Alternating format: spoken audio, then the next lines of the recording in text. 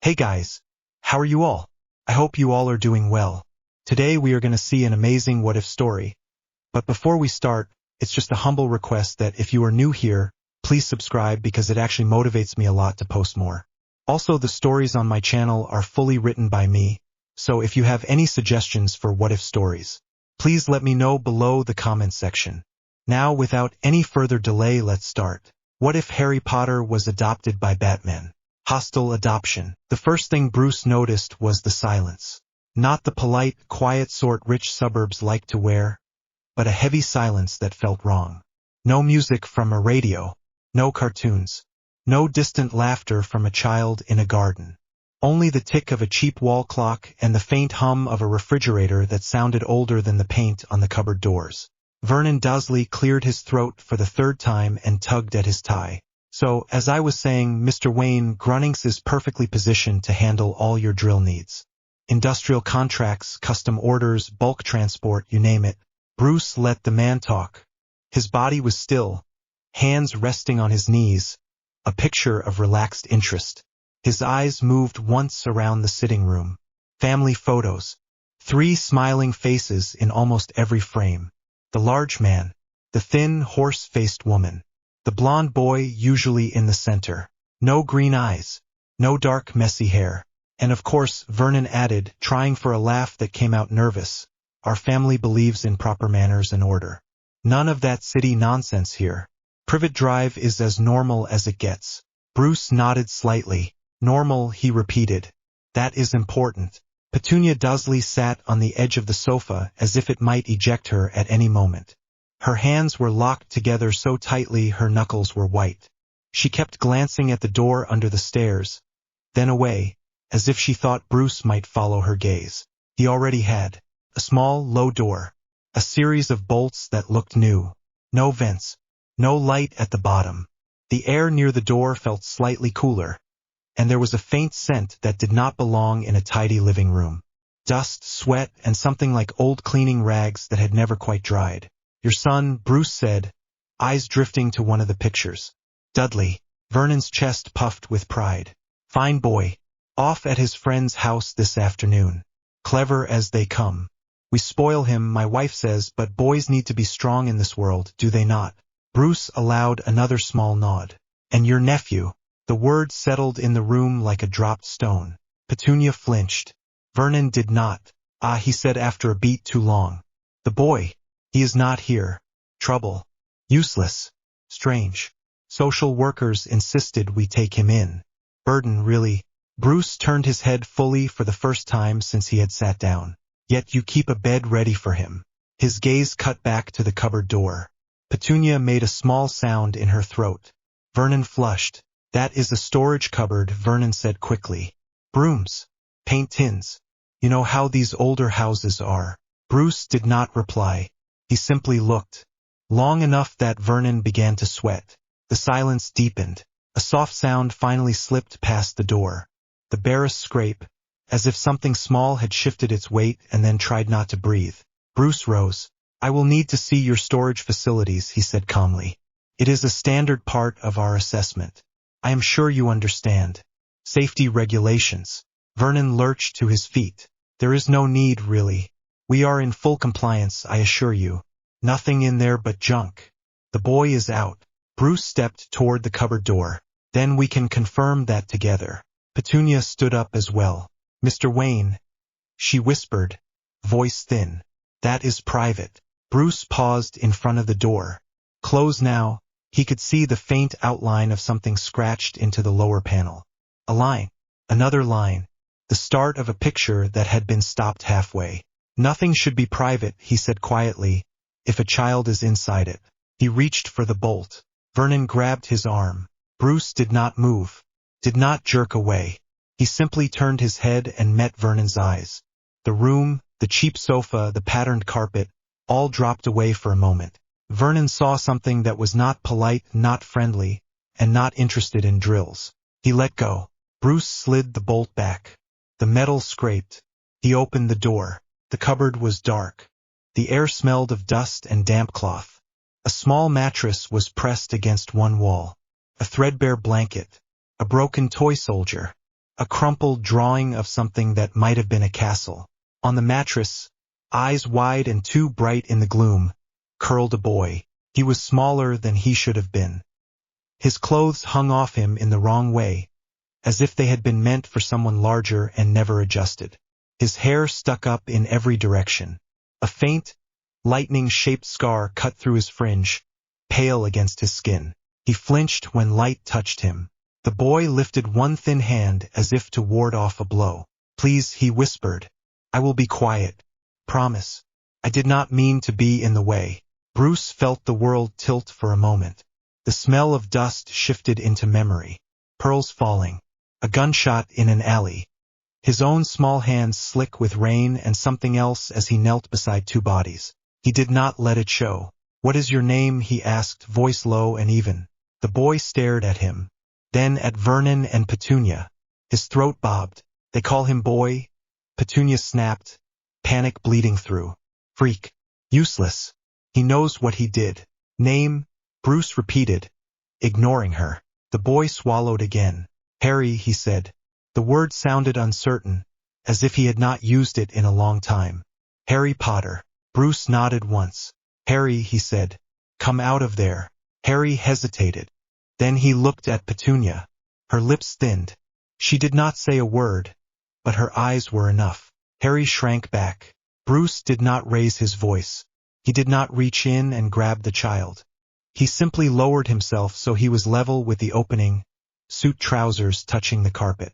"Harry," he said softly, "you are not in trouble. You are not going to be hit. You are going to stand up, walk out of this cupboard, and stay by my side. That is the only thing I am asking you to do." Something in his tone cut through the fear. It was not gentle. It was not kind. It was absolute.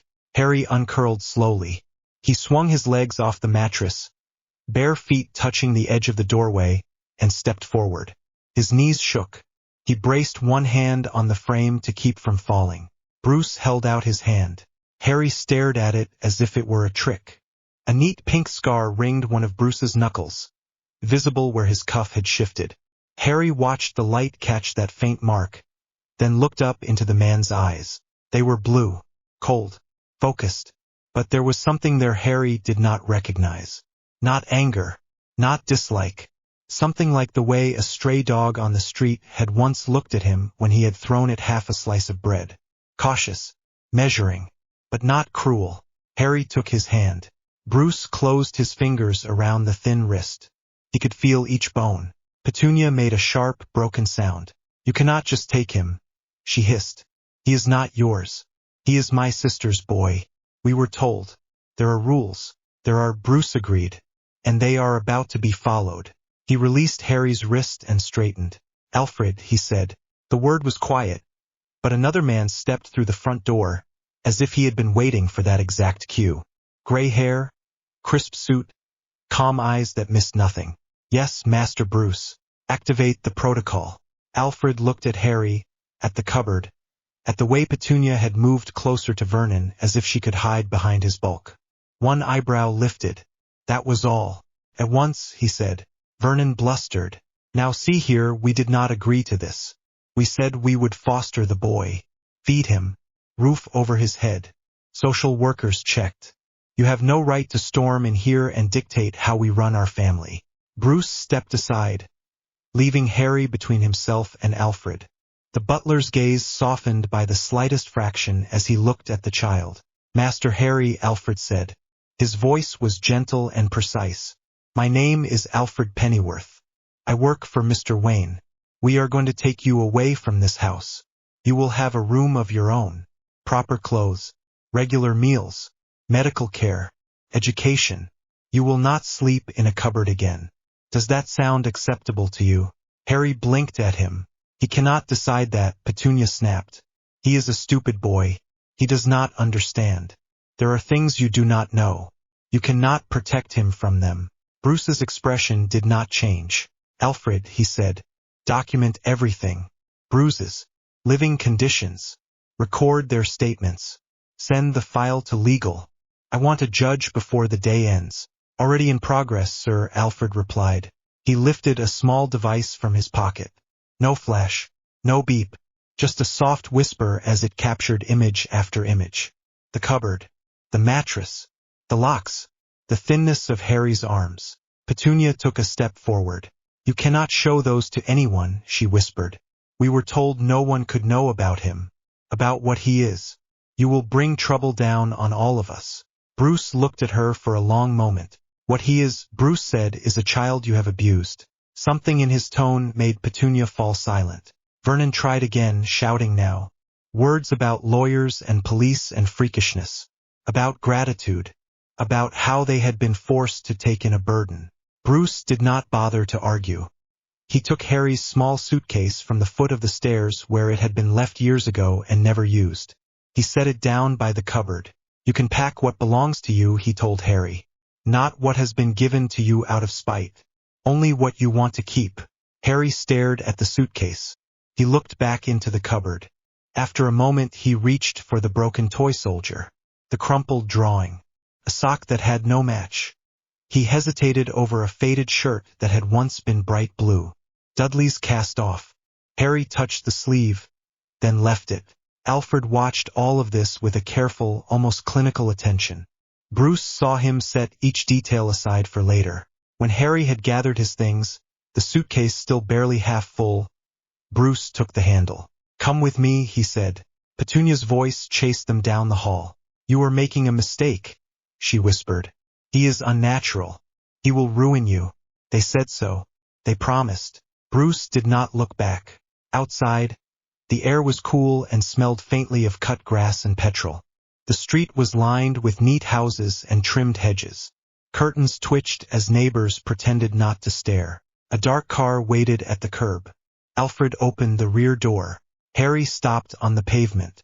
He looked back once at the house. The window of the sitting room showed Petunia's thin figure and Vernon's bulk. Two shadows behind lace. The cupboard door was still open. A black hole in the hallway.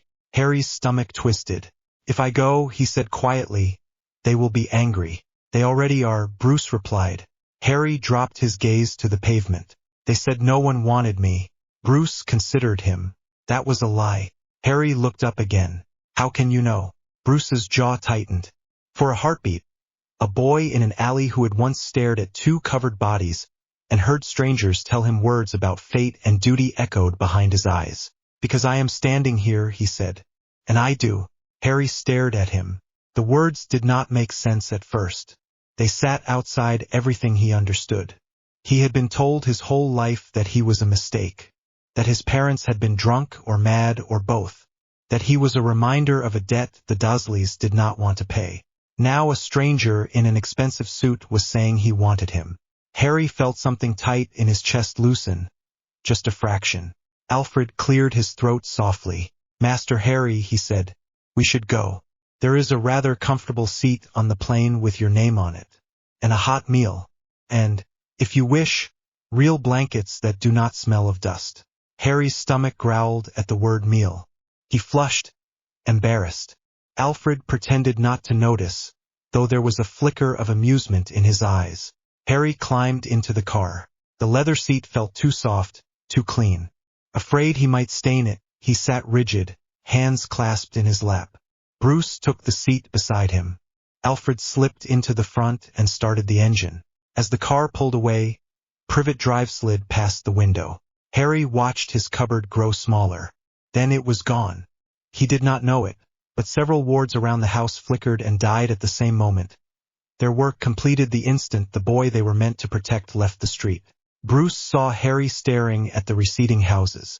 "Do you want to say goodbye?" he asked. Harry shook his head so fast his hair flew. "No," he said. His voice came out hoarse. "No, please." Bruce inclined his head. "Then we will not." The rest of the drive to the small private airfield was quiet at first. Harry sat stiff and alert, as if waiting for someone to shout and drag him back. When no one did, he let his eyes wander around the car. "Is this yours?" he asked at last, barely more than a whisper. "Yes," Bruce said. "Do you have many?" Harry asked, then winced. "Sorry. That was rude." "It was a question," Bruce replied. "Questions are not rude.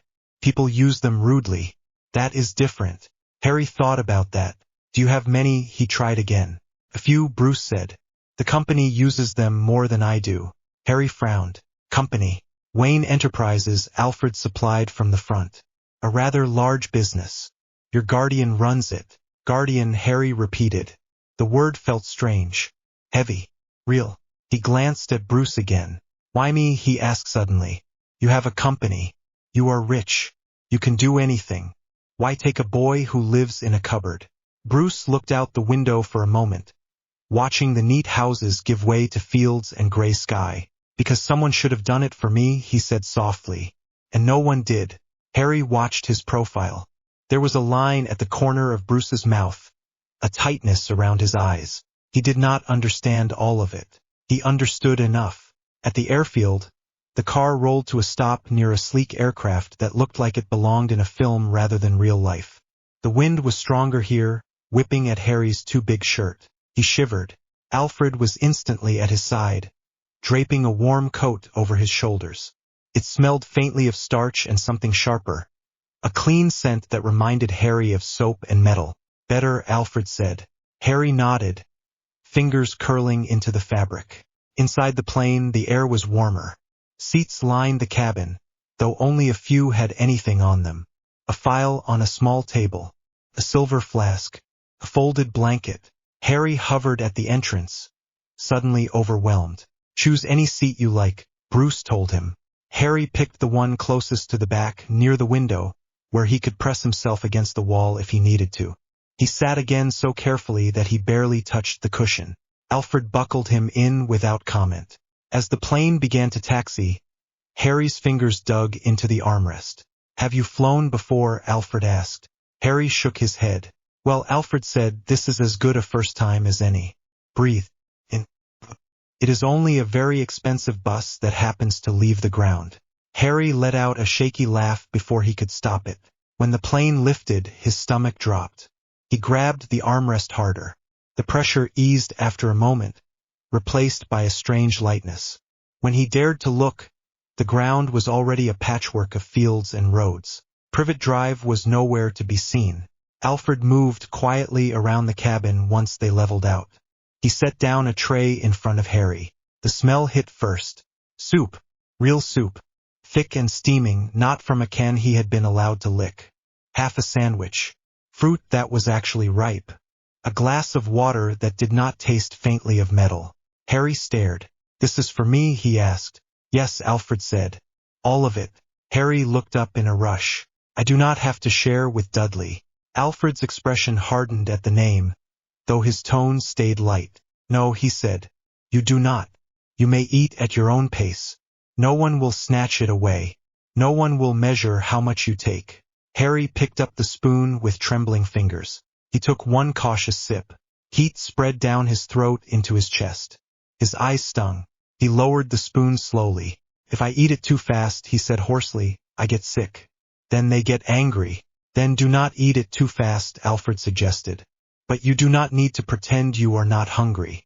Harry looked at him sharply. You knew, he whispered.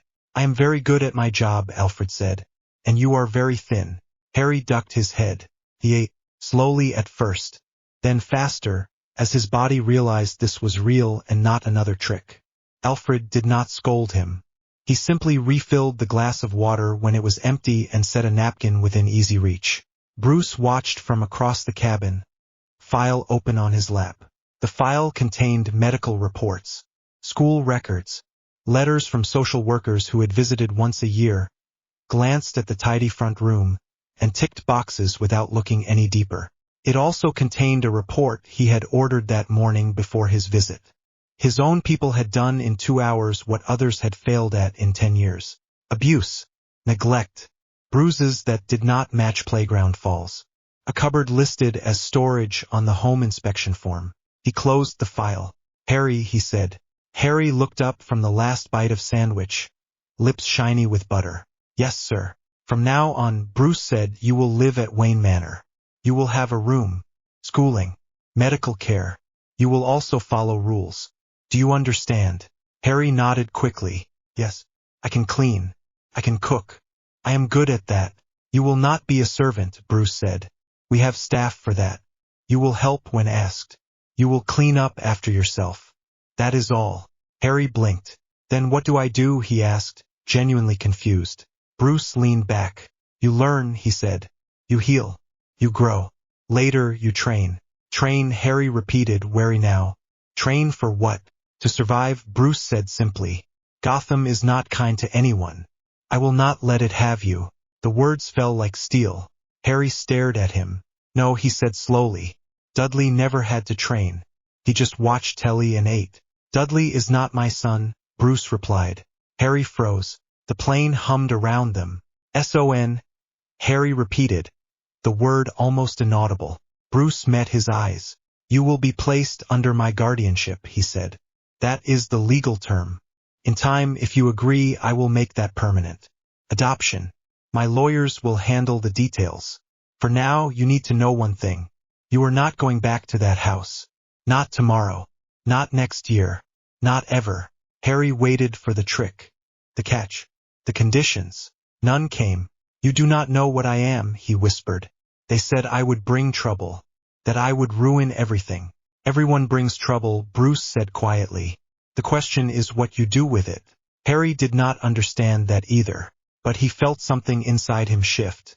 Besides, Alfred added as he collected the empty tray, if trouble insists on following you, Master Harry, it will find we are much better hosts than the Dursleys. Harry laughed again, a high, startled sound.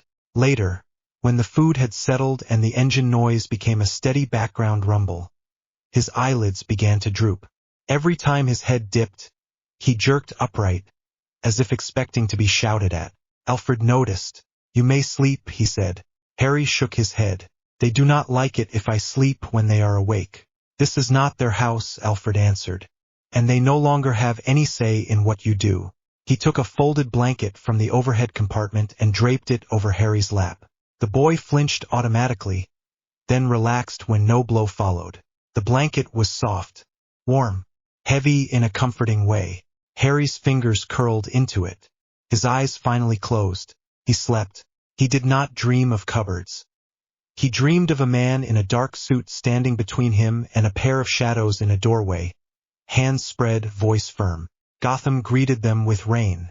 By the time the plane touched down and the car rolled past the iron gates, the sky was dim and low. Wayne Manor rose out of the gloom, all stone and sharp angles and lit windows. Harry pressed his forehead to the glass. It is huge, he breathed. Too large for one man, Alfred agreed. Which is why we insist on filling it with strays. Harry looked at him, startled. Alfred smiled very faintly. You are not the first child to find a home here, he said. You will meet your brothers soon. Be brothers, Harry said. The word felt even stranger than guardian. Do not be alarmed, Alfred advised. They bark more than they bite. Most days. Harry was still processing that when the car stopped at the front steps. The door opened before Alfred could reach for it.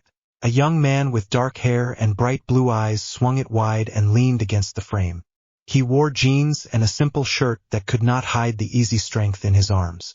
His smile was quick and warm. So this is him, he said. Harry froze. The man's gaze dropped, taking in Harry's two big clothes, the coat, the bare toes peeking out of worn trainers. His expression softened in a way Harry recognized now. Pity. No, not pity. Something like recognition. Name is Dick, he said. Dick Grayson. I live here. Most of the time, anyway. Harry opened his mouth. Harry, he managed. Dick nodded. Good. That part is settled. Now house rules. Harry stiffened. I will be good, he said quickly. I will not be in the way. I will not touch anything. I can sleep anywhere. Dick blinked. Then he shot a look at Bruce that was sharp and furious. Bruce met it without flinching. We are working on it, he said quietly. Dick blew out a breath. Right. Rule 1, he said, turning back to Harry. No cupboards. Ever. If anyone tries to make you sleep in a cupboard here, you come find me and I will throw them off the roof. Harry stared at him. You will what? He whispered. Dick grinned. Figure of speech, he said. Mostly. Harry did not know whether to laugh or hide. Rule 2, Dick continued, walking backward into the hall so Harry would have to follow. You eat when Alfred tells you to. You eat as much as you can. You never apologize for being hungry. Understood. Harry nodded slowly. Rule 3, Dick said, ticking off fingers. If you ever feel scared, you tell someone. Me, Bruce, Alfred, anyone. You do not have to handle it alone. Harry's throat tightened. I get in trouble when I am scared, he whispered. They said it is noisy. Dick's smile faded. Not here, he said. Here we listen. He put a hand on Harry's shoulder, warm and steady. Come on, he said. Let us show you your room. Harry followed him down the hall, past tall windows and large paintings. He tried to look everywhere at once and ended up stumbling. Dick caught his elbow before he could fall. You will get used to it, Dick said. Manor is big, weird, full of echoes. Takes time. Harry hesitated. Do you like it, he asked. Dick considered. Sometimes, he said honestly. It is home. That helps when the rest of the city is trying to eat you. Harry thought that sounded insane. He also thought he wanted to know what he meant. Dick pushed open a door.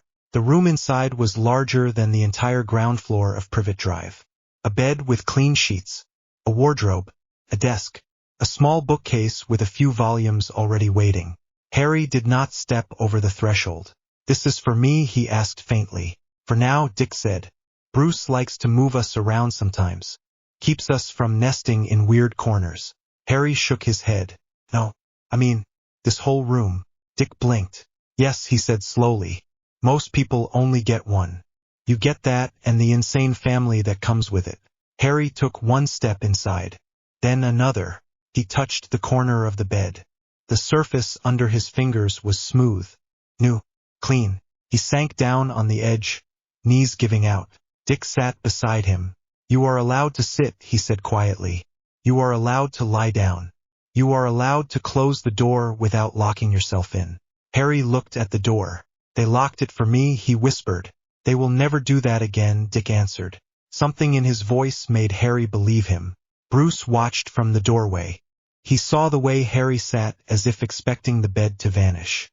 He saw the way Dick angled his body between the boy and the hall, casual and protective. He memorized the image the way he memorized crime scenes. Later, he would study it and look for cracks. For now, he allowed himself one small, private breath. He had pulled one child out of a nightmare. There were more steps to take. More threats to consider. There always were. But he had started. Harry, Bruce said. Harry jerked slightly, then looked up. Yes, sir. One more rule, Bruce told him. This one is simple. Harry swallowed. All right. You do not call yourself a freak again, Bruce said. Not out loud. Not in your head. Not ever. If someone else calls you that, you tell me. Understood. Harry stared at him. How did you know? He whispered. Alfred answered from the hall. We heard them, he said.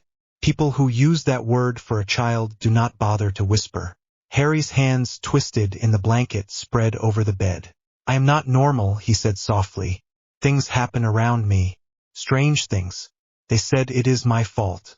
Bruce stepped into the room fully now. Strange does not mean wrong, he said.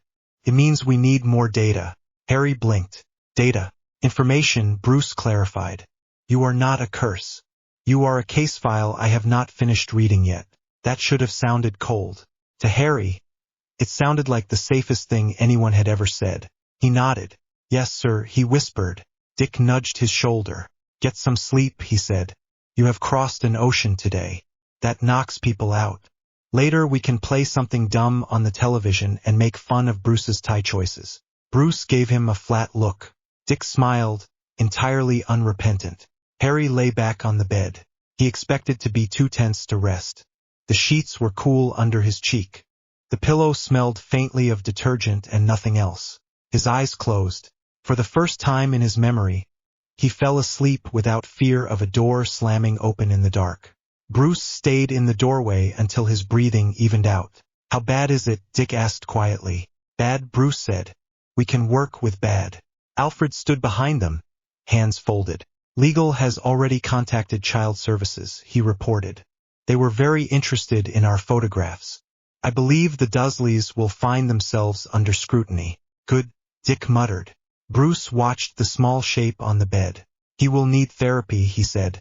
He will need a family, Alfred replied. Bruce exhaled once. Then we give him both. Outside, the rain drummed on the windows. Far away, In a stone office lined with portraits, a silver instrument shuddered on a table as a charm tied to privet drive failed. Albus Dumbledore frowned. Leaning closer, curious, he murmured. The device gave a final, sharp spark and went dark. The old man straightened slowly, very curious. He turned away, already reaching for another plan. In Gotham, Harry Potter slept on clean sheets under a roof that would not fall on him. In the hall, Bruce Wayne set his shoulders. Tomorrow the real work would begin. Harry hit the mat so hard his teeth clicked. Air blasted out of his lungs. For a second the Batcave spun, a blur of stone, metal platforms and hanging cables. Then he was on his back, staring up at the dim lights on the ceiling. Again Bruce said. His voice came from somewhere above and behind. Calm, flat, no frustration, no praise either. Harry rolled to his side with a grunt, palms stinging against the mat, and pushed himself up. Sweat clung to his shirt. His ribs ached from the last throw and from the one before that. His right knee burned where it had skidded. His legs still moved when he told them to. That was enough. He set his feet in the stance Bruce had drilled into him. Weight centered, knees light, hands up. Across from him, Dick Grayson bounced on the balls of his feet, relaxed smile in place. He wore training pads and fingerless gloves, dark hair damp with sweat. There was no strain in his breathing. Come on, little bird, Dick said. I know you have more than that. Harry frowned. You said you would stop calling me that. I said I would try, Dick said. That is completely different. Harry lunged. He drove forward with a straight right at Dick's shoulder, followed by a low sweep aimed at his front leg. Dick slipped out of the line of attack as if Harry had moved in slow motion. A hand on Harry's wrist guided his punch past its target. A light shove between his shoulder blades turned his own momentum against him. He went down again. This time he rolled into it. He tucked his shoulder, let the ground take the impact, and came up on one knee instead of flat on his face. Better, Bruce said. He stood at the edge of the mat, arms folded, dressed in a plain training shirt and dark pants. No suit today, no mask. The weight in his gaze was still there. Harry wiped sweat off his forehead with the back of his wrist. You changed the angle, he said to Dick. You led me into it. Yes, Dick said. I am very rude like that. Harry pushed to his feet again. He was taller now than he had been 3 years ago. At 9, he had been small even for his age. At 12, he had finally started to catch up. The training helped. The food helped more. His shoulders had broadened. His arms had muscle instead of bone and skin. His eyes were still too old for his face. Again Bruce said. Harry went in once more. This time he watched Dick's hips instead of his hands. The first punch was a feint. Dick read it anyway, stepped aside, and reached for Harry's wrist. Harry let him. Then he twisted in close, dropping his weight. His free hand came up in a tight arc, fingers brushing Dick's elbow. He pushed forward with more than his arm. The world snapped. A tiny, sharp surge of something hot and bright raced from his chest down his shoulder, through his forearm and into his palm. His hand met Dick's elbow with a dull thud that should not have done much. Dick staggered. For a second his eyes widened in surprise. His arm buckled just enough for Harry to wrench his wrist free and hook his foot behind Dick's ankle. They went down together. Harry hit first, twisting to take most of the impact. Dick landed half on top of him. Elbows and knees knocked together. The mat squeaked. They lay there for a heartbeat, breathing hard. Ouch, Dick said. Harry stared up at him. I did not mean to do it that hard, he said. I think I did the thing again. Dick rolled off him, grimacing as he flexed his arm. Yeah, he said. You did the thing. Bruce, you see that? Bruce had moved closer without either of them noticing. He crouched at the edge of the mat, eyes on Harry's hands. Describe it, he said. Harry sat up. His chest was still heaving. His palms tingled. Feels like pressure, he said slowly. Like when you shake up a fizzy drink and keep the cap on. It builds here. He touched his sternum. Then when I move in the right way, it goes where I tell it to. Into the hit. If I miss, it just sort of leaks out. Bruce nodded. And you did not move your lips. Harry frowned. No, he said. I do not say anything when it happens. If I try to talk, it stops. Dick flexed his elbow again.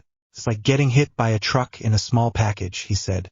Still non-lethal, but I am not volunteering for that twice in a row. Harry winced. Sorry. Dick reached over and ruffled his hair. Do not say sorry for clever hits, he said. Say sorry if you miss and I have to drag you back up here. Harry swatted his hand away, but there was a faint grin on his face now. Bruce straightened. We are not calling it the thing, he said. Words shape habits. Habits shape control. He looked at Harry. You are taking the energy that used to leak out in accidents and you are giving it a path. You are not throwing spells. You are reinforcing strikes. Until we have better language, you will call it magically enhanced martial arts. Informal shortcut, MEM arts. Harry repeated it in his head. MEM arts. That sounds like something Tim would come up with, he said. Tim did, Bruce replied. Now get off the mat. You have 10 minutes, then you meet him in the lab. Harry groaned. 10 minutes. That is barely a shower. Bruce raised an eyebrow. Then be efficient. Harry hauled himself up. His legs shook for a second, then steadied. Dick followed, rolling his shoulders and cracking his neck. Good session, Dick said. You almost threw me without using my momentum.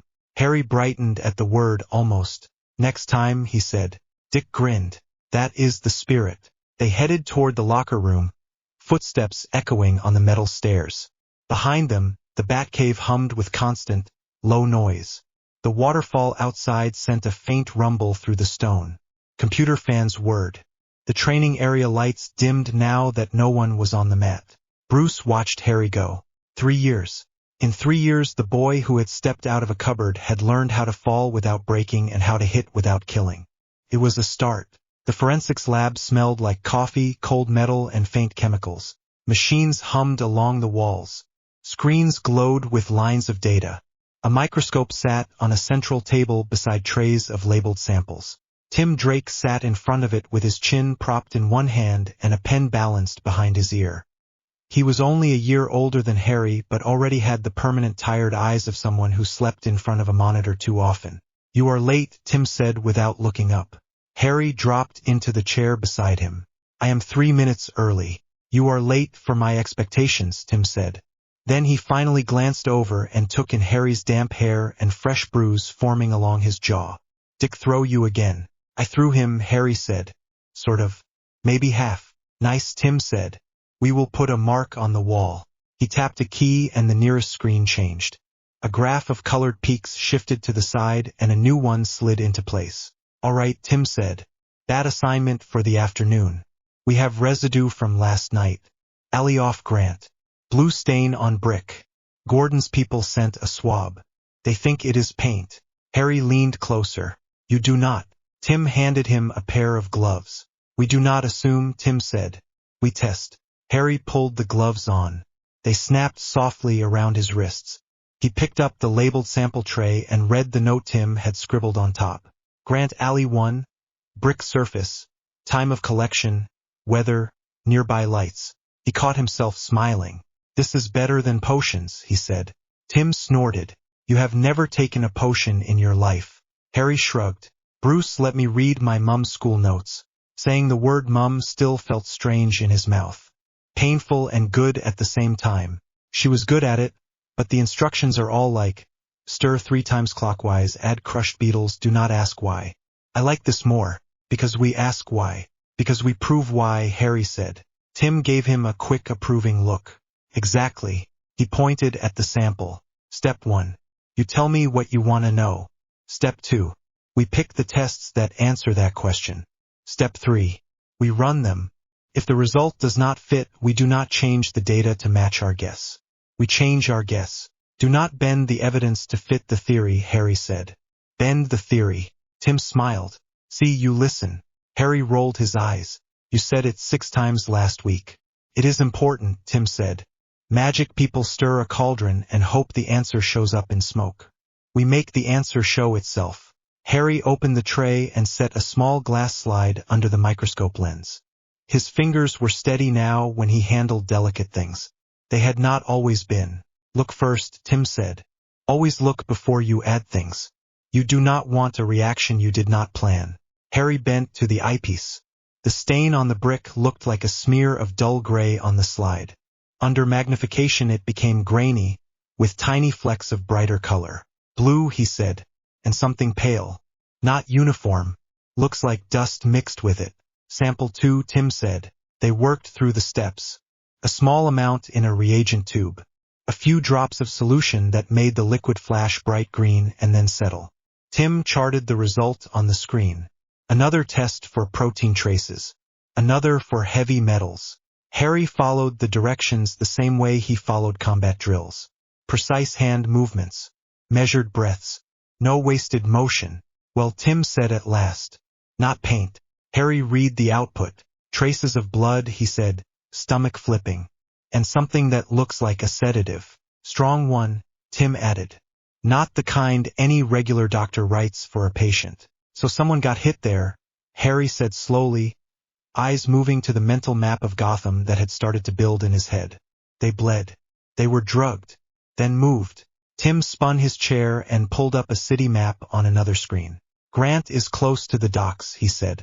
Night before last, you and Dick took down a crew moving weapons out of a shipping container. Harry thought back. The taste of damp air. The sharp smell of gun oil.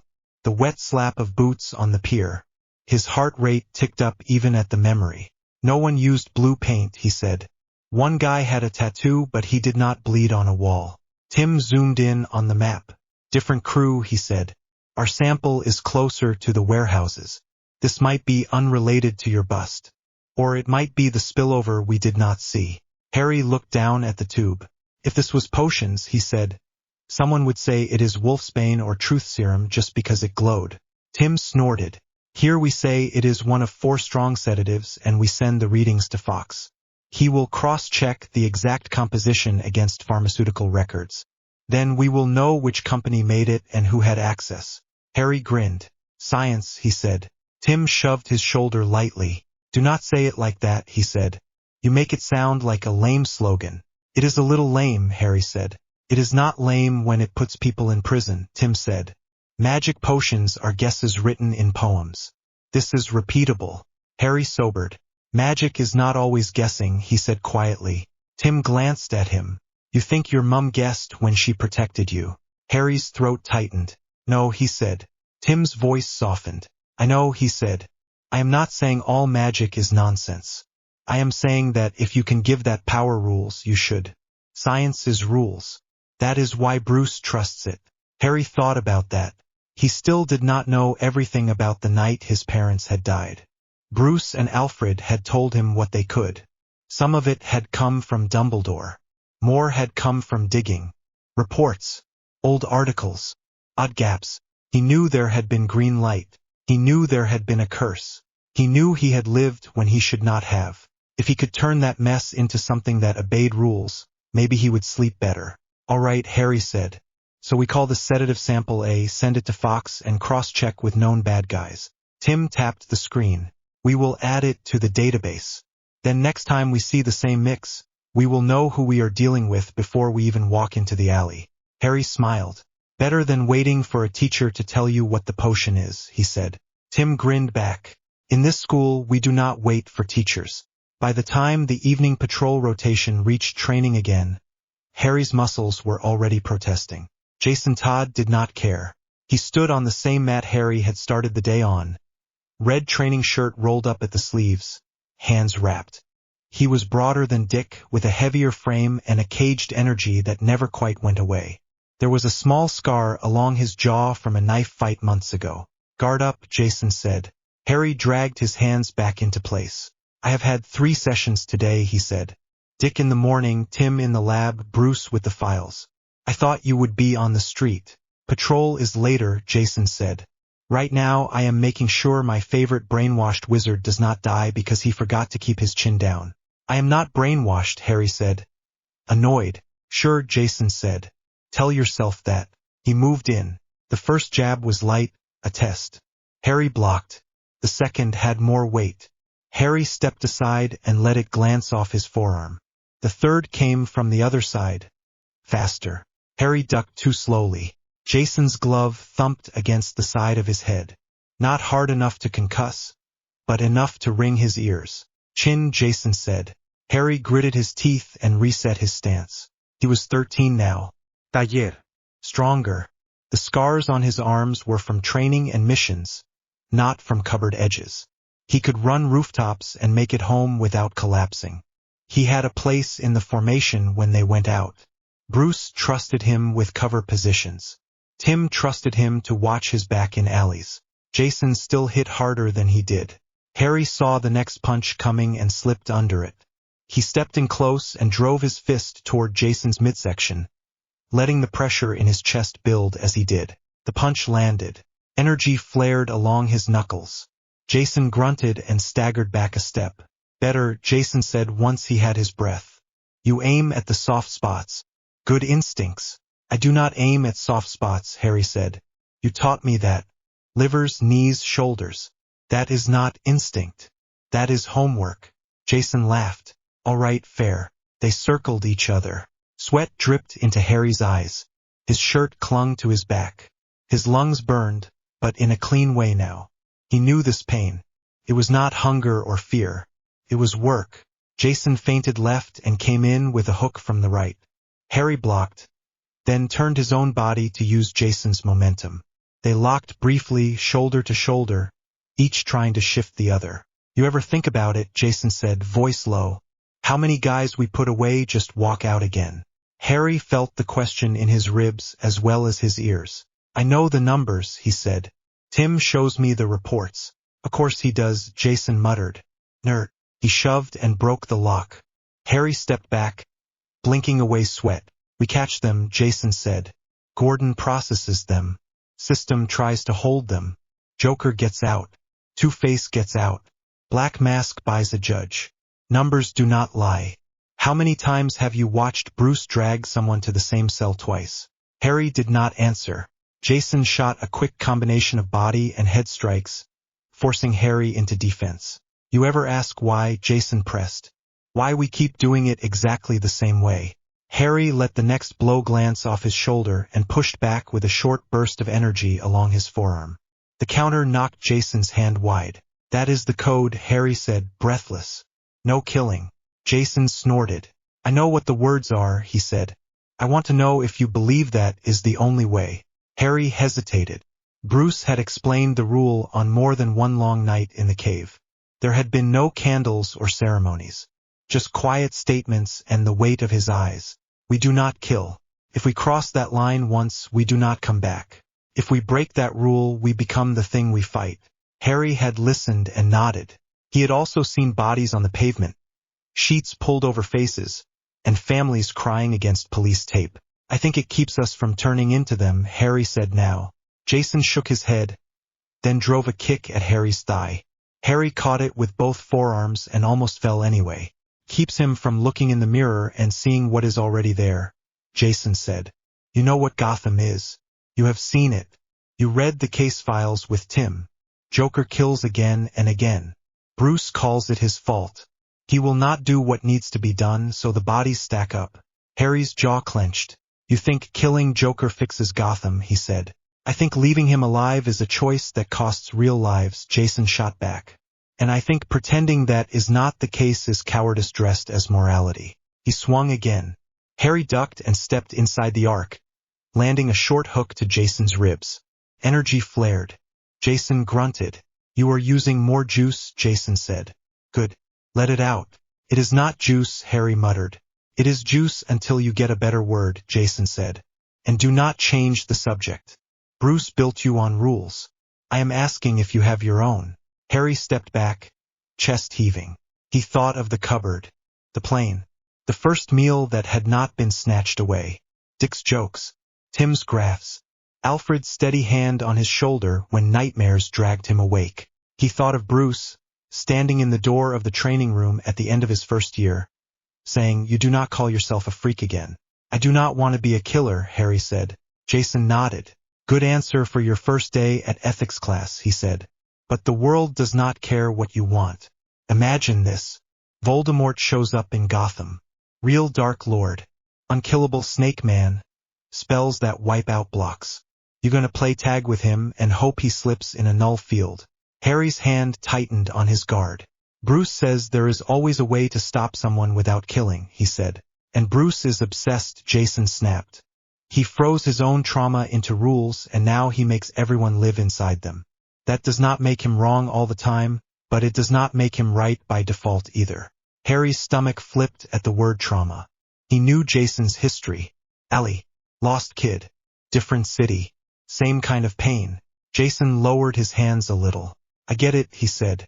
He saved you. He saved me too. But saving does not make someone a god. You are smart, Harry. Smarter than me most days. You will have to decide at some point what you believe when it is your hand on the line. Harry swallowed.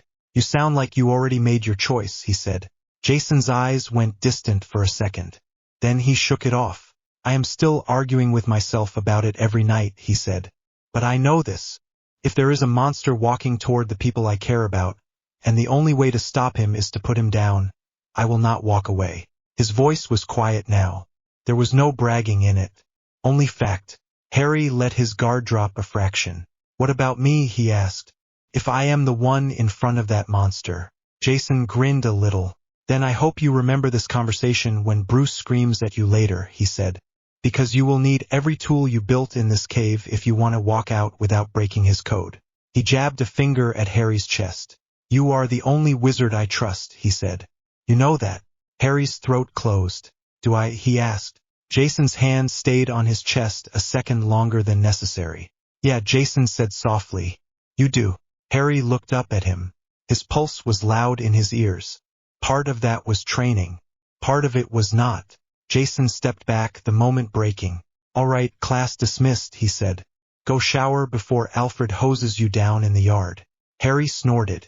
He would not. He absolutely would, Jason said.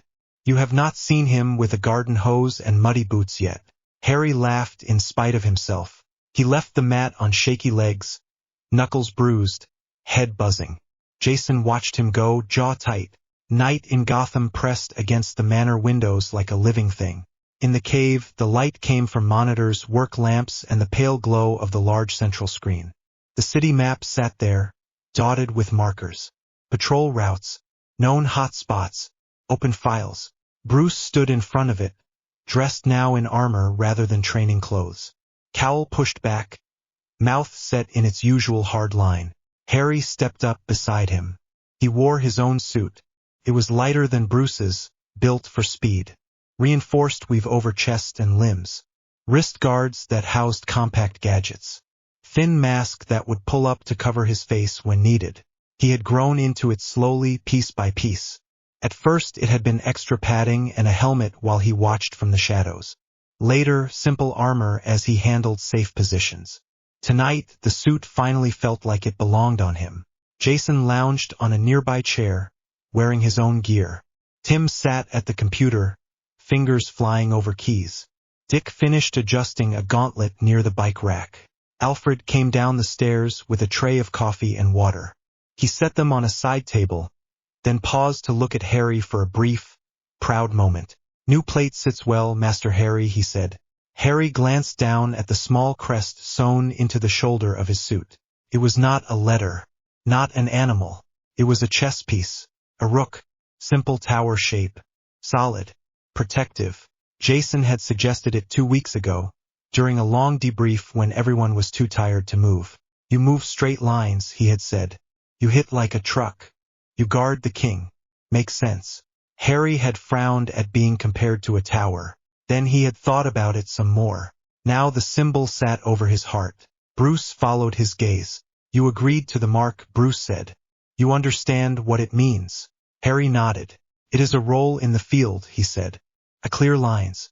I hold ground. Cover you. It is also a code name, Tim added from the console, not looking up. Harry Wayne is not going to show up in police reports. Jason smirked. Speak for yourself. My name is all over their boards. That is not an achievement, Dick said. Jason shrugged. Harry touched the edge of the rook emblem with 2 fingers. So I say it out loud now, he said quietly. To make it real. Bruce nodded once. Harry drew in a breath.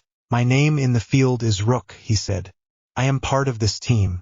I follow the mission plan. I hold to the code. The words settled into the air. Felt like a lock sliding into place. Not a trap. A fit. Rook it is, Dick said, grinning. Welcome to the board. Tim raised a hand without turning. Try not to get captured, he said. I am not writing that report. Jason tipped an invisible hat in his direction. Look at that, he said.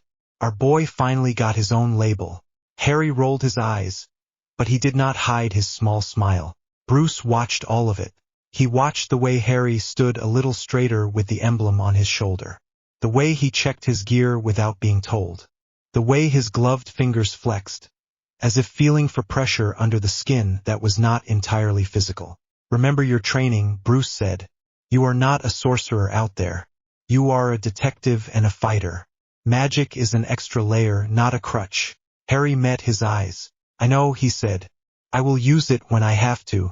I will not let it use me. Bruce held his gaze for a moment longer, then nodded. Good, he said. Suit up. We roll in 5. The others moved, checking gear, loading clips, securing grapples. Masks slid into place. Voices dropped to quick, efficient exchanges. Harry pulled his own mask up. The world narrowed to the cave, the team, and the mission. He felt the familiar pressure in his chest. The wild thing that had once thrown plates in a kitchen, made glass vanish and regrown hair overnight. It was still there, but now it sat behind walls made of hours on mats, of forensics reports and patrol patterns. Behind muscle memory. Behind rules he had chosen as much as they had been given to him. Bruce turned away from the screen and walked toward the car. For a second he looked at Harry, soft enough that no one else noticed. He had taken raw magic wrapped in a scarred child and buried it inside a structure of drills, equations, and case files. What came out now walked like a soldier and thought like a detective. The power was still there, waiting. Bruce told himself that this was how it should be. That as long as Harry's magic stayed behind a wall of applied science and discipline, the boy would be safe. He did not say the rest out loud. He did not say that walls crack. Sources, the witch in the clockwork. The pain hit like a hot nail behind his scar. Harry stopped at the very edge of the roof, one boot on stone, one on rain-slicked tar, and grabbed the side of his cowl before he could double over. The street below blurred. Neon smeared into long lines of color. Pressure built behind his eyes. A second heartbeat pulsed in his forehead. He forced a slow breath in. Focus. Gotham did not pause just because his skull had decided to punch itself. In his ear, Tim's voice cut through the noise. Rook, your vitals just spiked. Talk to me. Harry swallowed. The air tasted like wet metal and exhaust. Scar, he said. Strong this time. Not random. It flared right when they opened the case. Across the alley, on the roof of a lower building, Red Robin crouched in shadow, cape tucked close, eyes on the street. His mask hid most of his face, but Harry knew the set of his mouth by now even when he could not see it. Case is still open, Tim said. It has not changed position. No new heat signature from it. No leak. So either your scar is reacting to the idea of designer drugs or something in that box is more than chemicals. Below them, 3 men huddled near the open trunk of a dark sedan. A fourth stood guard with his back to the brick wall, eyes scanning the mouth of the alley. The crate in the trunk sat lined with dull glass vials filled with faintly glowing blue liquid. It did not glow like Gotham Tech. Not like Fox Tech, at least. It glowed in a way that made Harry's skin crawl. He kept his voice low. The scar pain is sharp, he said. Not like a headache. Different. Comes in spikes. It gets worse when that liquid moves. When they opened the trunk it jumped. When one of them picked up a vial it got even worse. Tim tapped something on his wrist console. Recording that, he said. Nice clean data points. Open lid. Pick up vial. Heartbeat. Scar reaction. Noted. Harry let out a breath that was almost a laugh. Trust you to sound cheerful about my skull trying to crack, he muttered. Pain is bad for you, Tim said. Consistent reaction markers are great for me. We can work with patterns. We cannot work with random nightmares. Harry shifted his weight. The pressure in his scar pulsed again. Not as sharp now, but still there, like a warning light. Gordon said these drugs were different, he said. Users babble about seeing symbols in the air, hearing voices. Some of them seize without any trace of brain damage. Some never wake up. And none of the usual chemical panels can explain it, Tim said. Every test we ran last week said the blue stuff was harmless. Sugar water with some mild sedatives. No heavy metals. No known poisons. Yet people keep dying. Harry watched the man with the crate. He had a shaved head and a long coat that did not suit the damp summer air. Smoke from his cigarette curled around his face as he argued with the buyer. On the wall behind them, half hidden by grime and shadow, someone had painted a strange symbol. Harry had already taken a picture of it. A circle broken at one point with crooked lines that crossed in the center, like a clock face drawn by someone who had never seen a clock. His scar twitched just looking at it. Magic, Harry said. Tim made a small doubtful sound. Unverified phenomenon that resists our current models, he corrected. But yes, magic. You can call it unverified phenomenon if it makes you feel better, Harry said. My scar says magic. Below, money changed hands. Tim spoke in his ear. On my mark, he said. 2 breaths. Harry crouched. 1, Tim said. Harry pulled the mask down fully, letting it seal around his jaw. The city sounds sharpened. His breath sounded loud inside his own head. 2. Harry stepped off the roof. The drop was not far. He knew the distance now in his bones. The cape caught enough air to slow him. He landed between the sedan and the truck at the mouth of the alley, boots skidding on damp pavement. The pressure in his scar spiked as the glowing vials jerked in their crate. Evening, he said, for heads snapped around. In the same instant a line flicked past his shoulder, thin and dark. It hooked onto the fire escape above the guard's head. Red Robin swung down, boot connecting with the man's jaw in a tight arc. The guard dropped before he had finished reaching for his gun. Guns, Tim said. Really? It is like they do not watch the news. The buyer swore and lunged for the crate. Harry moved first. He let the pressure in his chest build, the way he had been training for 3 years. He stepped into the punch, weight behind his hips, and let the gathered force flow down his arm into his fist. His knuckles hit the buyer's sternum. There was no flash, no visible burst. The man flew backwards anyway as if a much larger force had shoved him. He slammed into the alley wall and slid down, groaning. Nice one, Tim said. That is 2 clean body shots in a row this week. One of the remaining dealers tried to grab a vial on his way to run. Harry swept his leg behind the man's ankle and caught his wrist with his free hand. The vial wobbled. The scar burned. No, Harry said sharply. He twisted the man's arm and forced his hand open. The vial dropped. Harry snatched it out of the air with his left hand, fingers closing around the cool glass of breath before it hit the pavement. His scar flared so hard spots burst across his vision. For a moment he saw not the alley but a cottage bathed in green light. He wrenched his mind back with a raw effort. He shoved the vial into the padded pouch at his belt and reinforced the mental wall Bruce had taught him. Brick, steel, rigid lines. Breathe. The dealer cursed and tried to elbow him. Harry tightened the grip on his wrist and drove his other elbow into the man's ribs. Not enhanced this time, just precise. The dealer wheezed and crumpled. Rook, Tim said. Scar spike again? Harry blinked hard until the alley came back into focus. Yeah, he said. Direct contact with the vial makes it jump. Stronger than before. Noted, Tim said. Minor point, we also have one more runner. The last dealer had bolted halfway down the alley. Red Robin fired a line. It wrapped the man's ankles and jerked him off his feet. He hit the pavement with a yelp. Tim reeled him back with calm efficiency and cuffed him. Within seconds, the alley was quiet except for their breathing and the distant noise of traffic. Harry walked back to the crate. The glow from the remaining vials pulsed faintly. His scar throbbed in time with it.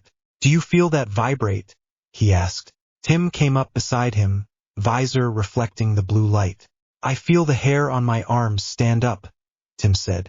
The scanners this suit carries say there is nothing unusual. No radiation, no field, no heat. But my instincts say you are right and the gear is wrong. Harry glared at the vials. Magic that hides from our tech, he said. That is not worrying at all. Tim tapped a control on his gauntlet. I am tagging this crate for a lift, he said. Fox will have a very nice present on his desk tonight. The sound of tires on wet asphalt echoed from the end of the alley. A familiar engine tone. Harry relaxed a fraction. "Gordon," he said. "Right on time," Tim replied. The car pulled halfway into the alley and stopped. Lieutenant Gordon climbed out, coat already slick with drizzle, hair plastered to his forehead. He looked tired. He always looked tired. His gaze ran over the scene. 3 men on the ground groaning. A 4th trussed near a dumpster. The crate. The faint glow. He let out a slow breath. "Tell me none of those broke," he said. "Intact," Harry answered. "No spills. No samples loose in the air." Gordon nodded. "Good," he said. "Last thing this precinct needs is hallucinations on top of everything else." He stepped closer, eyeing the vials with suspicion. "We had another body this morning," he said. "No needle marks. No sign of struggle. Pupils blown. Same circle symbol painted on the wall near the scene. Coroner wrote it off as a new designer drug." I did not like that answer. "It is not standard chemistry," Tim said. "We ran panels last week. Nothing known. We need more data points." Gordon's mouth twisted. "Do not say data points in a crime scene," he muttered. "It makes me feel old." Harry watched the blue light again. This close, with his hands still tingling from the small burst of magic. The glow seemed to pulse in a pattern. Not random. Almost like a heartbeat. His scar throbbed along with it. "Whoever is cooking this knows things we do not," Harry said softly. Gordon heard the tone and looked at him.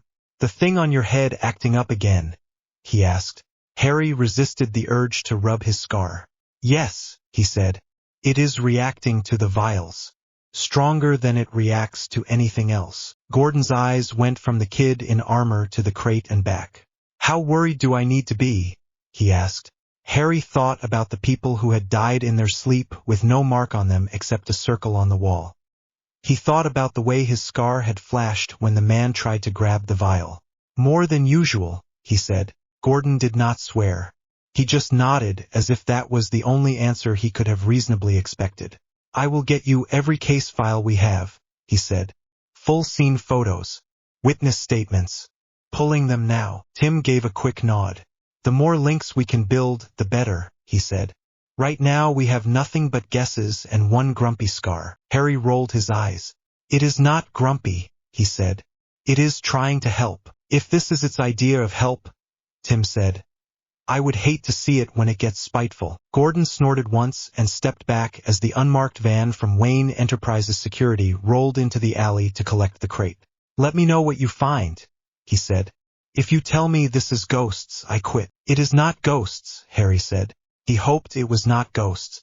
Harry logged the pain when they got back. He sat at the small desk in his room with a case file open.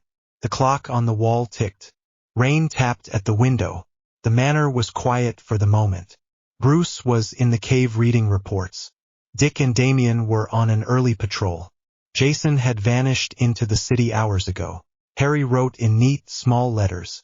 Case name, Scar episodes in relation to blue vials. Time, 22:15 to 22:21.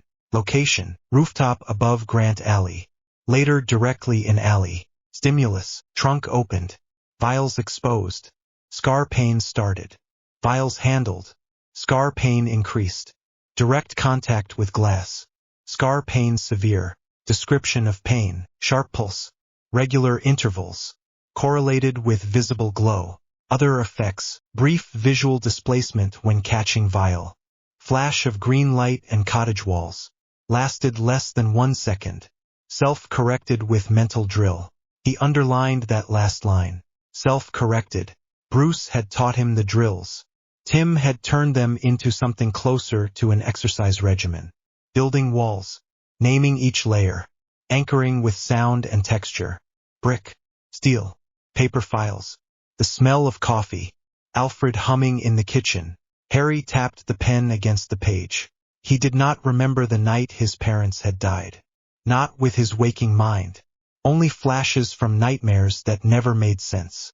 He did not like seeing pieces of that night shoved into his vision by unknown drugs. 14 now, he had enough of a detective's stubbornness to resent any variable he did not control. His door clicked. Alfred's voice came from the hall. "May I come in, Master Harry?" Harry closed the file and set the pen aside. "Yes," he said. "Door is open." Alfred entered with a tray. Steam rose from 2 mugs. The smell of tea cut through the scent of paper and ink. "I thought you might be awake," Alfred said. "You have that particular look about you when you start scribbling at this hour." Harry smiled a little. "You mean the one that says I am trying to outthink a ghost," he said. "Something like that," Alfred said. He set the tray down and handed Harry 1 mug. Harry wrapped his fingers around the warm ceramic. The heat sank into his skin. "Bruce told you," he said, "about the new batch of glowing nonsense that makes your head hurt," Alfred said.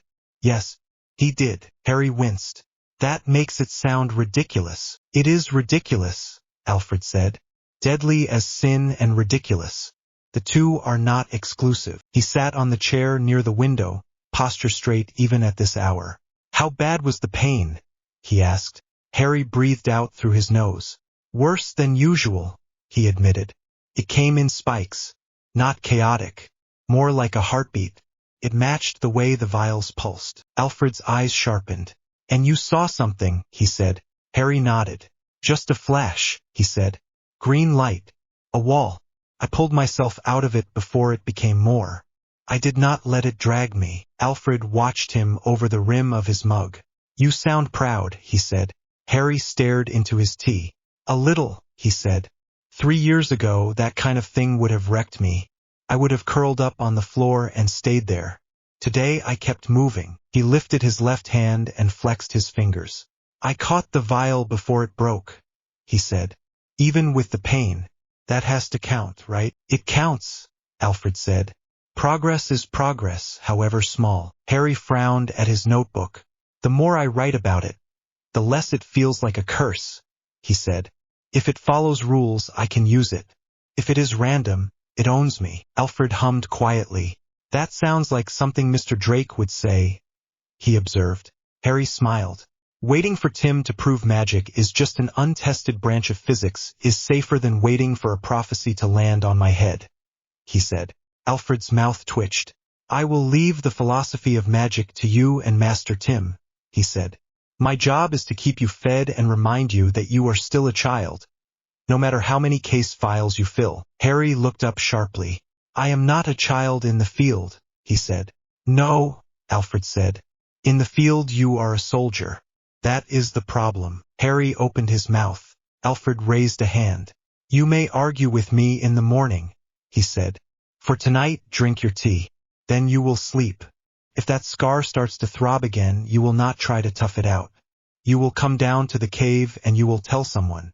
Any of us." Harry's fingers tightened around the mug.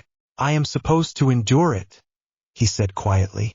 "If it is connected to him, I need to know what he is doing." Alfred's eyes went cold. "You are supposed to survive it," he said.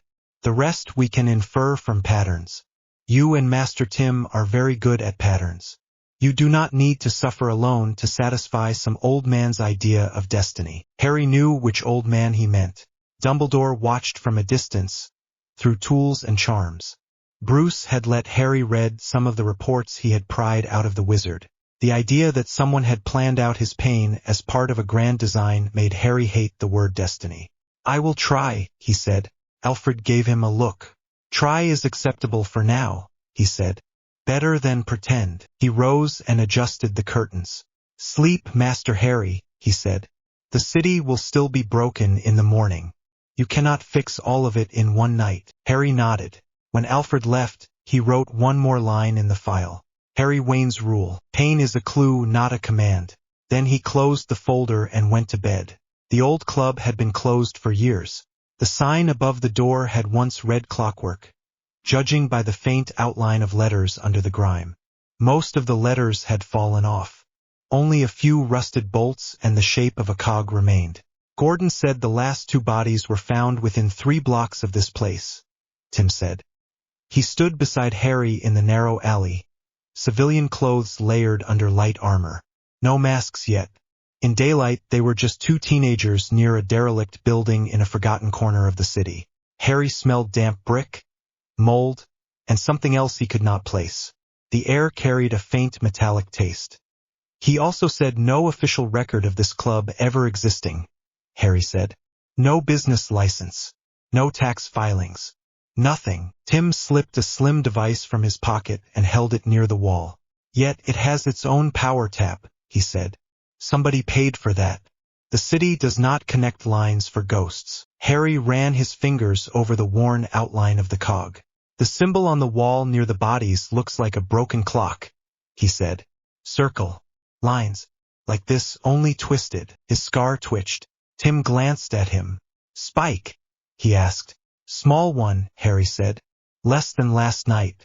The whole block makes it hum, though. Tim made a note on his phone. More data, he said. That makes 3 different locations that make your scar twitch without any visible magic. There is a pattern here somewhere. He stepped back and looked at the door. Locks, he said. Old physical latch. Newer bolt on the inside. No alarm stickers. No visible cameras. Want to bet there is something fancy layered in anyway? Harry shook his head. I am not betting on cursed clubs, he said. You owe me enough snacks as it is. Tim smirked. Fair. They went around the back. The rear door was metal, with flaky paint and one small barred window high up. It looked solid. Harry knew better. Let me, Tim said. I like puzzles. He knelt near the lock and pulled a small roll of tools from his inner pocket. 2 slim picks gleamed in the dim light. Harry kept watch, eyes on the mouth of the alley.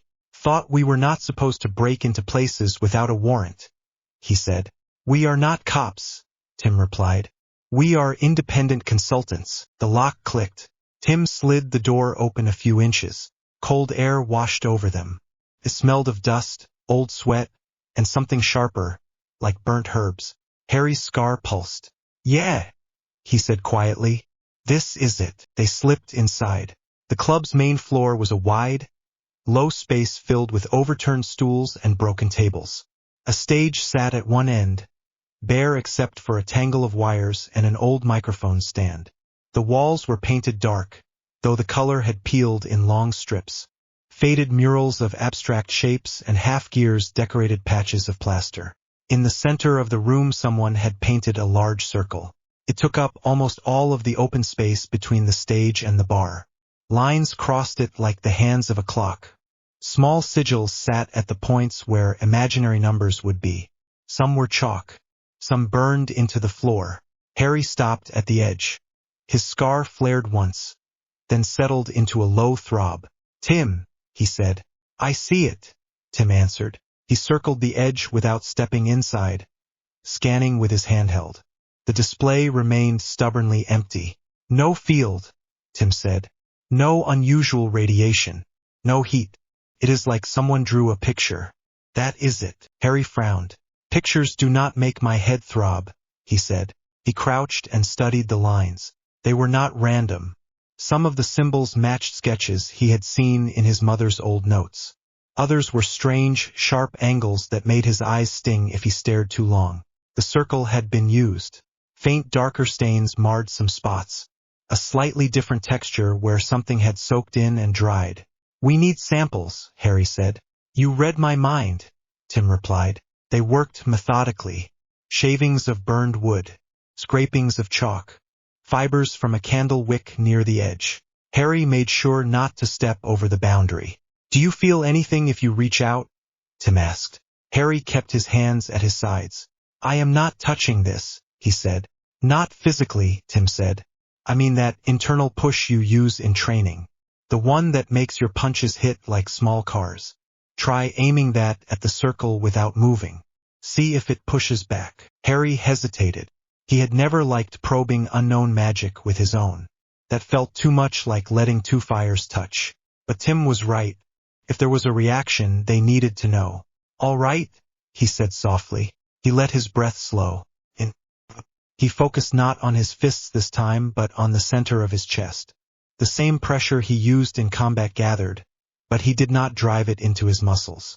He shaped it in his mind instead, like building a sphere of warmth behind his sternum. He aimed it at the circle. 1 step into empty space without moving his feet. The moment his focus brushed the lines, his scar went white hot. The room blurred. He smelled smoke and heard screaming that was not there. Green light flashed at the edge of his vision. His knee buckled. He cut the contact. He slammed his mental wall up, all brick and steel and the steady sound of the manor clock. He forced his scar to the other side. The pain dropped from blinding to bearable. He found himself on one knee, hand digging into the dusty floorboards.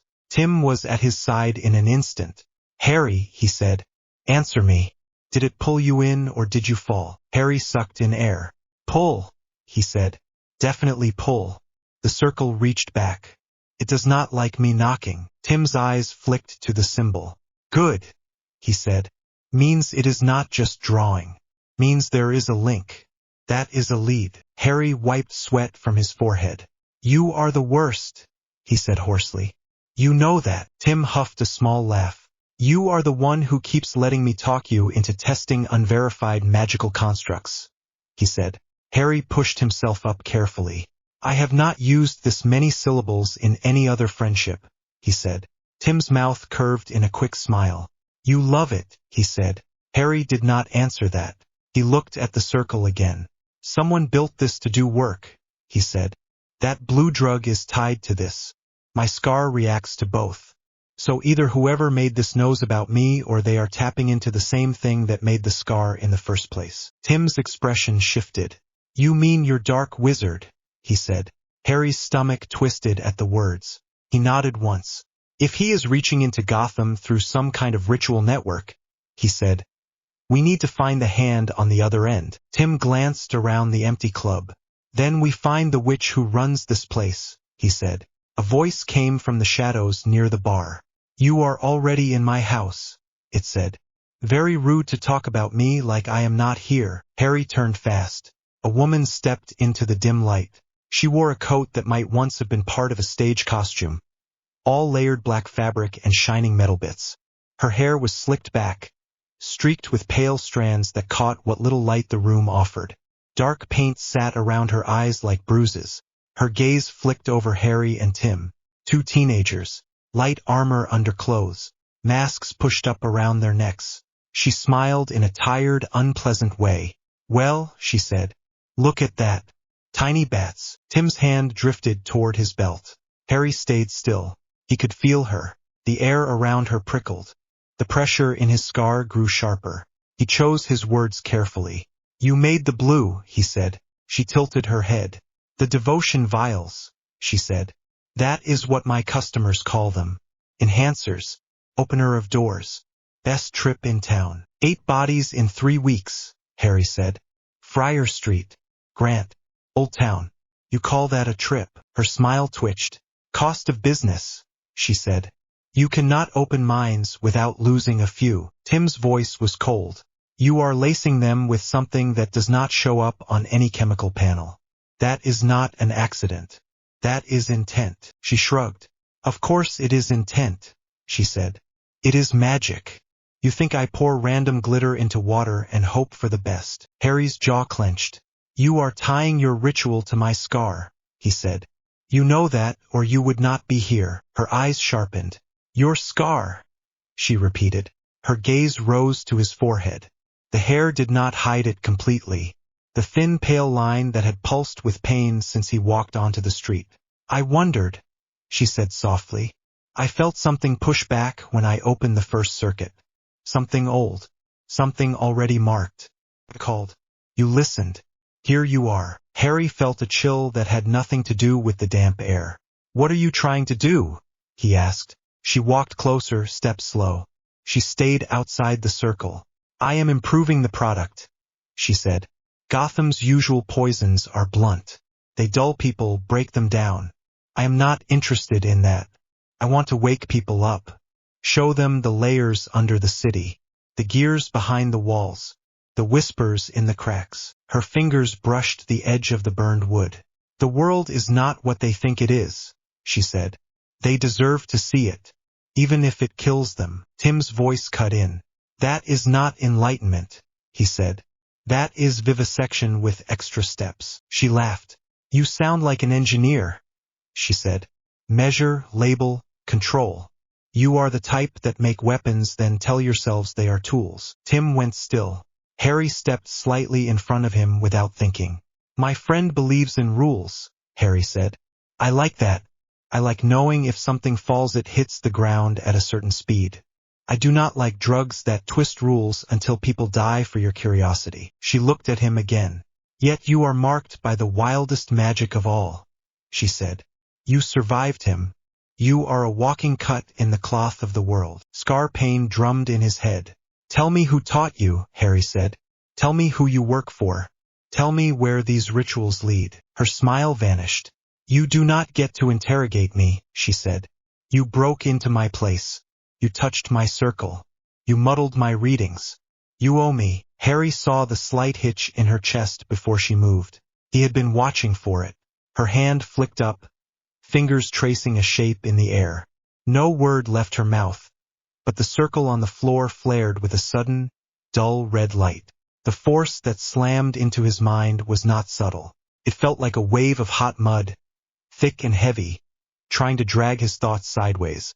Images surged up. The cupboard, the alley, a cold voice whispering his name. Harry drew his mental wall up fast. Brick, steel, paper, the steady click of Tim's keyboard, Alfred's dry jokes, Jason's hand steady on his shoulder after a bad dream. The wave hit and slid. His scar burned, but the pressure did not break through. Beside him, Tim hissed and staggered. His pupils dilated. Harry moved. He grabbed Tim's wrist and yanked him back behind the broken bar, out of the circle's reach. The mental force clawed at his heel as they crossed the line. His boots hit the stained floor. The weight dropped away. Tim gasped. Okay, he said shakily. That is new. Stay down, Harry said. He turned back to the woman. Her eyes were wider now. You blocked me, she said. He smiled without humor. You broke into the wrong head, he said. I live with a man who trained his mind like a cage. You think I did not learn a few tricks? She snarled. Fire flared in her palm. It was not green. It was a dull, ugly orange that curled around her fingers like thick smoke turned solid. The air distorted around the flames. Harry moved before she could throw it. He stepped in, staying outside the circle, and let the pressure in his chest flood his limbs. His feet hit the edge of the painted line without crossing it. He drove a punch at the old metal pillar beside her head. The contact sent a shock through the rusted beam. Power flared down his arm into the metal, then bounced back. The pillar gave way with a groan. The upper section of the room shuddered. Bits of plaster rained down. The jolt knocked the woman off balance. Her fire sputtered. She stumbled sideways. Her arm swung out of the circle. Harry grabbed her wrist. His fingers closed around skin that felt too hot. The scar screamed. He shoved his mental wall higher and twisted. He did not have a wand. He did not know spells. He did have a clear idea of circuits from Tim's diagrams, and he knew what happened when you cut power to a system. He aimed his will at the flow of energy that pulsed under her skin and pushed against it, not to harness, but to disrupt. Her eyes rolled back. The flame vanished. She crumpled. Harry followed her down, guiding her fall so her head did not smash into the boards. He kept his grip on her wrist, feeling for another surge. Nothing came, only a faint residual buzz like static. Behind him, Tim slowly stood. That was reckless, Tim said. Also impressive. Mostly reckless. Harry's breath came fast. I did not break the circle, he said. I hit the support instead. That seemed safer. Tim eyed the sagging ceiling. Define safer, he said. Harry released her wrist and checked her pulse. Strong. Fast. She is alive, he said. Consciousness forcibly interrupted. No visible burns. He sat back on his heels. His own hands shook. Tim stepped closer. We can take her in, he said. Gordon has cells that can hold regular people. Fox can build something to dampen whatever she does. We can map her network. Cut the supply. No more blue vials on the street. Harry looked at the woman, at the smeared paint on her eyelids, at the faint lines of tattoos under her sleeves, at the club around them, empty except for her attempt at a ritual. If we drag her out of here now, he said slowly, whoever she reports to will know she failed. They will just replace her. Maybe with someone worse. Maybe with someone better at hiding. We will lose our only link. Tim frowned. She is not the top, he said. You are sure? Harry nodded. Her circle is sloppy at the edges, he said. There are gaps. The way she talked about him. The cut in the world. She is a follower. Not the mind that wrote the script. Tim watched him. So you leave her here, he said. Harry's gut twisted. I hate it, he said. But if we pull her now, we lose the trail. If we patch up her circle and let her think she scared us off, she will run to someone for advice. We can track that. Tim looked down at the woman. That is a very Bruce answer, he said. Harry thought about Jason's words the night before. Bruce freezes his trauma into rules. I am not trying to be Bruce, he said quietly. I am trying to catch the one who is using people like parts. Tim's voice softened. Then we do it properly, he said. We wire this place. Cameras, mics, discreet tags on her coat. We make sure she does not wake up with a broken neck for failing. Then we watch. Harry swallowed. She is still guilty, he said. Yes, Tim said. And we will catch her too eventually. But if you want the source, you do not cut the first connection you find. Harry closed his eyes for a moment. Fine, he said. Gotham teaches ugly math. Tim squeezed his shoulder. Welcome to higher-level crime algebra, he said. Jason was waiting when they got back to the cave. He sat on the edge of the central platform, helmet on the table beside him, legs dangling over the drop. He had not bothered to change out of his suit yet. His hair stuck up at odd angles. His eyes were sharp. How many? He asked without preamble. Harry pulled his mask off and rubbed at the faint mark it left on his nose. How many what? He said. Vials, Jason said. Bodies. Leads. Take your pick. You look like someone hit you between the eyes with a brick. Harry dropped onto the low bench opposite him. Scar got loud, he said. We found where the witch works. Jason sat up a little straighter. You found her, he said. You bring her in. Harry's throat tightened. Not yet, he said. Jason's jaw clenched. Explain, he said. Tim slid into his chair at the computer and began pulling up the map, the scans, the pictures of the club floor. He narrated as he worked, voice clinical. The circle. The pull on Harry's mind. The witch. The attempt at a psychic hit. Harry's disruption. The choice to leave her in place and monitor. When he finished, the cave was quiet for a moment except for the hum of machines and the distant rush of the waterfall. Jason stared. You let her go, he said in a low voice. You had your hand on her. She was down. And you walked. Harry bristled. I did not walk, he said. I shut her down. I broke her strike. I could have dragged her out, yes. So we box her. We feel good about one witch behind bars. Meanwhile, whoever is using her leaves her in the wind and finds a new one. The network stays. The blue vials keep coming. Jason stood. You are talking like Bruce, he said. Like there is always some neat chess answer that does not look like what it is. Murder with paperwork around it. Harry rose as well. You were the one who told me Bruce is not a god, he said. I made my own call. This is not about his rules. It is about getting enough information to stop the one who makes people like her. Jason stepped closer. You had a magic dealer on the floor, he said. Someone who has killed people with her little rituals. You chose to leave her alive in the hope that maybe the bigger bad will feel generous and send you another clue. She is not the one my scar reacts to, Harry said. Not fully. When I pushed at her, I felt something behind her, like a hand on a wire. I want that hand. I need to know if it is him.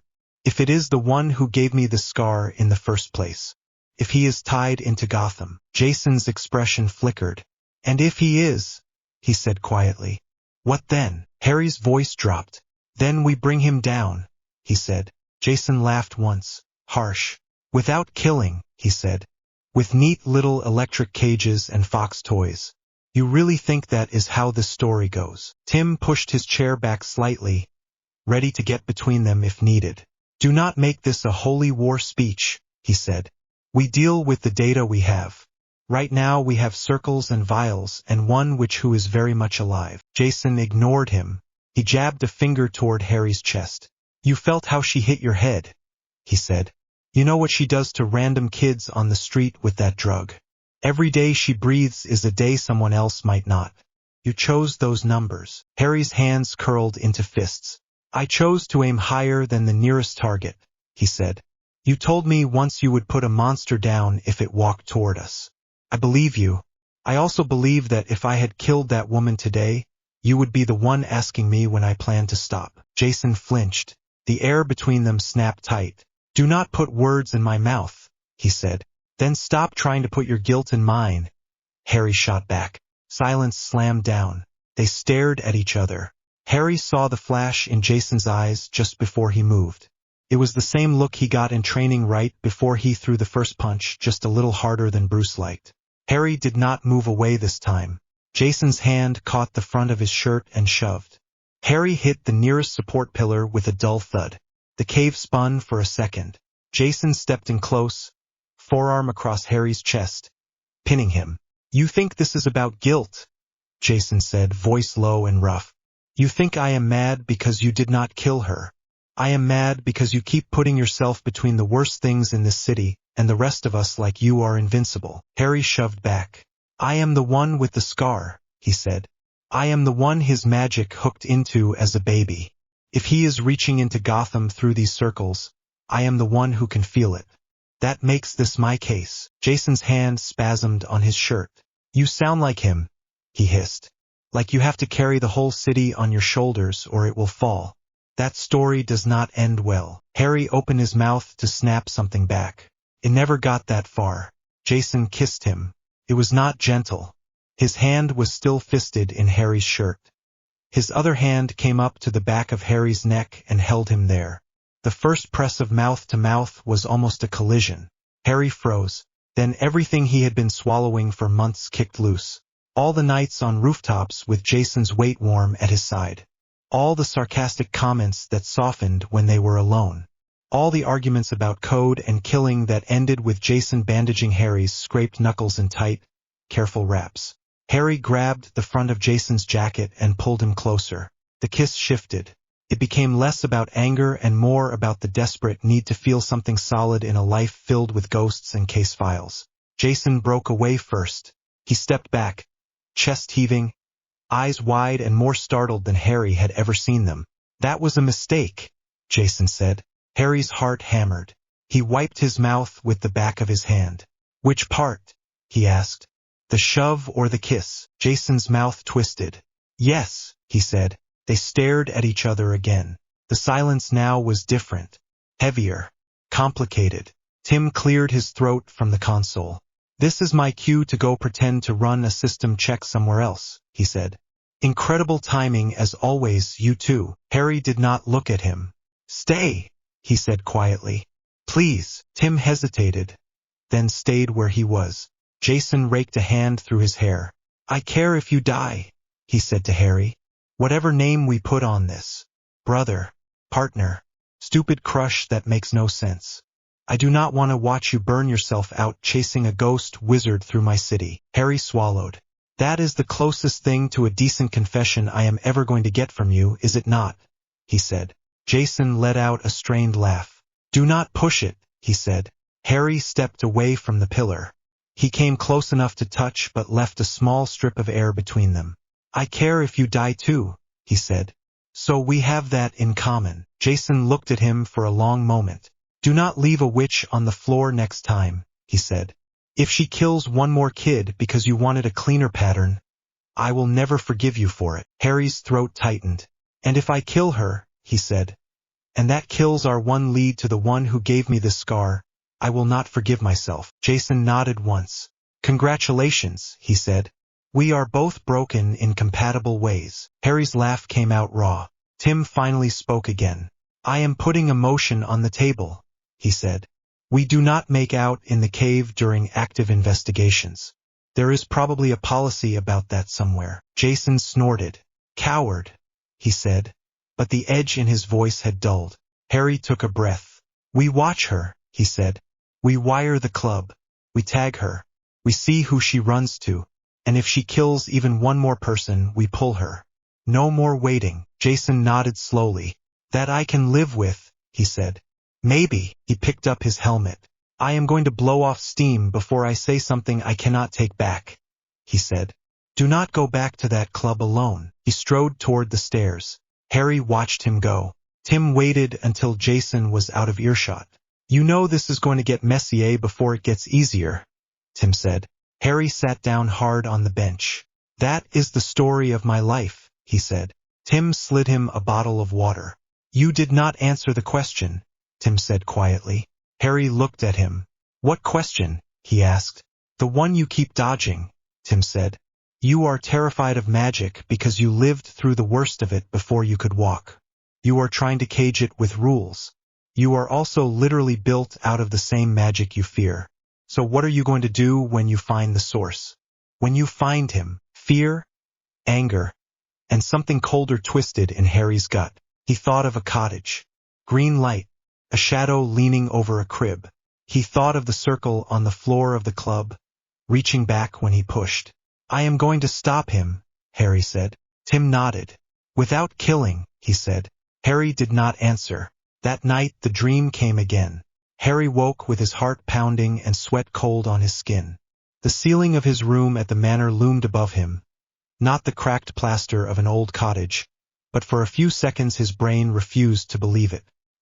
He lay still, let his breathing slow, and then reached for the notebook on his bedside table. He had started keeping it after Bruce told him that even nightmares could be evidence. He wrote without turning on the light. Cottage. Small. One window. Curtains open. Toys on the floor. Sound of wind. No rain. Door bursts open. Man in black enters. Voice like a snake. He aims at my father first. Flash of light. Screaming. Then silence. He comes closer. My mother stands in front of the crib. Words. Not all clear. One word stands out. Love. Green light. Pain. Then nothing. He stared at the page. He had written some of those lines before. The structure of the dream did not change much. The details sometimes shifted. Sometimes his mother said no. Sometimes she pleaded. Sometimes she cursed the man in black. This time something new had slipped through. He added one more line. Scar pain tonight matches circle pull in club. He underlined it. The same heat. The same pressure. The same sense of something on the other end of an invisible line. He turned on the lamp at last and flipped back through the pages. Scar throbs in alley. Scar burns near circle. Scar pulses when touching vials. Scar flares in dream when he raises his wand. Patterns. Tim had been right. Magic was an untested branch of physics. It had rules, even if those rules were cruel. Harry picked up a pencil and sketched the circle from the club floor in the margins. He added the crude mark he had felt in his dream when the green light had washed over the crib. He stared at the two shapes. Something about the angles matched. Not exact. Close enough to make his fingers go cold. He closed the notebook carefully. He would show Tim in the morning. He would show Bruce. They would argue about what it meant. They would try to find ways to verify it. For now, alone in his room with the echo of green light still fading behind his eyes, Harry let himself feel one simple fact. The witch in the club was not just another Gotham problem. She was a sign, a clock starting to tick, and somewhere far from Gotham a man with red eyes might finally have noticed that the boy he had failed to kill was moving again. The alarm cut through the Batcave with a sharp electronic scream. Harry jerked his head up from the console, heart kicking hard in his chest. The main screen shifted from cold blue data to a throbbing red field that pulsed over a map of Wayne Manor and the grounds around it. Tim was already moving. He slid into the primary chair, fingers flying across the keys. Talk to me, Bruce said. His voice stayed level, but Harry saw the way his shoulders locked. Roster in the cave. Bruce near the main console. Tim in the chair. Harry at the secondary workstation. Dick dropping down from the upper walkway. Damien on the stairs. Alfred by the medical bay rail. Spike in energy on the east perimeter, Tim said. Not electrical. Not thermal. Pattern does not match any known tech source. He squinted at the numbers. It looks like that witch shop residue. Scaled up. Harry's scar gave a dull, dragging throb. Not a stab. Not the wild flare from the alley. Just a slow twist. like something distant had turned its head. He pressed his palm against his forehead for a second and forced his hand to drop. Magical movement, he said. They are not walking up the drive. Location, Bruce said. Tree line outside the main gate, Tim answered. 3 signatures. They just appeared. No approach path. His lips tightened. So that is apparition confirmed. Damien snorted from the stairs. Cowards who cannot even walk up to a door. They just chose the fastest path, Dick said. He landed beside Harry, rolling his shoulders. Question is, what do they want? Harry stared at the red blips. 3 glowing points drifting closer to the white outline of Wayne Manor. The cave lights reflected off the glass of the monitors and ran over Bruce's cowl on the stand nearby. For a second the shape of the mask and the map overlapped. Black over red. Me, Harry said quietly. They want me. Bruce looked at him. The cave seemed to hold its breath. Explain, Bruce said. Dumbledore knows I am missing, Harry said. His voice stayed calm because it had to. He knows the wards on the house in Surrey are gone. He knows about the scar. If he has reports about magic in Gotham, he will send someone who can drag me back. Friendly retrieval. Jason's voice came from the ramp as he walked down, pulling on his own armored jacket. He had not been in the first roster, but he joined now, boots steady on the metal steps. That is the kind that starts with a speech about what is best for you and ends with a body bag. Harry gave a short, humorless breath. Exactly. Bruce turned back to the screen. Tim. Containment options. Red protocol for magical intrusion, Tim said. Seal the upper levels. Lock interior doors. Force them into the service tunnels if they push in from the east gate. Good, Bruce said. We keep them away from the manor proper. They think this is a normal rich man house, Harry said. They will underestimate you. They will underestimate all of us, Damien said. Dick clapped a hand on Harry's shoulder. I will take that as a compliment. The alarm tone shifted. Tim swore under his breath. They just crossed the outer line, he said. Sensors picked up a shimmer in the field as they passed. Lucius's new filter is working. I can isolate their exact path. Harry stepped closer. The scar dragged again. He imagined 3 cloaked figures in the trees, wands drawn, looking at the manor with the same stance he had seen from Aurors in photos from old case files. Calm, certain, backed by a system that thought it owned him. Lucius's toys, Harry said. We need them now. Tim nodded, already opening a secure case under the console. Inside lay a neat row of small metal spheres, no larger than golf balls, each with a thin ring around the middle and a subtle line of faint blue light. Null generators, Tim said. Short-range fields. They crunch the magical field and scramble casting. He passed 2 to Harry, 1 to Dick, 1 to Damien, then looked at Bruce. You want one? Bruce shook his head. I will focus on tactics. Jason raised a brow. I will take 2 if we have spare. Use them or lose them, Tim said, sliding one across the desk to him. Harry closed his fingers around the cold metal. The scar flared hot for one sharp instant, then settled. The ball hummed faintly in his palm, a quiet pressure that pushed against the magic coiled inside him. It was not pleasant, but it was familiar. He had helped calibrate the frequency with Lucius and Tim. He knew exactly how much it would hurt a caster. Targets? Harry asked. Bruce straightened. Primary objective. Protect the family. Secondary. Capture if possible. We need information. No lethal force. That includes you, Jason. Jason rolled his eyes. You always talk like I am the problem. Because you are the problem, Damien muttered. Jason gave him a sharp grin. You love me really. Damien looked like he wanted to argue, but Bruce cut across them. Formation, Bruce said. Dick, you take the high walk above the east tunnel. Damien, you run distraction in the front corridor. Stay light, stay fast. Harry, you are the central shield. Your job is to lock down casting with the null generators and MEM arts. Jason, you back him up and cover his blind spots. I will direct from the rear and cut off escape routes. Alfred stepped forward. Master Bruce, he said, calm as ever, though his eyes were tight. Shall I move Master Gordon's line to secure police support in case of stray spells near the city? Do it, Bruce said. Keep it quiet. We do not want a squad car at the gate while wands are out. Alfred inclined his head. Very good, sir. He moved to the communication panel near the medical bay, fingers steady. The cave hummed around them, lights settling into a deeper red.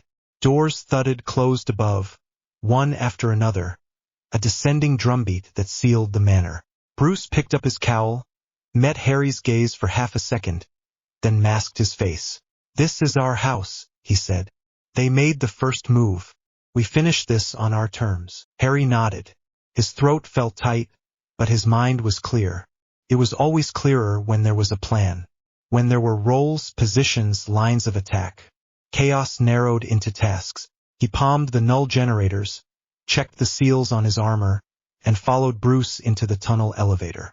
The woods outside Wayne Manor were dark and still.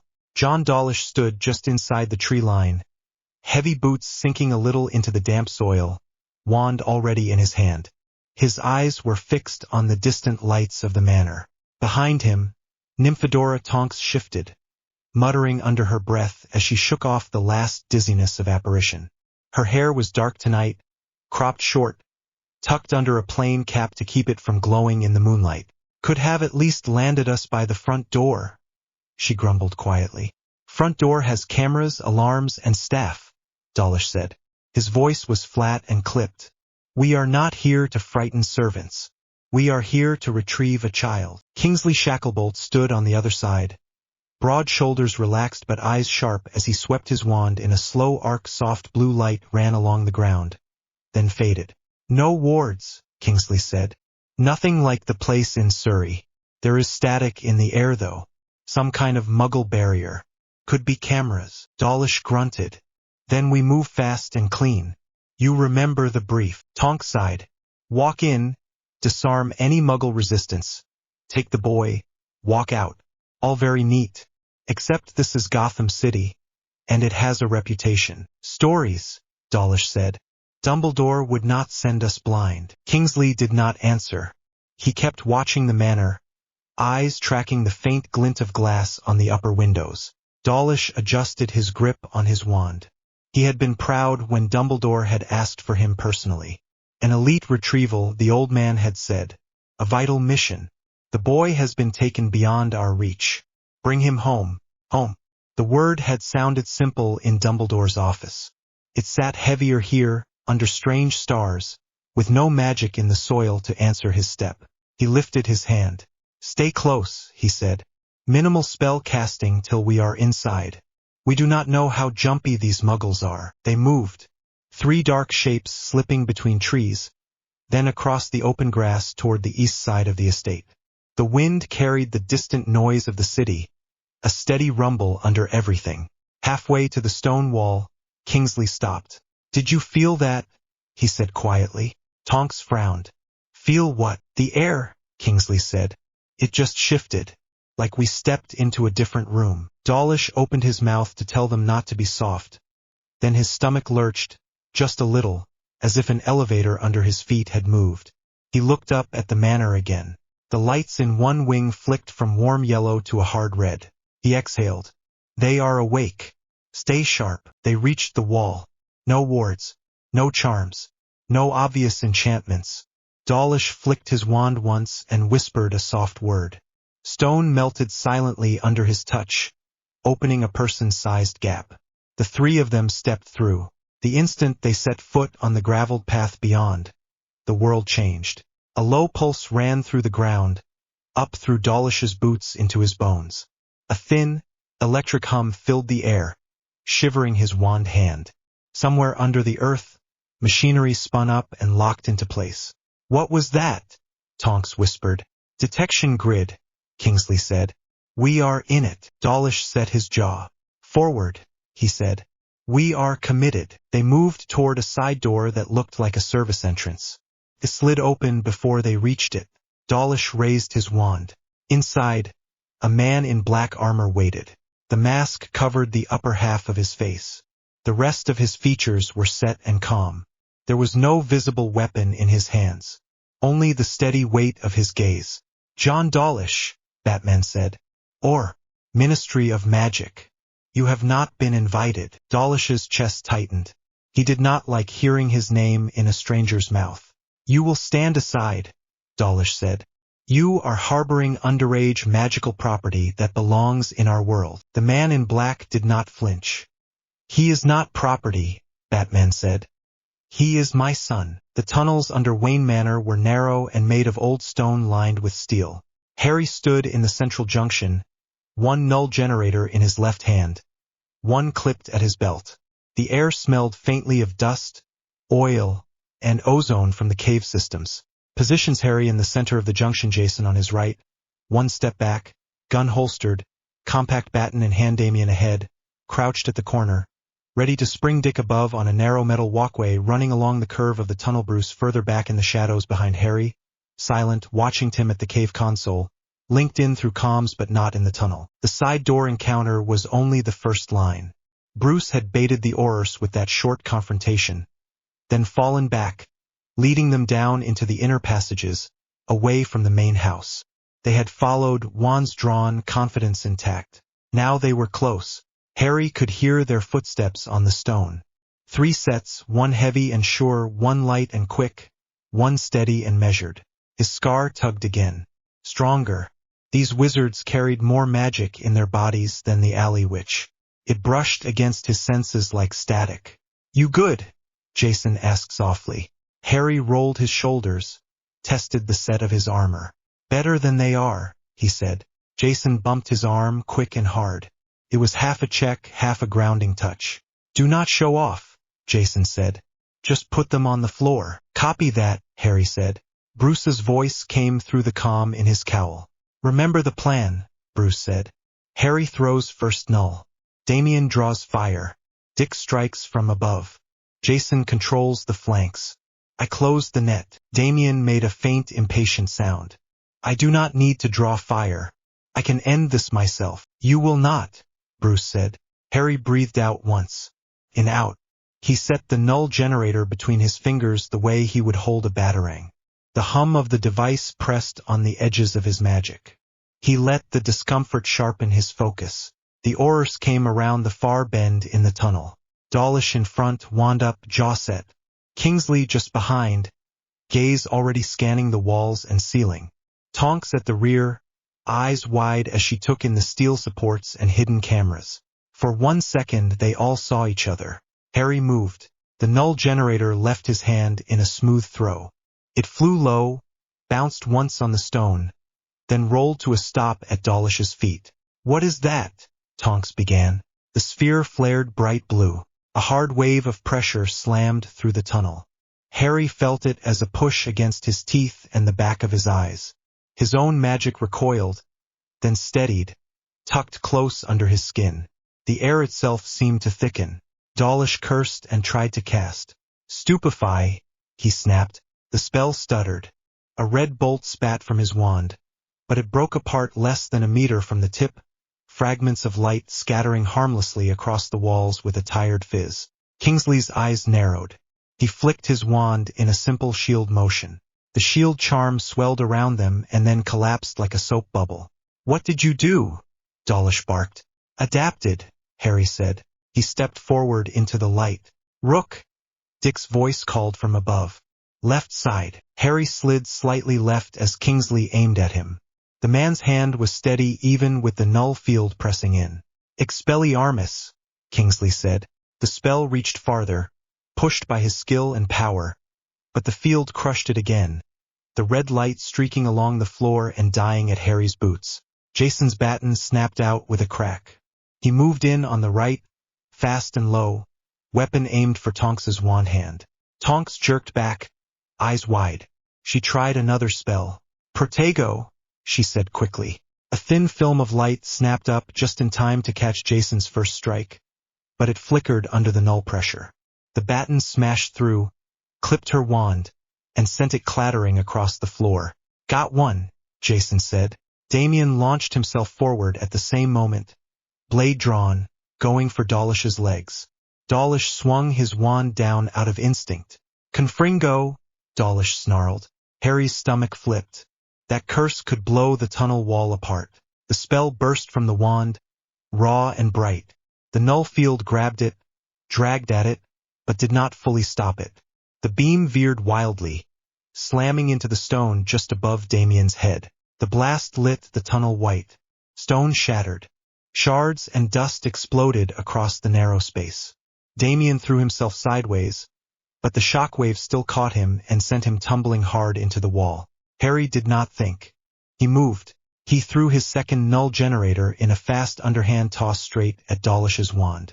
At the same time he shifted his weight and rushed forward, magic surging from his core down his arm with a tight, controlled burn. The sphere smashed into Dawlish's wand hand and flared. The second field snapped into place, overlapping the first. Harry felt his own magic twist and try to recoil, but he forced it forward, channeling it into his fist. He reached Dawlish just as the Auror tried to regain his aim. MEM Art Strike. Short, sharp, right into the center of Dawlish's chest. Harry's fist hit armor and ribs with a loud thump. The kinetic charm layered over the punch landed clean. The air popped. Dawlish's eyes went wide as the force lifted him off his feet and slammed him back into the stone. The breath left him in a raw grunt. Kingsley moved to cover him, stepping between them with a calm, fast shift of his shoulders. He brought his wand up again, but Dick dropped from the upper walkway like a falling shadow, boots smashing into Kingsley's arm. The wand flew free. "Hi there," Dick said, breath a little short, eyes focused. "Welcome to the tunnels. Mind the tech." He pivoted, hooked an arm around Kingsley's wrist, and locked it behind his back in one smooth motion. Tonks lunged for her fallen wand. Jason cut her off, sliding his baton along the ground to knock it farther away. "Give up," Jason said. "You are out of tricks." Tonks glared at him.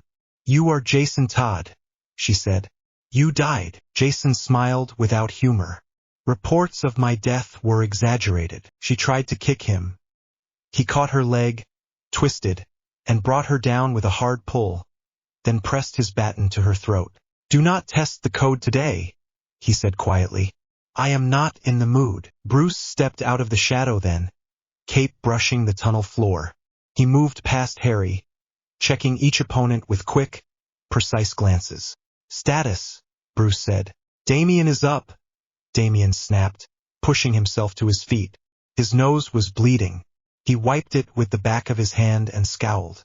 The blast was nothing. Harry looked at him. There was dirt and ash on Damien's cheek. For a second Harry saw him not as the smug heir to the league, but as a boy who had almost had his head taken off. "Next time you wait for the null to settle," Harry said. "You are not faster than unstable magic." Damien glared. "I did not need saving." "You almost needed a body bag," Jason said. "Enough," Bruce said sharply. The word landed harder than a shout. He turned to Dawlish, who was on his knees, one hand pressed to his chest, breath coming short. The man's eyes were bright with pain and fury. "You brought war into my home," Bruce said. His voice was low, and there was something in it Harry had only heard a few times. The night he first put on the armor after Jason died. The night they pulled Damien back from a league trap. Cold anger that sat below the surface and never quite cooled. Dawlish spat on the floor. "You stole the chosen child of our world," he said. "You put him in armor and taught him to serve Muggle fear. What did you expect, Wayne? Gratitude." Harry stepped closer. "Chosen for what?" Harry said. "For a prophecy you tell people in pieces. For a war you do not intend to fight yourself." Dawlish laughed once. "Rough. You know about the prophecy," he said. "Of course you do. A scar like that. The magic you throw. Your mother died to charge that mark on your head. And you hide in a cave and play policeman." Harry's jaw tightened. The scar burned. For a moment he smelled smoke that was not there. Heard his own scream echo against a crib. Heard James shout. Heard Lily's last word. No. That was the dream. The flashback. Memory and deduction fused into one long nightmare. He focused on Dawlish's face. "My mother died because a man wanted power and no one stopped him," Harry said. She did not die so an old headmaster could raise me like a weapon in a cupboard and tell himself it was mercy. Dawlish's eyes flicked to Bruce and back. You think this man is better, Dawlish said. He keeps children in armor. He drags them through gangs and psychopaths. That city eats souls.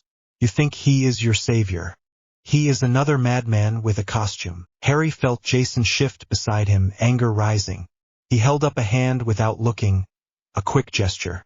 Jason stilled. You do not get to talk about what he did for me, Harry said. You saw the house in Surrey. You saw the bars on the window. You left me there. You left me there because it fit the plan. Dawlish's jaw clenched. He did not answer. Dumbledore is trying to save the world, Tonks said from the floor. Her chest rose and fell fast under Jason's grip. He has spent his life holding the line. You think you know better because you have some gadgets and a few tricks. I have a roof that does not leak, Harry said. I have food that is not stale. I have a family that chose me. That is already more than your world gave me in 10 years. Kingsley's shoulders shifted under Dick's hold. Harry, Kingsley said quietly. We did not know. Harry looked at him. There was something steady in Kingsley's eyes. Not blind loyalty. Not Dawlish's rigid faith. Thought. You did not ask, Harry said. Silence settled for a moment, broken only by the soft hum of the Null Fields. Bruce took one step closer to Dawlish. You brought lethal spells into my house, Bruce said. You nearly killed my son. Dawlish looked back at him, a small smile at the corner of his mouth. Welcome to our world, he said. That is what it takes to keep it safe. Bruce's hands flexed at his sides. For a heartbeat Harry thought he might actually hit the man. Instead Bruce drew a slow breath and turned his head slightly toward Harry. They are your people, Bruce said. Your choice. The words hit harder than any spell. Not because Bruce was pushing the decision away, but because Bruce was giving it to him. Full weight. Full consequence. Harry swallowed. We take them alive, Harry said. We contain them. We find out exactly what Dumbledore thinks he owns. Jason made a soft sound between a scoff and a sigh, but he did not argue. Bruce nodded once. Tim, Bruce said into the calm, prepare the Nullfield cells.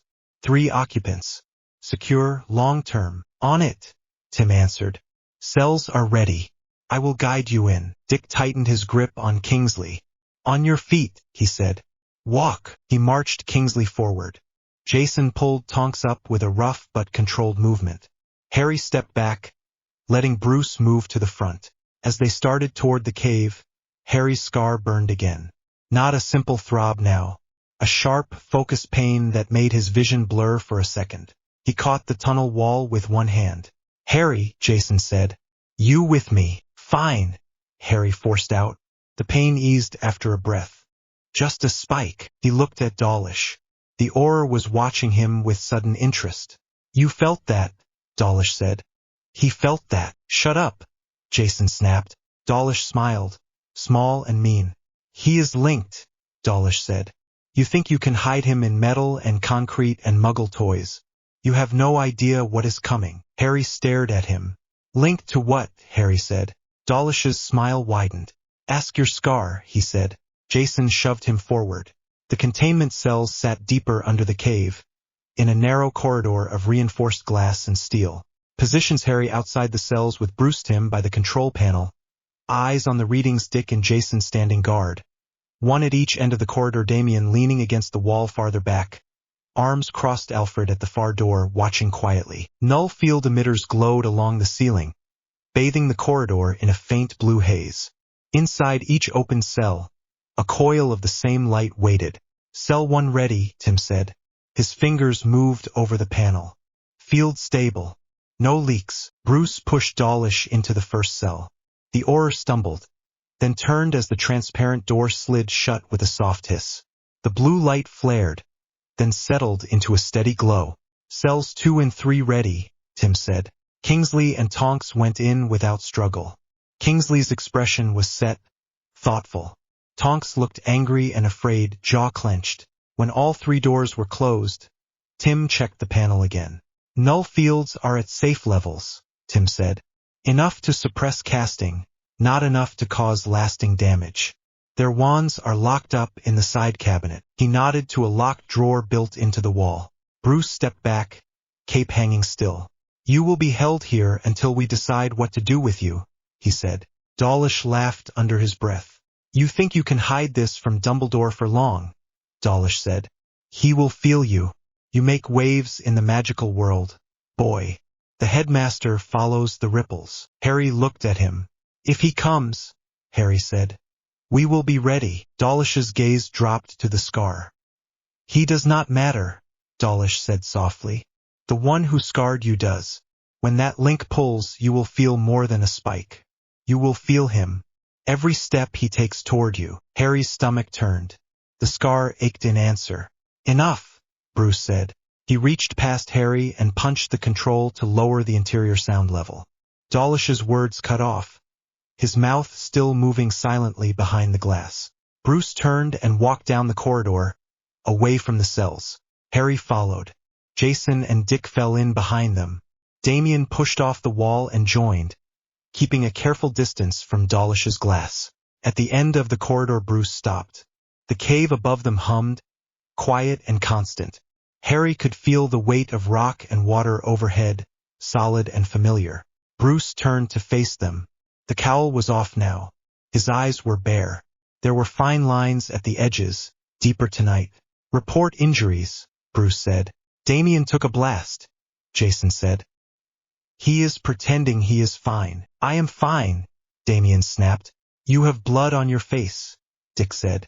Which is not fine. Alfred stepped forward with a small, soft laugh that barely reached his eyes. I will handle it, Alfred said. Come along, Master Damien. He placed a hand on the boy's shoulder and steered him toward the medical bay. Damien tried to shrug him off, then gave up and went. Jason rolled his shoulders. I'm fine, Jason said. Minor bruises. Nothing the shower will not fix. Dick lifted his hands. I got the easy job, he said. Drop from above. Kick the wand. Look cool. Harry looked at his own hands. The knuckles on his right hand were red from the MEM art strike. He flexed them slowly. His ribs ached from the null pressure and the sudden rush of magic. I am good, he said. Bruce scanned his face.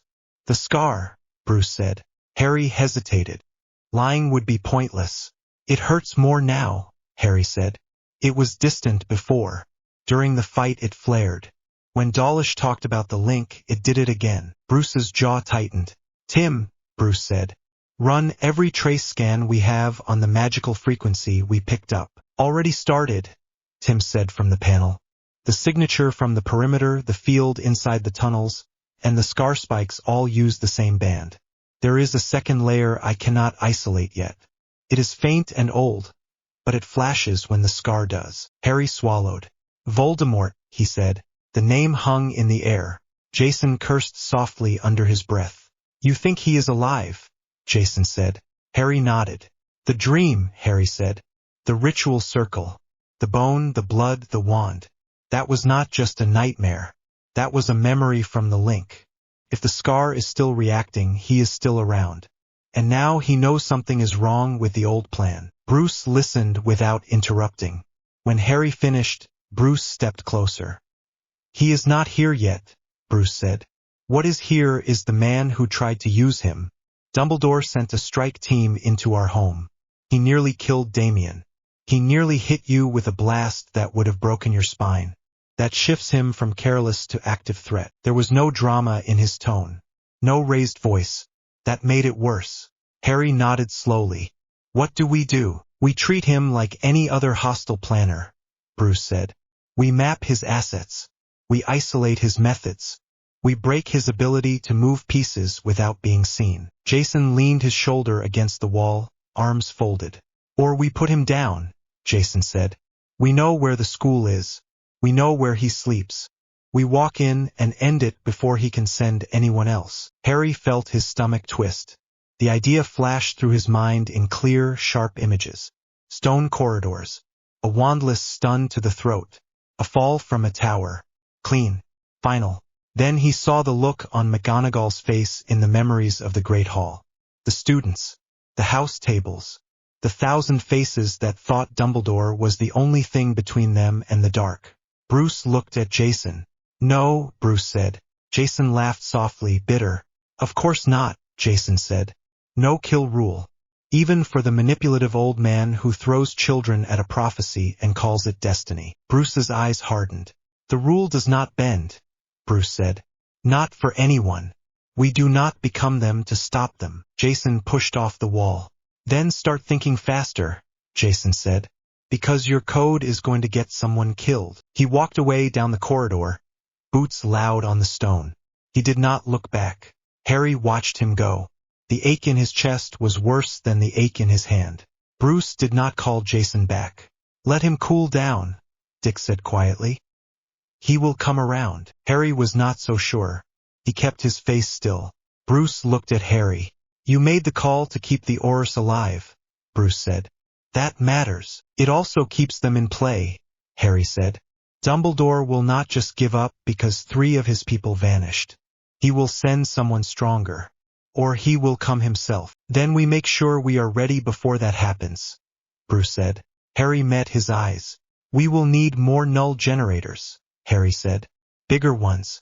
The field held the spells, but the blast for Damien almost got through. Already planned, Tim said from the control panel. Lucius and I can scale the output now that we have live data. The samples from the tunnel will help. Bruce nodded. I want a full report, Bruce said. Every detail, every casting, every response. We treat this like any other case. No mystery, no prophecy, only patterns and choices. Harry drew a slow breath. This was the part that always steadied him. Take fear, break it into pieces, give it names. I will start the write-up, Harry said. Scar spikes, spell paths, null field strength. Bruce placed a hand on his shoulder. The contact was brief but solid. You are not a weapon, Bruce said quietly. You are my son. Remember that when they start throwing your parents and the prophecy at you. Harry nodded. His throat was tight again. He did not trust his voice, so he just held Bruce's gaze for a second, then turned away. Later, when the cave lights dimmed back toward normal and the alarms were silent, Harry sat alone on the edge of one of the platforms that overlooked the main chamber. The Batmobile below gleamed under the work lights. Water dripped in the far darkness. The sound of Damien complaining under Alfred's hands had faded. Jason had not come back yet. Harry held one of the spent null generators. The blue light was gone now. It was just a metal shell, cold and heavy. He turned it between his fingers and stared at the faint mark his punch had left on Dawlish's armor in his memory. The way the Auror had slammed into the wall. The way Dawlish had said linked. His scar pulsed again, faint this time, like a distant heartbeat. He looked up at the cave roof, at the mass of stone and secrets above, at the house that had become his world. Magic and tech. Old War and New City. Dumbledore and Bruce. Voldemort somewhere out there in the dark between. Lines were drawing themselves whether he wanted them or not. He closed his fingers around the metal and made a simple, clear promise in his own mind. No one dragged him anywhere again. Not Dumbledore, not Voldemort, not fate. If they wanted him, they would have to come to Gotham. And Gotham would be ready. Chapter 5 Veritaserum and the Vow. The man in the cell tried to smile when they brought the chair in. Tonks did not. Harry watched through the glass as Jason and Dick set the heavy restraint chair in the middle of cell 2. The null field hummed quietly around the space, that faint blue haze that made his skin prickle even from outside. Inside the field, the air looked subtly wrong, like heat ripple over a road. Tim stood at the control panel, eyes flicking between readings and the scene. Bruce was one silent, dark shape at Harry's shoulder, arms folded, face unreadable. Kingsley Shacklebolt sat on the bench inside the cell, wrists already locked in sleek metal cuffs that connected to the floor. He looked tired rather than afraid. His eyes tracked every move. Tonks had been moved to the far cell for now. Dawlish remained in the first, pacing as much as the restraints allowed. Tim spoke without looking away from the numbers. Field strength is at interrogation level, he said. That means wand casting is dead. Ambient magic is damped, but internal enchantments and potions still function once they are past the skin. We tested it with Lucius last night. Harry nodded, throat dry. I remember, he said. That had been a long night. Tim had sipped a small dose of Veritaserum under a partial field, then tried to lie. His mouth had refused. The potion had not cared about the null pressure once inside the blood. That was all Harry needed to know. Cell 2 is stable, Tim went on. No leakage. Vital monitors are ready. We can pull him out if anything looks wrong. Bruce glanced at Harry. You are sure about going in first? Bruce asked quietly. Harry did not look away from Kingsley. He worked for Dumbledore, Harry said. He came here for me. I am not letting someone else ask the questions. Bruce held his gaze for a moment, then inclined his head once. Red Robin and I will be in your ear, he said. Jason and Dick will be in the cell with you. If anything feels wrong, you stop. Understood. Harry breathed in through his nose, out through his mouth. The scar gave a dull pull as if reacting to the field. He pushed the sensation into the mental box he used for pain and stepped forward. Jason opened the cell door. The blue light flickered and then steadied around the gap. Kingsley watched Harry walk in. His expression shifted in some small way, something like regret, something like respect. Harry, he said. Harry took the ground in the exact center of the cell. Not too close, not too far. He saw Jason shift to his right, baton in hand but down. Dick took the left, relaxed on the surface but ready. Is that really you? Kingsley asked. Under the armor. Harry ignored that. You know what this is, he said, holding up the small vial between finger and thumb.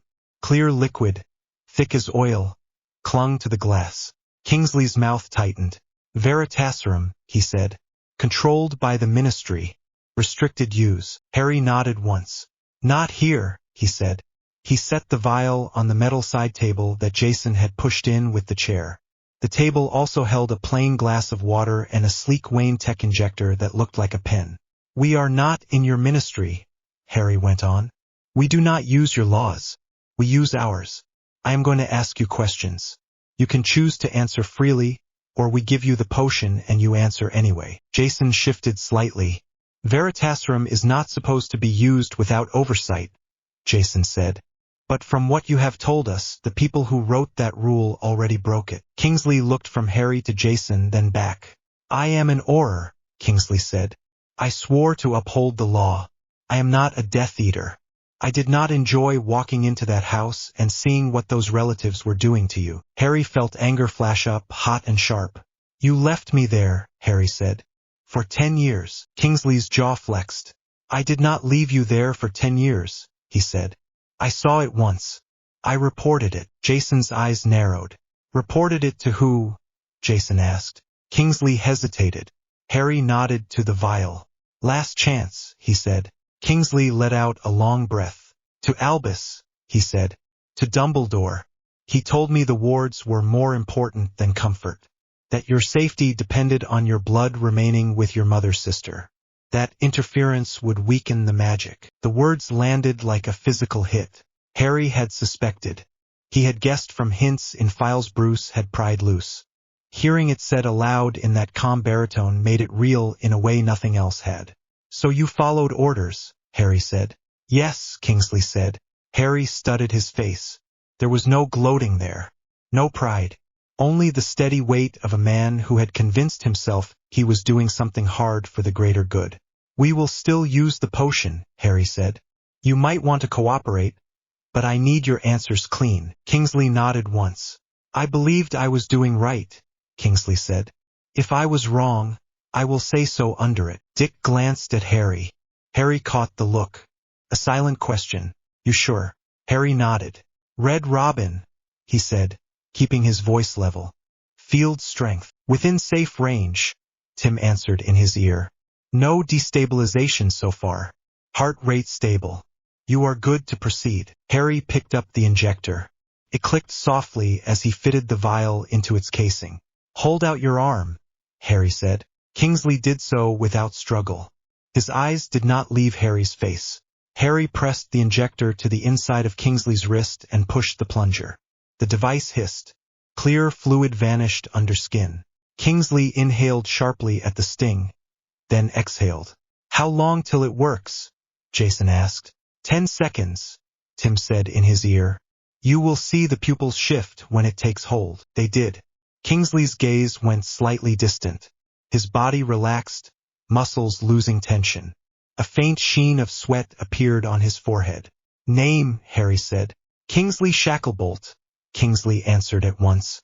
Current position, Harry went on. Or, Kingsley said. Assigned to Special Operations. Who ordered the retrieval mission in Gotham? Harry asked. Kingsley's throat worked. His mouth tried to close. It did not get the chance. Albus Dumbledore, he said. Chief Warlock Headmaster. Private Leader of the Order of the Phoenix. Harry felt Bruce's presence at his back. Heavy as a wall. Specific instruction, Harry said. Exact words as you remember them. Kingsley frowned in concentration. When he spoke, the words came slow and careful, a careful echo of memory. Bring him home, Kingsley said. Harry must be returned to our influence before Voldemort moves too close. Muggle protectors cannot keep him safe, and their philosophy will poison his purpose. If necessary, use force. No permanent harm if it can be avoided. Jason's fingers clenched on the baton. Poison his purpose, Jason repeated. That old man has never set foot in Gotham. He does not get to talk about poison. Harry kept his eyes on Kingsley. What is my purpose? Harry asked. Kingsley's pupils widened slightly. His breath hitched. You are the weapon, he said. You are the one the prophecy names. The scar burned so hard Harry had to fight not to grab his forehead. Say the prophecy, Harry said, voice low. Everything you know. Kingsley swallowed. The one with the power to vanquish the Dark Lord approaches, he said. Born as the 7th month dies, to parents who have thrice defied him. And the Dark Lord will mark him as his equal, but he will have power the Dark Lord knows not. Either must die at the hand of the other, for neither can live while the other survives. Silence filled the cell. The words seemed to crawl up the stone walls and lodge there.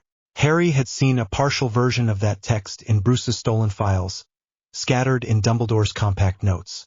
Hearing it full and whole in a human voice was something else. Who has heard that? Harry asked. Dumbledore, Kingsley said. Some members of the Order. A few in the Ministry suspect. The Dark Lord heard enough to make his move. Most do not know the full wording. Harry's stomach turned. Dumbledore believed it, Harry said. He believed I had to kill this man. Or die. Yes, Kingsley said. The potion did not allow him to hedge. He believed their deaths were unavoidable. He believed you were the key. Key for what? Harry asked. To close the war, Kingsley said. He said your life was the lock that had to break. Jason swore very softly. Harry felt something inside him shift. Not a snap. More like a slow, deep crack along an old seam. Did he know about the cupboard? Harry asked. Under the stairs. Yes, Kingsley said. He read Petunia's letters when she complained. He checked the house once with his own eyes. Did he know Vernon hit me? Harry asked. Yes, Kingsley said, voice rough. He called it regrettable. He believed fear would make you humble. He believed comfort would make you soft. Harry pressed his teeth together hard enough to hurt. Did he ever intend to move me? Harry asked. Kingsley hesitated. I do not know, Kingsley said finally. He always said you would come to Hogwarts at 11. He had plans there. He said the school would house you until the war. He did not discuss other guardians. Did he ever consider just killing Voldemort himself? Jason asked sharply. Kingsley's head turned slightly toward Jason. The prophecy did not name him, Kingsley said. He believed only you could end it. Convenient, Jason muttered. Harry exhaled slowly. His hands were shaking. He forced them still. Why send Aurors instead of speaking to Bruce? Harry asked. Why sneak in with wands and curses instead of walking up to the door? Because the headmaster does not trust Muggle minds, Kingsley said. He believes they cannot understand magic. He believes they would interfere with his control. He feared that if you bonded too deeply to this family, you would never return. Harry laughed once. The sound did not feel like it belonged to him. Too late, he said. He stepped back. That is enough, Bruce said quietly from the doorway. We can call this round done. Tim's voice spoke in Harry's ear. Pulse is rising, Tim said. Let the potion wear off before we push more. I do not want to see what happens when his heart gives up under null pressure. Harry nodded. He turned back to Kingsley. When the potion fades, you will remember what you said, Harry said. I do not know what that will do to you. That is your problem now. Kingsley's eyes cleared a fraction. I already knew, Kingsley said quietly. I just did not want to look at it. Jason opened the door.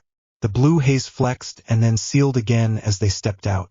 In the corridor, Bruce took Harry by the arm and moved him aside, away from the glass. Take a break, Bruce said. Harry shook his head. Tonks next, he said. Then Dawlish. Your hands are shaking, Bruce said. Harry looked down. He had not even noticed. His fingers trembled, the aftershock of anger and the feel of the injector in his grip. I can still work, he said. You can, Bruce said. You should not. Jason hovered a little behind them, clearly torn between backing Harry out of the room and letting him push forward. Dick stepped in smoothly. I will take Tonks, Dick said. I am good with people. Tim can feed me lines. You go upstairs, Harry.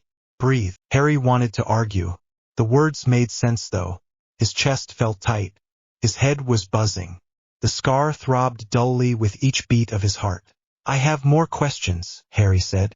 And you will ask them, Bruce said. Later, after you stop shaking. Harry closed his eyes for a moment. Fine, he said. He walked away before he could change his mind. The training room smelled of rubber mats and sweat and disinfectant.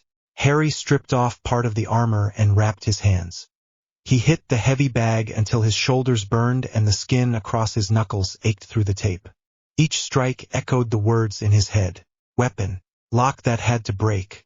Fear will make him humble. He did not count the hits. He put every remembered moment into them instead. 10 years of cupboard air. The sound of Petunia's voice calling him a freak. The weight of Dumbledore's quiet gaze in the file photographs Bruce had stolen. He did not hear Jason come in. He only felt the weight of another presence in the room and the slight change in air when the door shut. You are going to break your wrists if you keep throwing with your shoulder like that, Jason said. Harry hit the bag once more, then let his fists drop. His breath came harsh and hot. Null Fields and Veritaserum, Jason went on as he walked closer. You and Tim are terrifying when you get going. Harry leaned his forehead against the canvas for a moment, then stepped back and pulled the tape from his hands.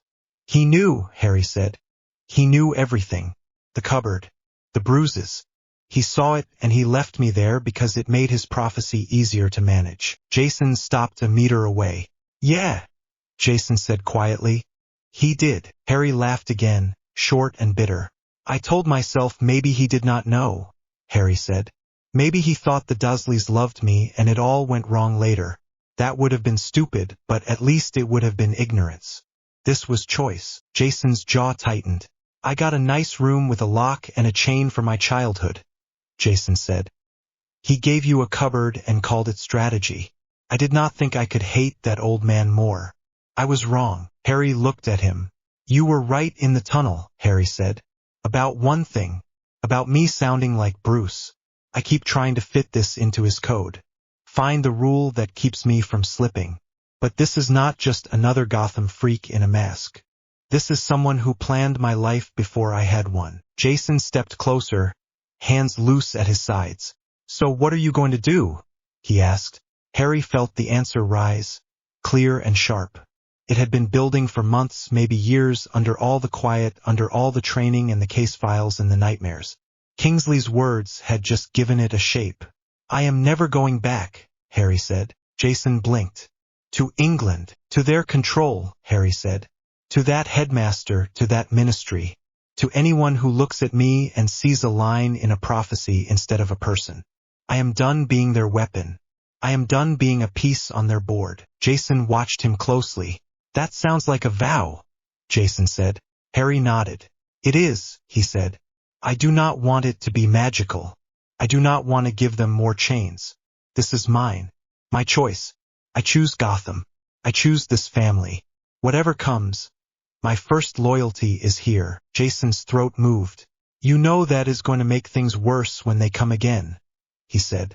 I know, Harry said. They will call me ungrateful.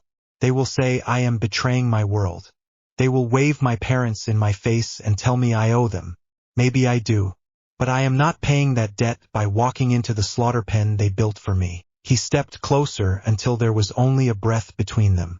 I am Harry Wayne, he said quietly. Harry Potter is the name my mother gave me. They cannot have either unless I hand myself over. Jason looked down at him. For once there was no joke ready. No sharp line. Just raw, worried affection and a lot of anger with nowhere to go. You know I will back you, Jason said.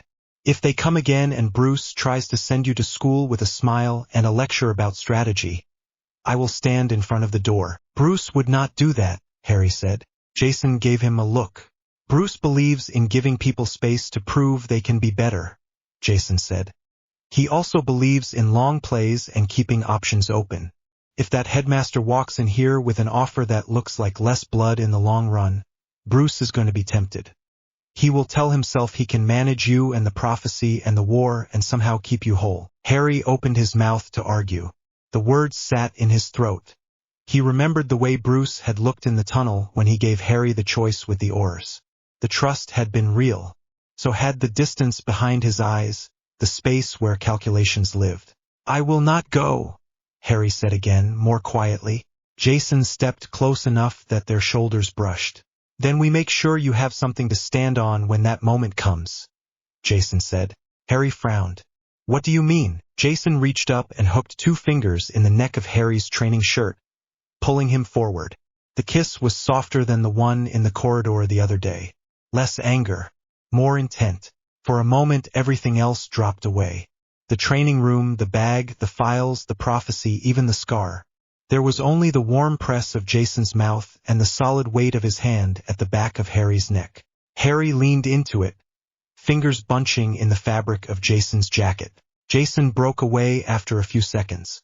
His forehead rested against Harry's. You might not believe this, Jason said, voice low.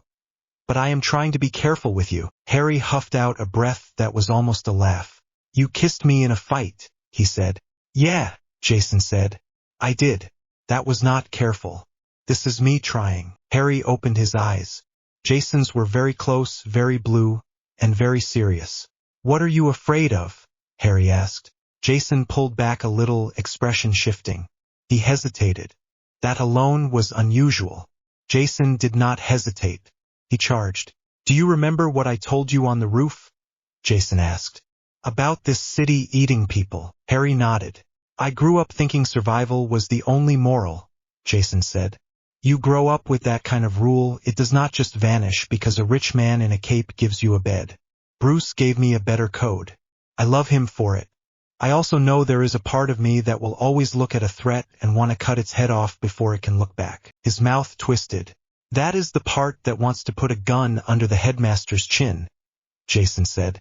It is the part that wants to shoot your Dark Lord in the face the moment he takes solid form. One simple shot, no prophecy, no war. I can see it. I can feel it. And if I ever move on that instinct, I do not want to drag you with me. Harry stared at him. You think you are going to break, Harry said quietly. Jason smiled, tired and crooked. Not today, Jason said. Not tomorrow. But this story is not going to stay small. You feel that as well as I do. So if there comes a night when I walk out that cave with lethal gear and a plan that spits on Bruce's code, you need to remember this. He tapped a finger gently against Harry's chest. You do not follow me, Jason said. You do not make my choices your own. You keep your vow. You stay alive. You keep your soul as clean as the city allows. The words sank into Harry like something heavy and sharp that still somehow fit. I am not going to let you walk into a gunfight alone, Harry said. Jason shook his head. I am not asking you to let me, Jason said. I am asking you to be smarter than me. You are the one with the scar and the prophecy and the headmaster pulling strings across oceans. You are the one this war is going to hinge on. If someone has to make the ugly call, let it be me. Harry swallowed. That is a lot of weight to put on a kiss, he said. Jason snorted. Yeah, he said. I am not subtle. He stepped back, giving Harry space again. Go see Tim, Jason said. He has that look that says he found something terrifying and exciting at the same time. Tim had that look. Harry found him in the cave, half hunched over 3 different screens. One showed the null field readings from the tunnel fight. Another showed a slow scrolling line of strange symbols, a translation tool chewing on magical frequencies. The third showed a map of the globe with a faint band of light stretching between Britain and Gotham, pulsing in time with a small graph of Scar episodes. You are supposed to be resting, Tim said without looking up. I am bad at that, Harry said. Tim glanced at him then, eyes flicking to the faint bruising around Harry's knuckles, then to the crease between his brows. You hit the bag, Tim said. Good. Better than hitting Dawlish. Harry stepped closer to the screens. What did you find? He asked. Tim tapped one key, then another. The map zoomed in, the light band sharpening. We have been logging your scar spikes since the alley, Tim said. Every time it flares, the null sensors in the cave record a tiny wobble in the field. I thought it was noise at first. It is not. It is a second signature. Harry frowned. Second signature, he repeated. Tim nodded. The first layer is baseline magical static, Tim said. You have that, the Aurors have that, the witch in the club has that. It looks like a background hum on the graphs. The second layer is older, meaner. It is braided into your scar specifically. It only moves when you hurt. Harry's scar throbbed as if in answer. You think that is Voldemort, Harry said. Tim pointed at the scrolling line of symbols. I think this is the echo of whatever he did to you, Tim said. The killing curse that failed, the backlash, the scar. That whole event left a pattern in you. When his magic stirs, it pulls on that pattern. Your head hurts and my sensors get a little freaked out. Harry watched the line of light drift slowly along the map from one side of the ocean toward the other. Where is he now? Harry asked. Somewhere in Europe, Tim said. The signal is muddy. It is like trying to track a shark under the surface with a broken radar. But he is not stationary. He is moving, slowly but steadily in our direction. Harry felt his stomach go cold. How fast? He asked. Tim shrugged. I do not know enough about the medium to say for sure, Tim said. This could be literal physical movement or some kind of ritual reaching out. Either way, the pattern is clear. Every day since the alley, the peaks come closer together. Something on his end is waking up. Harry stared at the graph. A line of spikes climbed gently, evenly rising. Dawlish said he would feel me, Harry said quietly. Said I make waves in their world. Maybe this is the other way around. Tim nodded. He is feeling back, Tim said. Which means we do not have forever to figure this out. Harry swallowed. Can you tell Dumbledore is involved from this? Harry asked. No, Tim said. This is pure magical physics. It does not care about old men with beards. But now that we know the link is active, we can design countermeasures. Countermeasures, Harry said. Like what? Tim smiled, a little crooked. Null generators, but smarter, he said. You know how noise-canceling headphones work? Harry nodded. They read the sound and play the same frequency in reverse, Tim said. Result, silence. If we can map the scar signal cleanly enough, we might be able to build a cage inside your own field. Something that eats the pull before it hits your brain. Harry blinked. The idea was both terrifying and strangely hopeful. That sounds dangerous, Harry said. Tim shrugged. So is walking around with a piece of a dark lord in your head, he said. Harry looked at the map again. Do we tell Bruce yet? Harry asked. Tim did not hesitate. Yes, he said. We tell him everything. But I wanted to show you first. Because this is your body, your mind, your choice. If we start building things that ripple through your magic, you get to approve the design. Harry felt a rush of gratitude that almost knocked him off balance. You and your consent forms, he said. Tim smiled. You grew up with people making decisions for you, Tim said. We are not doing that here. Not with this. Harry nodded slowly. Thank you, he said. They stood there for a moment in the glow of the screens, watching the faint line of light inch toward Gotham. Night in the manor was never fully quiet. There were always soft footsteps in distant halls, the low hum of hidden machines, the whisper of wind in the old stone. Harry found Alfred in the kitchen, as he had half expected. The old man stood at the counter with a pot on the stove, stirring something that smelled like soup. A small radio on the shelf murmured low music. "Could not sleep," Alfred said without looking around. Harry smiled faintly. "Something like that," he said. Alfred turned and studied him for a moment. "Tea?" Alfred asked. "Yes," Harry said. Alfred put the kettle on, moving with the unhurried precision that had calmed Harry more times than he could count. The simple domestic rhythm cut through the haze of prophecy and nullfields and scargraphs. After a few minutes they sat at the small table with steaming mugs between them. "I heard about the interrogations," Alfred said. "News travels fast," Harry said. "In this house," Alfred said. "Very much so." Harry traced a finger around the rim of his mug. "He knew," Harry said. "Dumbledore. About the cupboard. About the beatings. He saw it and called it necessary. He saw me as a lock that had to break." Alfred's hands tightened around his own mug. "I see," Alfred said. His voice was very calm. "That was never a good sign." "I keep thinking about my mother," Harry said. "About that night.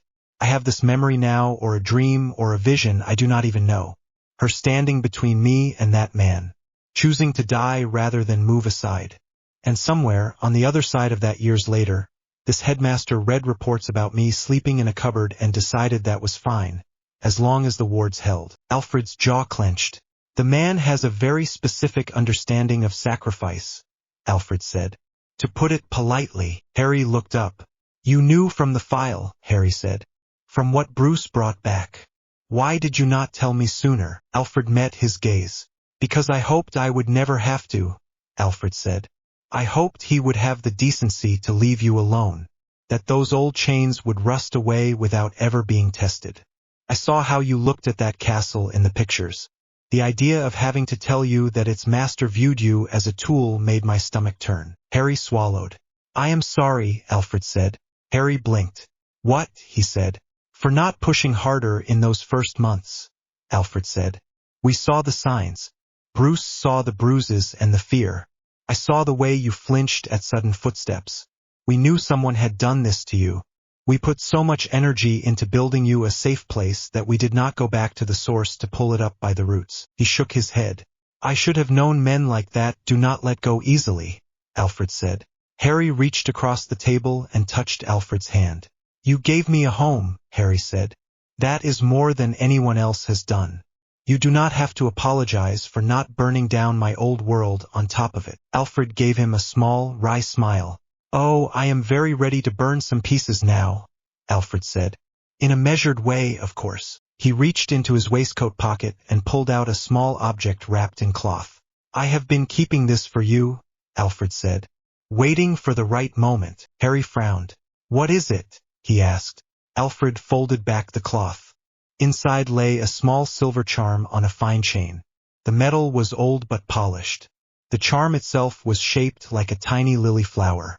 "I collected some of your parents' things when Bruce first began this rather mad project," Alfred said.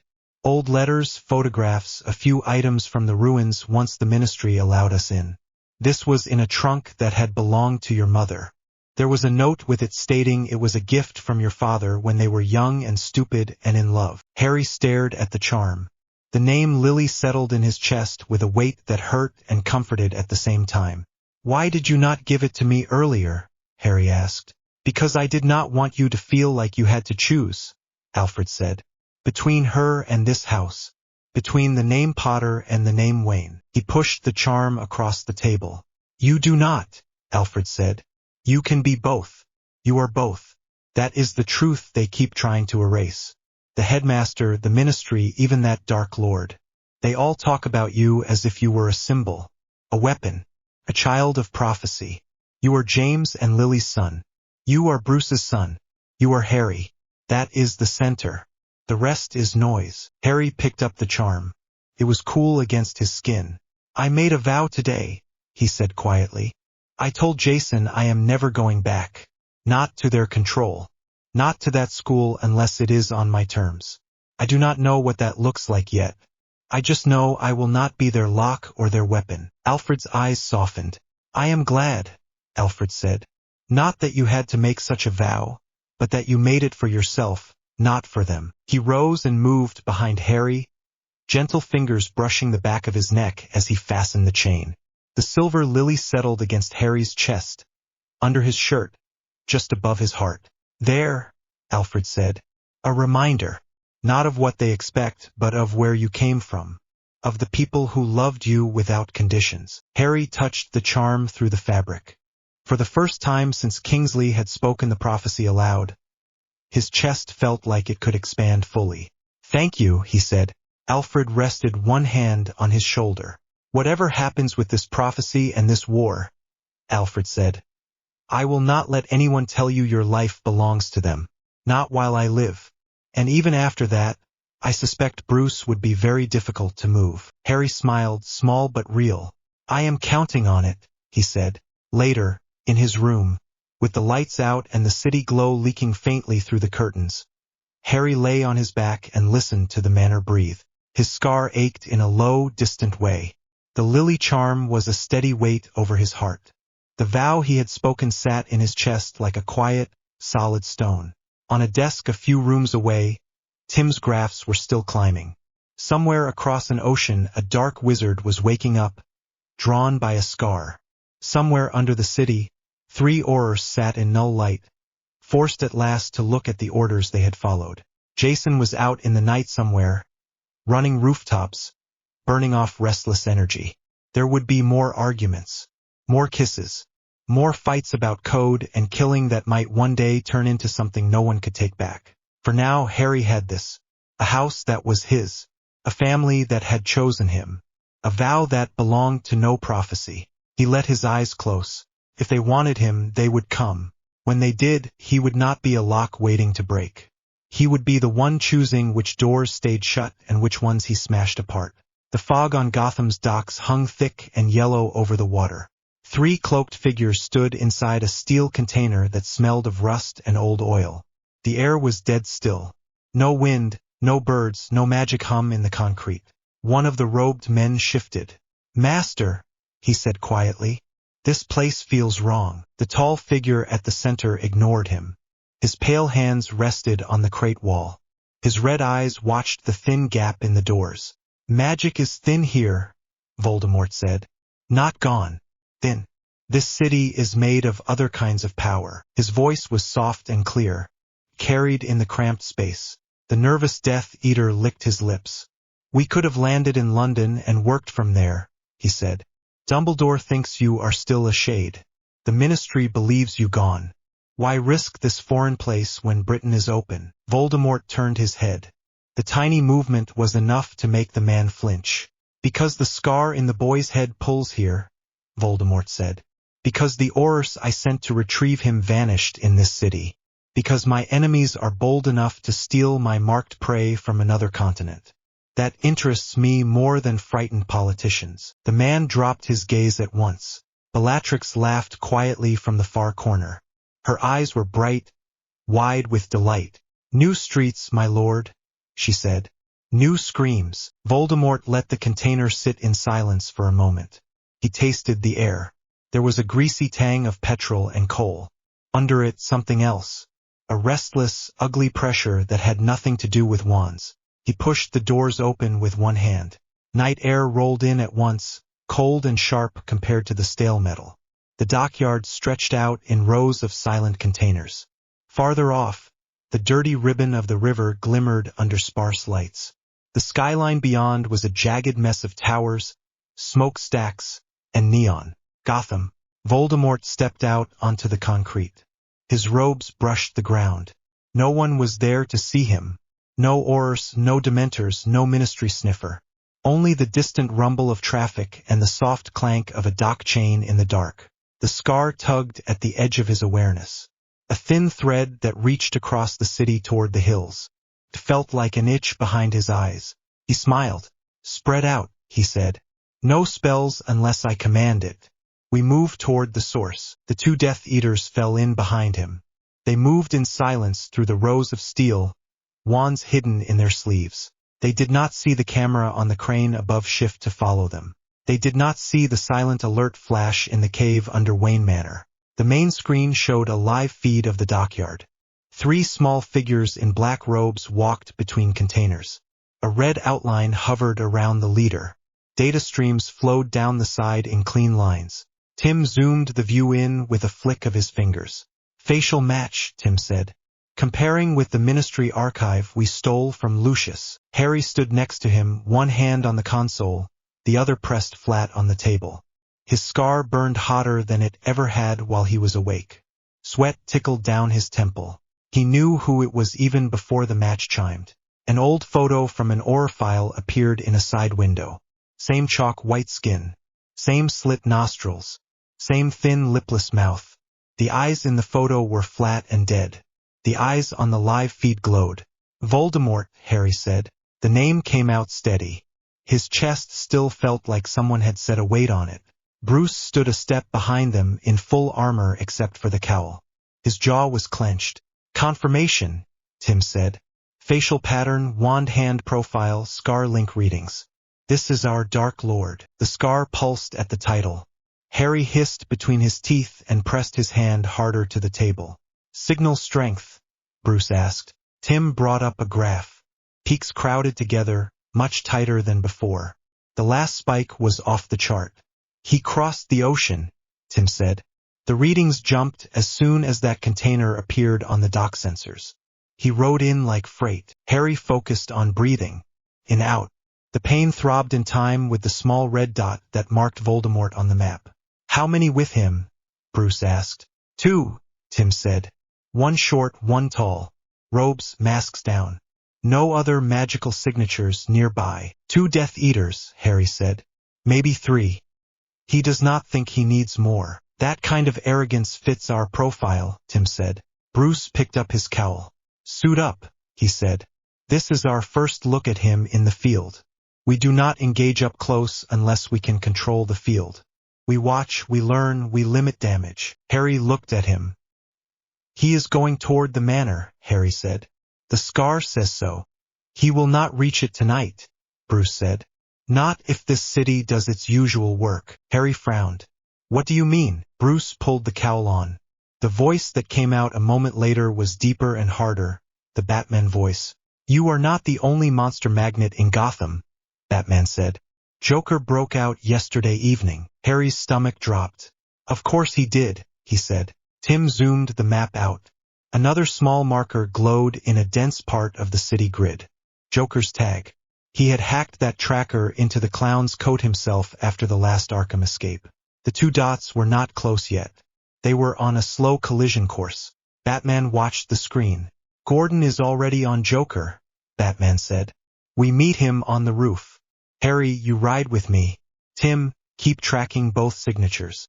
Call out any new players. Tim nodded, jaw tight. Already patching the scar readings into your cowl, Tim said. You will feel it before the graphs do. But more data never hurts. Harry grabbed his mask and the small case of null field grenades. The cold metal rested against his scarred palm. The pain cut along it and sharpened his focus. He followed Batman to the elevator. Rain blew sideways across the roof of the police station. Commissioner Gordon hunched in his coat and smoked a cigarette down to the filter while he watched the city. The wind tugged at his glasses. The bat signal stood silent near the edge, rain beating on the metal. He did not need it tonight. He knew who was coming. Batman dropped out of the dark near the antenna. Rook followed a second later, cape snapping once in the wind before settling. Jim, Batman said. Gordon flicked the cigarette off the roof and ground the butt under his shoe. Busy night, he said. Arkham breakout, cult robe thing on the docks, power surges we cannot explain. I told my wife I might not be home for breakfast. You will, Batman said. Gordon snorted once. You always say that, he said. Then he looked at Harry. Kid, you look like hell. Harry shrugged. Shared headache, he said. Our guest from Britain likes to announce himself. Gordon's brow creased. That is him, he said. The wizard who killed your parents. Harry nodded. Yes, he said. Gordon blew out a breath. Rain hit his face and ran into his mustache. Any chance you want to sit this one out? Gordon asked. He already knew the answer. None, Harry said. Gordon nodded once. Fair enough, he said. Here is what we have. Joker hit a weapons truck near the Narrows. He killed 3 guards, took the cargo, and left a laughing face on the road. He is headed for the old amusement pier. He has a habit of staging shows in places like that. Harry's stomach clenched. He still remembered the last time. The poisoned Ferris wheel. The screaming kids. The smell of burnt paint. Voldemort is moving toward the hills, Harry said. But he is slow. He is testing the city as he walks. He will feel Joker's chaos before long. Batman nodded. Joker does not share toys, Batman said. He will not like another predator in his hunting ground. Gordon adjusted his glasses. So we get to watch 2 nightmares bump into each other, he said. I should have retired when I had the chance. Batman stepped closer to the edge. The city stretched below, a maze of light and decay. Contact me if you see any sign of extra forces, Batman said. If the Ministry sends more Aurors, I want to know before they hit the river. Gordon nodded. You got it, he said. Be careful with that clown. He looks like a joke until the body count shows up. Batman looked at Harry. Let's move, he said. They stepped off the roof together. Grapnels fired with a twin crack. The night swallowed them. The old amusement pier creaked under the wind. Rusted rides stood frozen in place. The lights had been off for years. The only brightness now came from the wild splash of fresh paint on the main gate. A huge grinning face stared out over the empty road. White, green, red, all smeared like blood and slime. The teeth were real metal welded to the frame. There were brown stains between them. Inside, the pier was far from empty. Joker swayed on a broken bumper car in the center of the park. His coat flapped open over a purple shirt. His hair stuck up in wet green spikes. White paint ran in thin paths down his cheeks where the rain hit. His grin did not move. Around him, dozen gang members in cheap clown masks dragged heavy crates into position. Some stacked them near the carousel. Others wired strange devices to the supports of the roller coaster. Each device was a fat metal cylinder with a cluster of nails pushed through the side. Wires ran out of them to a central switchbox shaped like a toy. From a distance they looked like ugly metal flowers. From up close they looked like bombs. In the far corner of the park, a group of hostages sat on the wet boards, wrists tied. Men in cheap clown masks paced around them with guns. Harley Quinn bounced on a cracked bench near the shooting gallery, bat across her shoulders, chewing gum. Puddin', she called. This is a lot of boom for one night. Joker swung his legs. His shoes squeaked against the metal. Ah, Harley, he said. Gotham has been so dull. I keep blowing things up, and the bat keeps putting them back together. It is like a sad little loop. But tonight we have a guest. We must be generous hosts. Harley tilted her head. Guest, she said. Joker pointed his hand out toward the dark city. A wizard, he said. A real one, not a fake stage thing. Magic boy. The air tastes different. All sharp and hungry. It tickles my nose. He inhaled deeply and laughed. The bat has been collecting strays, Joker went on. This one is special. The Scar boy who vanished. Now we have another. Thin, pale, full of hate, no sense of humor. The reports say he kills with green light. How rude. No build-up. No show. Harley blew a bubble. Popped. So we are going to show him how it is done, she said. Joker clapped once. Exactly, he said. We give him a welcome party. Lots of noise. Plenty of bodies.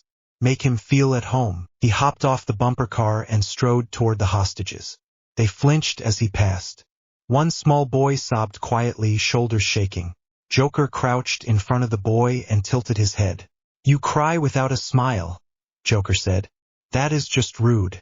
Tell you what, when our guest arrives, you can tell me which of my jokes is funniest. If you pick well, you walk out. Maybe.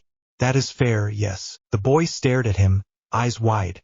He could not answer. Joker sighed and stood. No appreciation for art, he said. He flicked the main switch. The devices hummed. Faint light ran along the wires. The metal cylinders began to glow at the edges. Out by the street, the giant painted face lit up. The teeth shone bright. Gotham looked back and bared its own grin. On a rooftop overlooking the pier, Batman and Rook lay flat behind a low concrete wall. Rain soaked their capes. Through the lenses of the cowl, the whole park glowed in thermal outlines. Hostages in one corner, gangs at the rides, devices on the pillars. Chemical bombs, Batman said quietly. Homemade. One central trigger. Blast radius large enough to cover the pier and half the water. With the wind, the gas spreads to the Narrows. Harry watched the hostages. How many kids? Harry asked.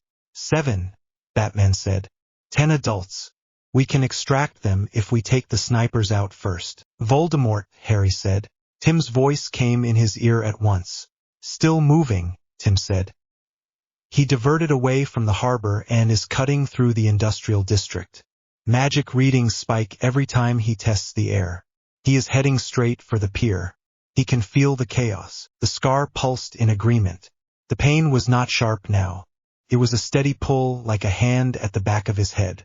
He wants me, Harry said. He feels me and Joker feels him. Great. Batman's jaw set. We let them meet, Batman said. From a distance. We use the chaos to break Joker's circle and pull the hostages. We do not let either of them get a clean shot at you. Harry swallowed. Understood, he said. Nightwing and Red Robin are on the second approach. Batman went on. Red Hood is covering the road. If Joker tries to run, Jason can cut him off. Damian is on your flank. We hold the line. Harry nodded. The plan settled over his nerves and gave them shape. Positions, routes, objectives. How long till he arrives? Harry asked. 3 minutes, Tim said. Maybe 4. Scar readings are climbing fast now. Harry shifted his grip on the null grenades. The metal felt heavy and solid. Tim had tuned these to the scar link itself. When they blew, they would not just dampen generic magic. They would throw a mirror back at whatever touched the scar. Batman moved his head slightly. When they meet, Batman said, I want you to watch, not just the magic. Watch how they act. The difference matters. Harry frowned. Voldemort wants control, he said.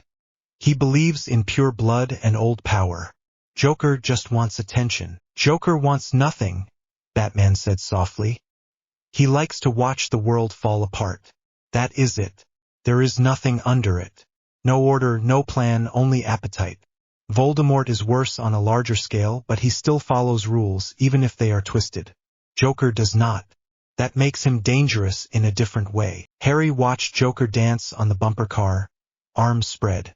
So we let 2 different kinds of poison touch, Harry said. And we try not to breathe it in. Batman did not answer. He did not have to.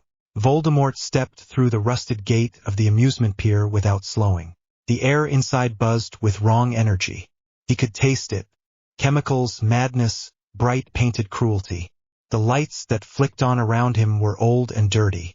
The grin over the gate stretched wide and false. His lip curled. This place is loud, Bellatrix said, delighted. Stay close, Voldemort said. The boy is near. The scar raged now. For a moment Harry's mind blurred, then snapped into sharp clarity.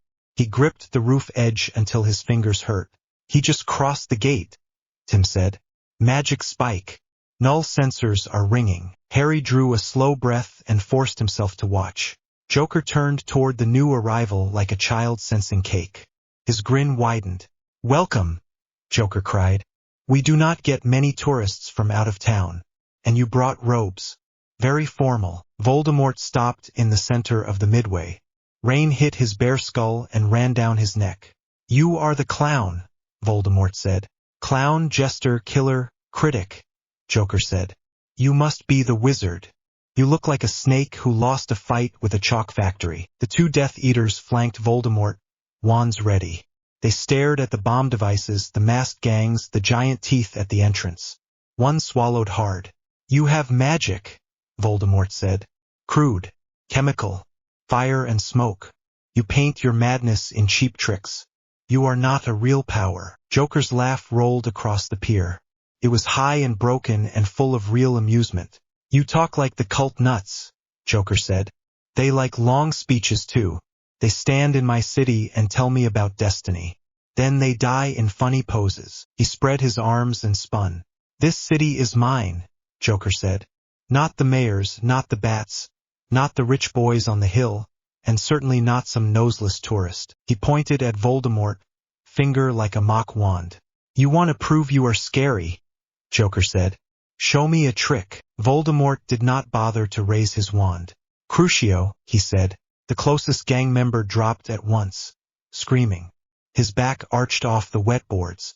His hands clawed at the air. Joker watched him, head tilted. Pain spell, Joker said. Useful. Bit plain though. He flicked his own switch. One of the bomb devices blew with a sharp crack and a rush of greenish mist. The shock knocked several of his own men off their feet. The mist rolled across the pier in a thick bank. A clown mask melted off one man's face. Skin came with it. He howled once and went silent. Voldemort raised his wand sharply. Protego, he snapped. A clear dome flared around him and his followers. The mist hit it and slid away. The Death Eaters coughed once at the edges but stayed on their feet. Joker clapped slowly, bright delight in his eyes. Now we are talking, Joker said. You kill one, I kill three. This is art. Harry flinched. The screams and crack of the blast hit his ears even through the cowl. We have to move, Harry said. Those hostages will choke. Nightwing, Batman said into the calm. Take the west flank and start pulling them out. Red Robin, cut the wires on the remaining devices. Red Hood, you stay on Joker. If he goes for the switch again, you stop him. Acknowledgements came back in quick bursts. Rook, Batman said. Get ready to throw when I say. Harry slid one null grenade into his palm and waited. On the pier, Voldemort's eyes tracked the gas. His lip curled. You poison your own men, Voldemort said. You waste power on spectacle. Joker shrugged. They knew the dress code, Joker said. Come to my party, risk your face. It keeps the boring ones away. Voldemort lifted his wand toward Joker. Avada Kedavra, he said. Harry felt the spell before the green light formed. The scar screamed. Heat lanced through his skull. The power pouring through that word slammed into the null sensors with enough force to make Tim's equipment flicker. The beam shot across the pier in a straight line. Joker dodged sideways with sudden, wild speed. The curse grazed his coat and smashed into the painted teeth at the gate. White metal vaporized. The grin blew apart in a flash of light and falling shards. Joker landed in a roll, laughing. Now that is a joke, Joker shouted. You missed. Harry's head rang. He bit the inside of his cheek to focus. Now, Batman said. Harry threw. The grenade arced out over the pier. It landed near Voldemort's feet and burst with a sharp pop. Blue light flared outward in a hard ring. It expanded across the boards, over the rides, over the bodies. Voldemort staggered as the field hit him. His wand arm jerked. Bellatrix hissed and clutched her head. Every spell residue in the air fizzled. The mist twisted, thinned, and dropped in heavy droplets. The remaining devices flickered and went dark. The scar took the hit too. Pain shot through Harry's skull, then dropped to a low throb. The second layer Tim had mapped caught the surge and folded it. It worked. Voldemort's eyes snapped up to the roof where the grenade had come from. He saw only rain and shadow, but the scar pulled his attention toward that spot. The bat, he said softly. And the boy. Guns out, Joker shouted. The party just got better. His men fired blindly at the roof. Batman moved. He dropped from the ledge like a stone. Grapnel lines snapped taut and swung him toward the nearest gunman. His boots hit the man's chest with a solid thump. The gun flew from the thug's hand and clattered into the dark. Rook followed, cape flaring for a moment before he tucked it tight. He landed in a crouch, rolled, and came up behind a second thug. A quick strike to the wrist, another to the jaw, and the man went down. Nightwing burst from a side building, baton spinning. He slammed one into a masked shoulder, another into a knee, and dragged the nearest hostage behind a toppled cart. Red Robin slid along the pier rail, hands already on the wires. His cutters flashed. One by one, the dead devices fell silent. Red Hood walked right toward Joker, shoulders loose, helmet tilted. Two pistols rested in his hands, aimed down but ready. "Jay!" Jason called. "You picked a bad night," Joker giggled. "Red boy," Joker said. "Come to watch the magic show." Voldemort tried to cast again. "Crucio!" he snapped, wand raised toward Batman. The curse flared weak. The null field grabbed it and squeezed. The beam spat out and died 3 steps from his hand. His eyes widened for a split second. Rage twisted his face. "You dare!" he hissed. Harry moved into the open. He could feel every beat of his heart in his scar, but the field around Voldemort gave him a buffer. "Drop the wand," Harry called. "You are not in your world tonight." Bellatrix's gaze fixed on him. Her smile stretched wide. "The baby lives," she breathed. "Our little savior in armor." She tried to fling a curse. The null field crushed it. Her wand sparked in her hand but did not fire. Voldemort studied Harry. For a heartbeat the pier was silent except for rain and distant groans. "You scent of Muggle metal and my magic," Voldemort said. "You live between worlds. You think that saves you." Harry lifted his own wand. Art's sigils flared faintly under his gloves. "It already did," Harry said. "You aimed at a child. You failed. You do not get a second chance." He flicked his wand in a sharp motion. A bolt of pale force shot out, wrapped in the null signature Tim had woven into the spell. It was not lethal. It was a hard, focused punch at the wand, at the link, at the scar echo in Voldemort's hand. The bolt hit. Voldemort's wand jerked from his fingers and clattered across the boards. For a second Voldemort staggered. The scar in Harry's head lit with raw fire. Harry saw flashes that were not his. Cold nursery. A snake-faced man leaning over a crib. Green light. A dark churchyard. Circle of masks. A high cold laugh. He forced them away. "Batman!" Harry shouted. Now, Batman was already moving. He threw a batarang. It sang through the air and smashed into the pier power box. Sparks sprayed. The lights cut at once. Gotham's night swallowed everything. In the dark, trained movements mattered. Batman fought by sound and memory. He knew where each support stood, where each cart and ride sat. He dropped 3 gang members in as many seconds, guided by their shouts and the flash of guns. Nightwing used the faint glow of his batons at lowest setting. He pulled hostages behind cover in the dark, hand on each shoulder, voice steady in their ears. Red Robin vanished into the structure, taking out the last of the wires and pulling bomb cores with quick, precise grabs. Rook closed on Bellatrix. He could hear her muttering, feel the strain as she tried to pull magic through the null field. He slammed his shoulder into her and took her leg with a sweep. She hit the boards and lost her breath. He drove her wand away with a kick and pinned her wrist. "Stay down," he said. She spat in his face and laughed. Red Hood stayed on Joker. In the dark he had the advantage. His helmet fed him a clear view filtered through the chaos. "Hands off the switch," Jason said. "Or I put you to sleep." Joker's grin floated in the dark. "Guns again," Joker said. "You cling to those like a child clings to a toy. You talk about rules, but you keep the option on the table." He lunged for the central trigger. Jason shot the box. The bullet hit the plastic casing. The box exploded in a shower of sparks.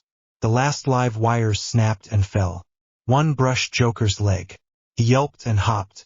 "You broke my toy," Joker said. "Shut up," Jason said. On the other end of the pier, Voldemort retrieved his wand with a sharp flick of his hand. The null field slowed him, but it did not stop his raw power. He raised the wand high. "Enough!" he shouted. A burst of raw magic erupted from him. Not shaped, not named, just a wave of force. It crashed into the null field and met the tuned echo from Harry's scar. Harry screamed as the clash ran through him. It felt like someone had grabbed his brain and tried to twist it. His knees hit the boards. "Rook," Batman called. "I am fine," Harry forced out. His teeth hurt from how tight he clenched them. The wave tore through the pier. It flipped carts, snapped boards, and knocked masks from faces. Bombshells rolled into the water. Hostages were already clear, dragged to the far end by Nightwing. Gangs and Death Eaters took the brunt. When the blast faded, Voldemort stood at the edge of the pier, breathing hard. For the first time Harry saw strain on his face. The null field flickered. Tim swore in Harry's ear. "Field is unstable," Tim said. "He poured too much raw energy through it. Generators are at risk." Voldemort's eyes narrowed. He looked toward the roofs again and then out toward the dark water. "This city is ugly," he said, "but it will burn. I will strip it to the bones if I must to take what is mine." Joker laughed in the dark. "Try it," Joker called. "You set fire, I bring gas. We can dance all night." A siren wailed in the distance. Gotham police moving fast. Batman threw a smoke pellet.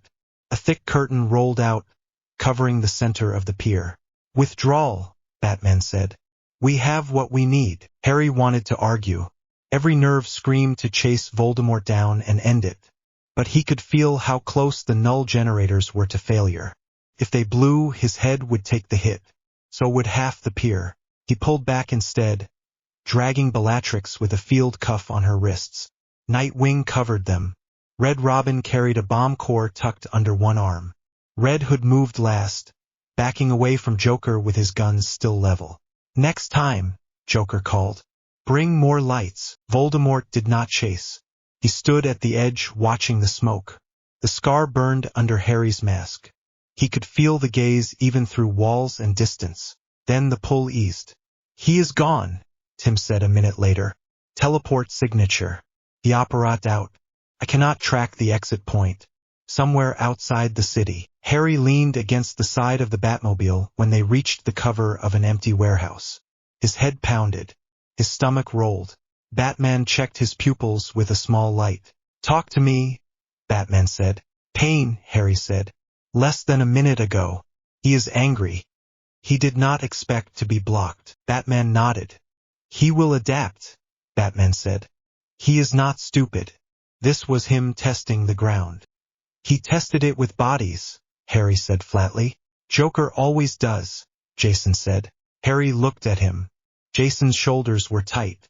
His fingers flexed near his holstered guns. "You shot the trigger," Harry said. "If you had hit Joker instead, we might have had one less problem." Jason's jaw moved. "I took the safer shot," Jason said. "For once." Batman glanced at him. "You did the right thing," Batman said. "We do not trade one life for another in the dark. Not if we can help it." Jason dropped his gaze. He did not answer. Back in the cave, the mood was brittle. Bellatrix raged in the cell next to Dawlish, null light washing over her mad grin. Dawlish sat silent, eyes dark. Tonks wrapped her arms around herself and watched the wall, face pale. Tim scrubbed data from the generators.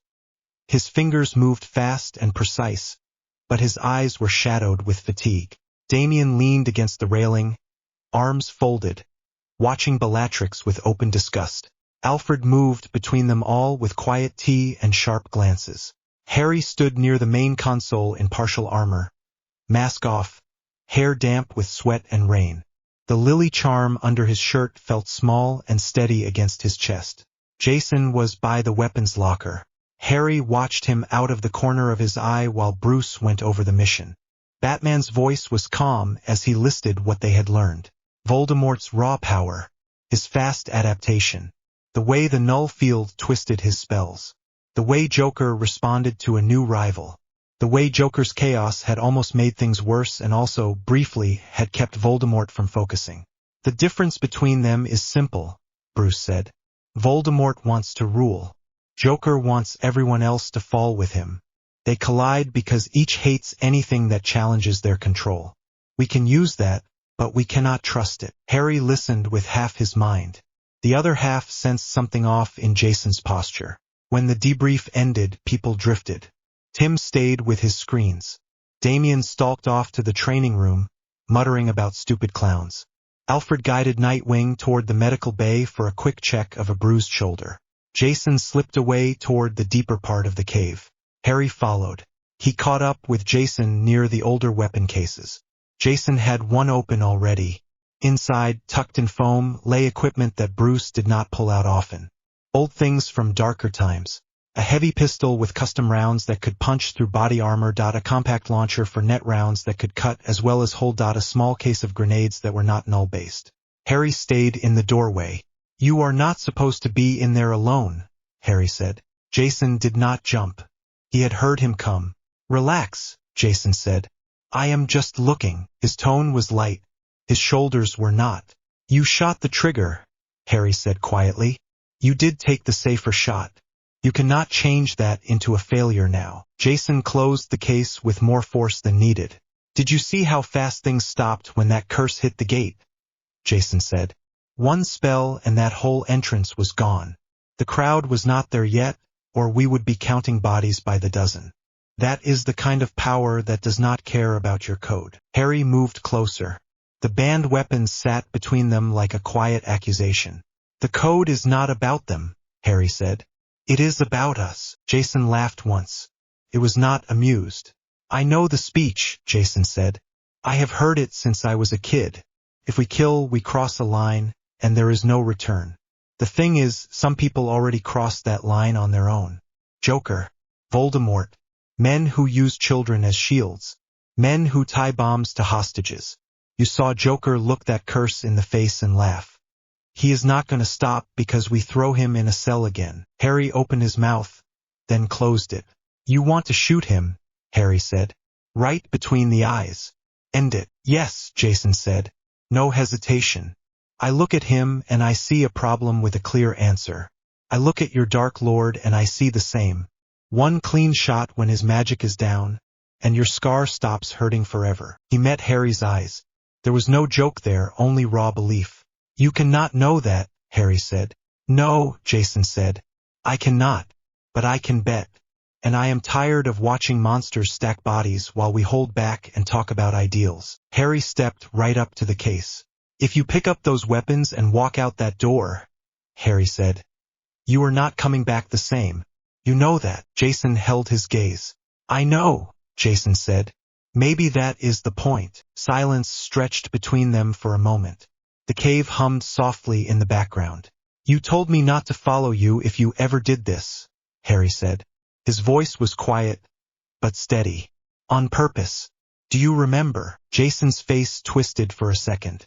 Then he reached out, took Harry by the neck, and pulled him in. The kiss was quick and hard, more like a promise than comfort. He broke it before Harry could lean in. I remember, Jason said. Do not follow me. Then do not go, Harry said. Jason smiled, small and sad. I do not know if there is a way through this where I stay, he said. Not after seeing both of them on the same board. Joker laughed at your Dark Lord and at us at the same time.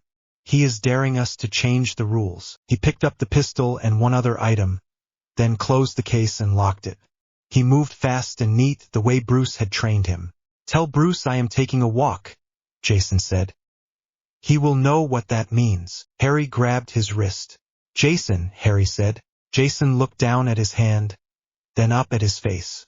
For a second his expression cracked, and Harry saw the boy who had once stolen tires for attention, the boy who had been taken in and given a bed and a name. Then the look was gone. If I stay, I will keep pushing to cross that line, Jason said. If I go, at least you have a chance to hold it. He gently pried Harry's fingers away. Remember your vow, Jason said. He turned and walked toward the far exit tunnel. His boots were almost silent on the stone. Harry stood there and did not chase him. Every part of him wanted to. The vow sat in his chest like a weight. So did Jason's words. He heard steps behind him. Bruce, how long have you been there? Harry asked without turning. Long enough, Bruce said. Harry turned then. Bruce's eyes were on the empty doorway. You are going to stop him, Harry said. Bruce's jaw was tight. If I try to drag him back now, Bruce said, he will only run further next time. Sometimes the only way to hold someone is to let them walk and be ready when they fall. Harry shook his head. That sounds like a terrible plan, he said. It is the only one he will accept, Bruce said. I made mistakes with him before. I pushed too hard, then not enough. I will not repeat those patterns. I will track him. I will limit the damage. But I cannot chain him here. Harry looked at the empty tunnel again. He is going to go after Joker, Harry said. Or Voldemort. Or both. Yes, Bruce said. Harry swallowed. Then we need to move faster, Harry said. We need better fields, better plans. We cannot let Jason be the one who ends this war with a bullet while we stand by and watch. Bruce stepped closer and put a hand on his shoulder. We will not, Bruce said. We will bring him home alive, and we will stop them without becoming them. That is the work. Harry closed his eyes for a second. The scar hurt. The lily charm pressed steady against his chest. The vow he had made that day held firm in his mind. I am with you, Harry said. He opened his eyes and looked back at the main cave. Bellatrix screamed in her cell. Dawlish stared at the floor. Tim's screens showed a faint red line moving slowly away from Gotham, then curving back. Voldemort had tested the city and met its clown. He had not won. He had not lost. He had learned. So had they. Harry squared his shoulders.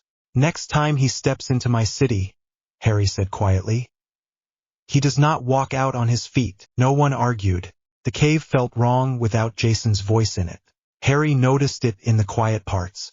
No sarcastic comment cutting through Alfred's comm reports, no muttered curse when Tim's code froze, no off-key humming from the training room at 2 in the morning. It was like walking through a house after a picture had been taken off the wall. The shape was still there.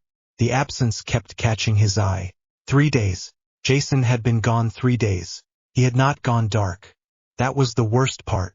His tracker still blinked on the board above Tim's station. The signal moved in strange patterns along the outer rings of the city and then out beyond them. Industrial yards. Old safe houses. Places you went when you wanted to be close enough to see the city and far enough that no one could grab you by accident. He did not answer calls.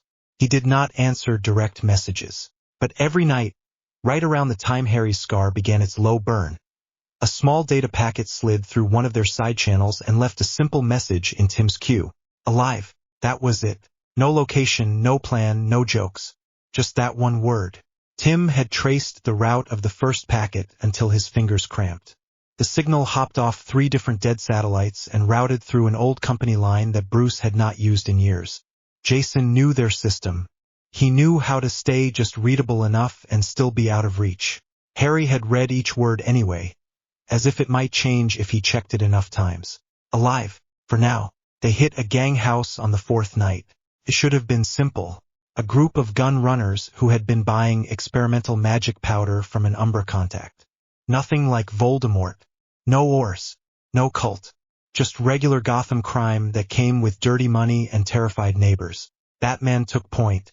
Nightwing swept the back stairs. Red Robin went for the lab in the basement. Rook went in through the roof with Damien at his side. Harry dropped through a broken skylight and hit the floor in a roll. The air was thick with tobacco and cheap cleaning fluid. Someone had tried to scrub blood out of the concrete. A man at the card table looked up, mouth opening in surprise. Harry fired a grapple line, hooked the guy around the chest, and yanked him straight off the chair. The man slammed into him and went down hard. Damien landed beside him like a small, furious cat. Left, Damien snapped. Harry turned. The second man had his gun half up. Harry flicked his wand and sent the weapon spinning to the ceiling. Tim's null-tech made the charm hit like hard air. No glow. It should have felt routine. They had done this 100 times. Except the timing was off. Nightwing's voice came over the comm. A fraction late. 2 on the fire escape, he said. Moving fast. Door. Damien spat. Harry spun. The side door crashed open. A third man in a heavy coat charged through with a shotgun already pumping. Jason would have been there. Harry saw the empty space as clearly as if Jason stood in it. This was where Red Hood usually crashed into the scene. A kick to the back of the knee. A crack across the gun hand. Smug comment afterward. Instead there was open air. Harry threw himself forward and grabbed the barrel. The shotgun roared. Heat burned along his sleeve. The blast tore a chalky hole in the wall inches from his head. Damien dived low and cut at the man's ankle. The blade was blunt, designed to bruise not break. It still made the man howl and fall. Harry twisted the gun free and shoved it aside. His heart hammered. The skinny man on the floor swore and tried to scramble away. Rook. Batman's voice came in his ear. Status. Clear, Harry said. He made his voice steady. His arm hurt. He could smell burnt fabric and skin. He looked at the shot pattern in the wall. If he had moved a step slower, it would have painted the room red. Nightwing came in through the back, baton spinning. That was messy, Damian snapped. You hesitated. Harry pulled air into his lungs. I adjusted for the missing piece, he said. Relax. Damian's eyes flashed under the mask. The missing piece walked out, Damian said. He made the choice. You do not get to lose focus because he is not here to make jokes and break noses. That is enough, Batman said. He appeared in the doorway like he had grown out of the shadow there. His cape was wet from the roof. His eyes went from the hole in the wall to Harry's burnt sleeve to Damian's tight jaw. Report, Batman said. Damian folded his arms. Target 3 had a clean shot, he said. Rook almost ate it. I handled it, Harry said. You were slow, Damian said. Harry rounded on him. I adjusted, he repeated. Because the team changed and no one wants to say his name. Both of you stop, Batman said. His voice did not rise. It did not need to. They stopped. Batman stepped into the room and looked at the men on the floor. No fatalities, he said. No civilian harm. Lab is secure. That qualifies as handled. We will clean the timing in training. Damian stared at the floor. Harry stared at the wall. We are done here, Batman said. Gordon's team can process the rest. Gordon met them outside the building. His coat was already damp from the drizzle that never really left the Narrows. He glanced at the squad car where the gang members sat cuffed and sulking. Nice work, Gordon said. Heard one of them nearly turned the place into a meat locker. Harry's arm throbbed. The burn was superficial. Alfred had already hissed in his earpiece and told him to stop flexing the fingers. We got to him first, Harry said. Gordon looked at him for a beat too long. Harry saw the question in his eyes. Jason, Red Hood sitting this one out? Gordon asked. Yes, Batman said. Just like that, Gordon said. No extra words. You do know how unsettling that is, right? Batman did not answer. Gordon sighed and rubbed his forehead. I do not want to be in this city the night your family decides to have a true fight, Gordon said. You think the clowns are loud? He nodded at Harry. Get that arm wrapped, he said. You look like you are trying very hard not to notice it. Harry closed his hand. The burn pulled. I am fine, he said. Seen that look on too many kids, Gordon said. You all say that. None of you are fine. He stepped back and let them go. The cave felt colder when they came back. Harry stripped the armor off in silence and dropped the damaged sleeve on the medical tray. Alfred clucked under his breath and reached for the salve. You will have a scar, Alfred said. A small one. Nothing dramatic. It will sting tonight. Harry stared at the pink raw line on his forearm. Add it to the collection, he said. Alfred dabbed the salve on with careful fingers. Your humor has taken a darker turn, Alfred said. Harry did not answer. On the other side of the room, Bruce stood with his back to them, looking up at the board with the trackers. Dick leaned against the rail near him, arms folded, eyes on Jason's duck. Tim sat at his console, shoulders hunched over the empty message queue. Damian had stalked off to the training ring. The family in crisis, the outline in Harry's mind supplied. He hated that he could hear his own story described like that. Alfred finished with the bandage. There, Alfred said. Try not to punch anything with that arm tonight. Harry flexed his fingers. The skin pulled but did not scream. Thank you, Harry said. He slid off the table. His feet carried him toward the main console before he could talk himself out of it. Tim glanced up as he came near. His eyes were ringed with tired darkness. Anything? Harry asked. Tim shook his head. No packet yet, he said. He is due in an hour if he keeps the pattern. Harry looked up at the tracker board. Jason's dot moved along the outer ring again, near an old rail line. Want coffee? Harry asked quietly. Tim gave a little huff that was almost a laugh. We are so broken, Tim said. At this point coffee is our love language. Harry managed a small smile. I will take that as a yes, he said. He turned toward the stairs that led to the manor kitchen. Harry! Bruce's voice stopped him halfway. Harry turned back. Bruce was still looking at the board. Stay in the cave, Bruce said. We need to talk. The words were calm. Harry's stomach still dropped. Dick shifted his weight. I will give you space, Dick said. Tim, come check the ring layout with me. Damien needs a new sparring partner before he starts attacking the walls. Tim shot Harry a quick look and then followed Dick up the steps. That left Harry, Bruce, Alfred, and the roar of the waterfall in the background. Alfred caught Harry's eye. There was sympathy there and a quiet warning. Bruce turned to face him. The cowl was off. The man underneath it looked tired in a way the armor could not hide. You hesitated in there, Bruce said. Harry's jaw tightened. Damien already gave me that lecture, he said. This is not a lecture, Bruce said. It is a question. Why? Harry folded his arms. The bandage rustled. Because he should have been there, Harry said. The words came faster than he meant them to. Jason should have been on that door. That is his usual position. That is how we run that play. You know it. I know it. We have done that pattern for years and it works. Bruce held his gaze. He chose to leave, Bruce said. You let him, Harry snapped. The echo bounced off the cave walls. Bruce's eyes did not change. Yes, Bruce said. Harry laughed, sharp and angry. Of course, Harry said. We just keep letting people walk out of our lives if they are too complicated, right? Jason leaves and you say nothing. Dumbledore sends men across an ocean to drag me back and you stay here and tell me to stick to the plan. Joker tears families apart for a joke and you keep putting him back in a cell. How is any of this supposed to make sense? Harry, Alfred said quietly. Harry shook his head. The words were out now. What is the code even for? Harry asked. Jason called it a chain. Some nights it feels like one. I made a vow to this family. I chose Gotham. I chose this house. And still it feels like I am wrapped in other people's rules I did not write. Yours. Dumbledore's. Voldemort's prophecy.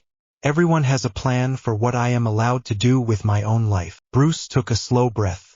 Come here, he said. Harry almost laughed again. What? He said. Up here, Bruce said. On the platform. Harry hesitated, then walked up the steps to stand beside him at the edge. From this height the cave looked even larger. The cells glowed in the distance. The board of trackers hummed softly. Bruce did not look at him when he spoke. You are angry, Bruce said. Good. You should be. You have every right to be furious at the way adults have used you as a tool. I will not tell you to calm down. Harry clenched his fingers around the rail. Then what are you going to tell me? Harry asked. Bruce's eyes were on the waterfall now. The spray caught the cave lights and broke into fine mist. When I was 8, I watched a man shoot my parents, Bruce said. His voice stayed level. The night after their funeral, I sat in my room and planned how to kill him. Harry went still. I did not know his name then, Bruce went on. I only knew the alley and the gun and the way my father's hand went slack. I wanted to find him. I wanted to pick up a weapon and make him feel what I felt. That thought sat in my chest like a stone. It whispered to me for years. Harry swallowed. His scar throbbed, a dull echo. I could have followed that thought, Bruce said. I had the money.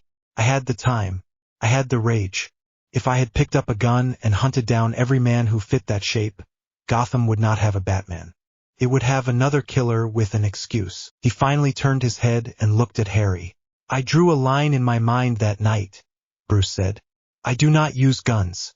I do not kill. Not because my enemies deserve mercy. Some of them do not. Some of them deserve every pain they ever gave. I drew that line because if I stepped over it, I would never stop. I know myself well enough to admit that. Harry heard Jason's words from the training room. If I ever move on that instinct, do not follow me. You drew the line for you, Harry said quietly. Yes, Bruce said. I drew it to stop myself from becoming the man who killed my parents. I drew it to survive my own anger. He paused. And then I met you, Bruce said. A boy who had every reason to hate the world and still chose to help a frightened woman in a club.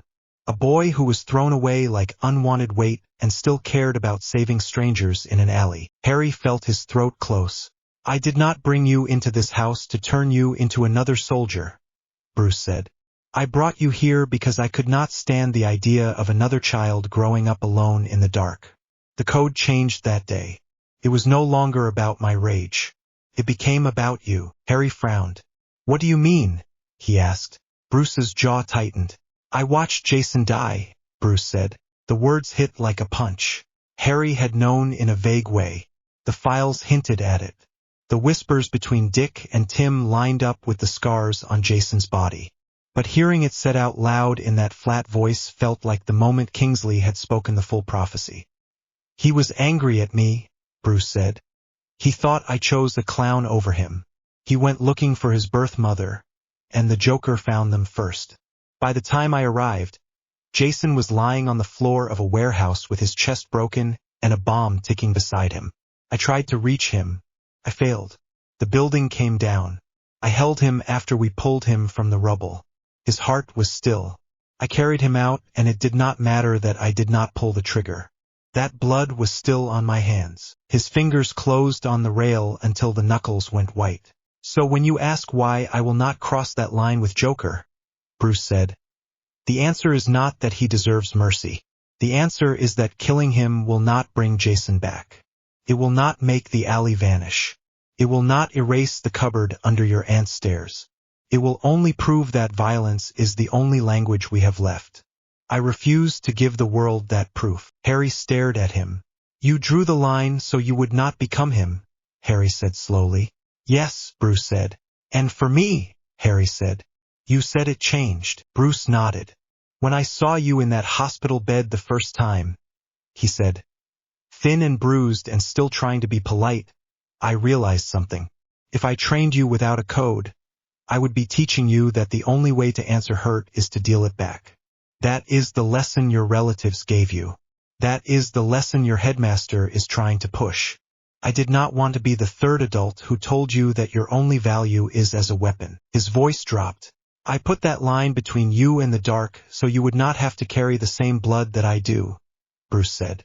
The words landed in Harry's chest with a painful thud. For a moment he could not speak. You think I cannot handle it, Harry said at last.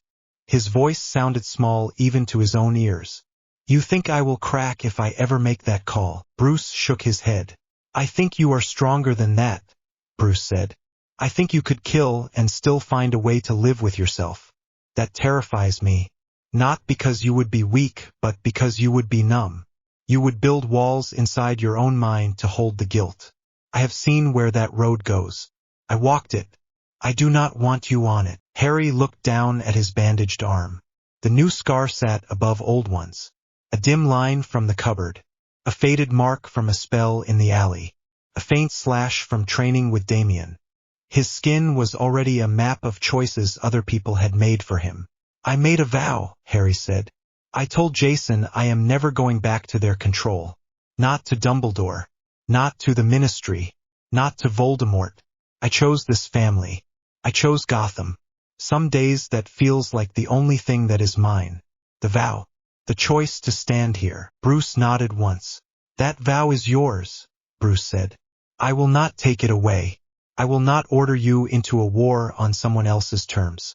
I am telling you why I made my own vow. Not to chain you. To explain the man asking you to hold back when everything in you is screaming to strike. Harry thought of Voldemort on the pier, raising his wand and ripping a gate apart with a single curse. He thought of Joker laughing at both of them. He thought of Jason walking away into the dark with a gun in his hand.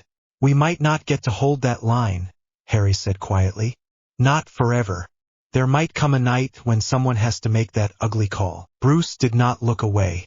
If that night comes, Bruce said, I will stand in front of you and take the weight myself. Harry felt anger flare again. It was different this time. That is not fair, Harry said. You do not get to be the only one who bleeds for this family. You are not the only one allowed to carry guilt. We are not children you can keep in a glass box while you break yourself on every monster that walks into the city. Bruce's mouth twitched. It was almost a smile. You are my son, Bruce said. I do not know how to do it any other way. The word sat there between them. Son. Harry's throat closed. No prophecy, Bruce said. No chosen one. No weapon. You are my son. I will make mistakes. I already have. Letting Jason walk without saying more was a mistake. I wanted to give him the space he insisted on. I should have told him he was still my child, even when he hated my code. Harry blinked hard. You did not say it, Harry said. No, Bruce said. I thought he knew. I was wrong. I will not make that same mistake with you. So I am saying it now. He took a breath. I am proud of you, Bruce said. Not because of your magic. Not because you are the boy with the scar. Because you keep choosing people over power, even when they do not deserve it. Because you walked into that pier tonight knowing the man who killed your parents was there, and you still put the hostages first. A hot ache rose in Harry's chest. He had wanted something like this for years without letting himself say so.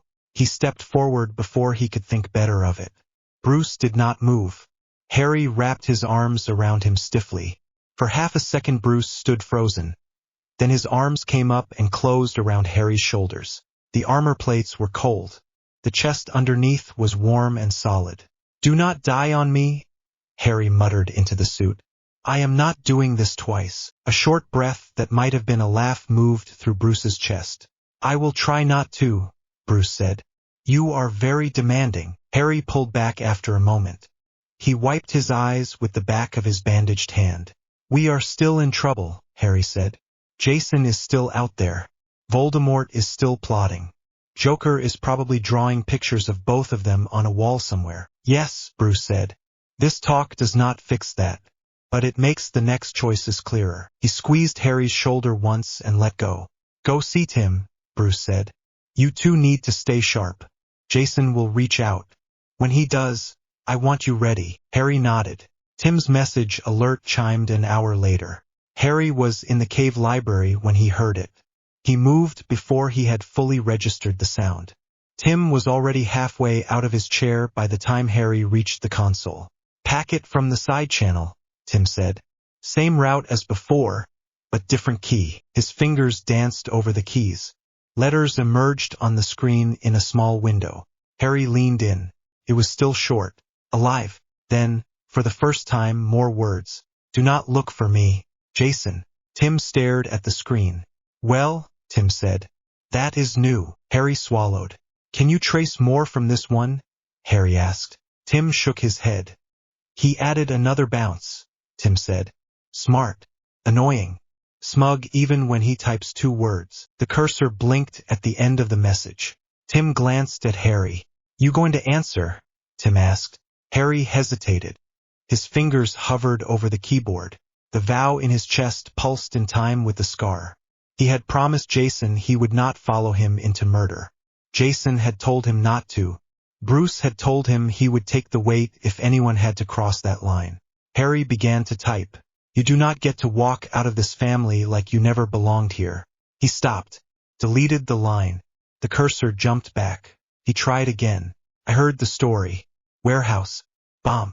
You died once already. That is enough. He deleted that too. Tim watched him silently, hands tucked under his arms, knowing better than to get in the way. Harry closed his eyes for a moment. When he opened them, he let his fingers speak. You are not alone. He paused. We will not cross that line without you. Do not cross it without us. He sent it before he could edit it to death. The status bar blinked, then cleared. No reply came. Tim let out a breath. Not bad, Tim said. Honest without being a full meltdown. Alfred will be proud. Harry leaned his forehead against the edge of the console. He told me not to follow him, Harry said.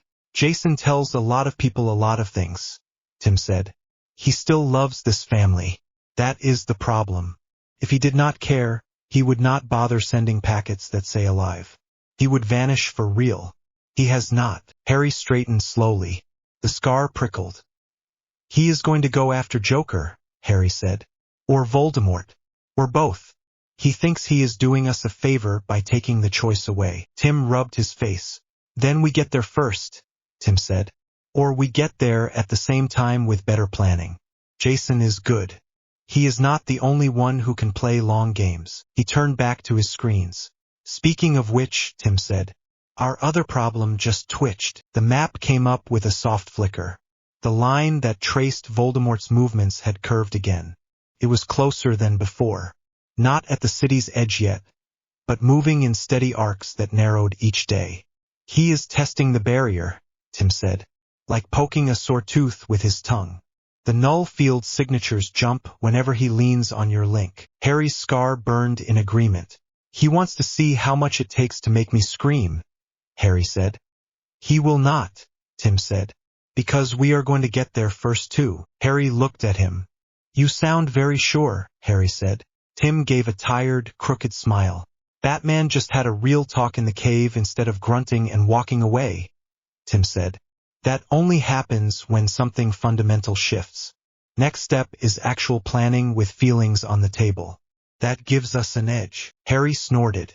You really think healthy communication beats dark magic and pure chaos? He asked. Tim shrugged. Maybe not directly, Tim said. But it means when the next crisis hits, we will not be tripping over old secrets and half-spoken guilt. That matters. Harry watched the line on the map. Jason is still out there, he said. Yes, Tim said.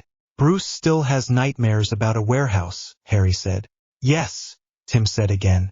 And there is a man with no nose slowly walking toward my city with murder in his head, Harry said. Tim nodded. All true, he said. But we have something they do not. Which is what? Harry asked. Tim tapped the small silver charm that rested under Harry's shirt, and then the bat emblem on the console. Family, Tim said. The kind that argues and shouts and fails and still comes back to the same table. Jason can try to stand outside that for a while, but he cannot unmake it. Dumbledore never had that. Voldemort never wanted it. Joker cannot understand it. That is why they all try to break it. Harry let the words sit for a moment. His chest eased just a little. Alfred is going to quote you, Harry said. Tim smiled. He can send the royalties to my sleep fund, Tim said. Now drink that coffee and help me figure out how to bend your scar without breaking your brain. Later, much later, when the cave had quieted and the house above settled into its night rhythm, Harry stood in the entrance of Bruce's study. The door was open. The lights were low. Bruce sat at the desk, tie loosened, sleeves rolled back.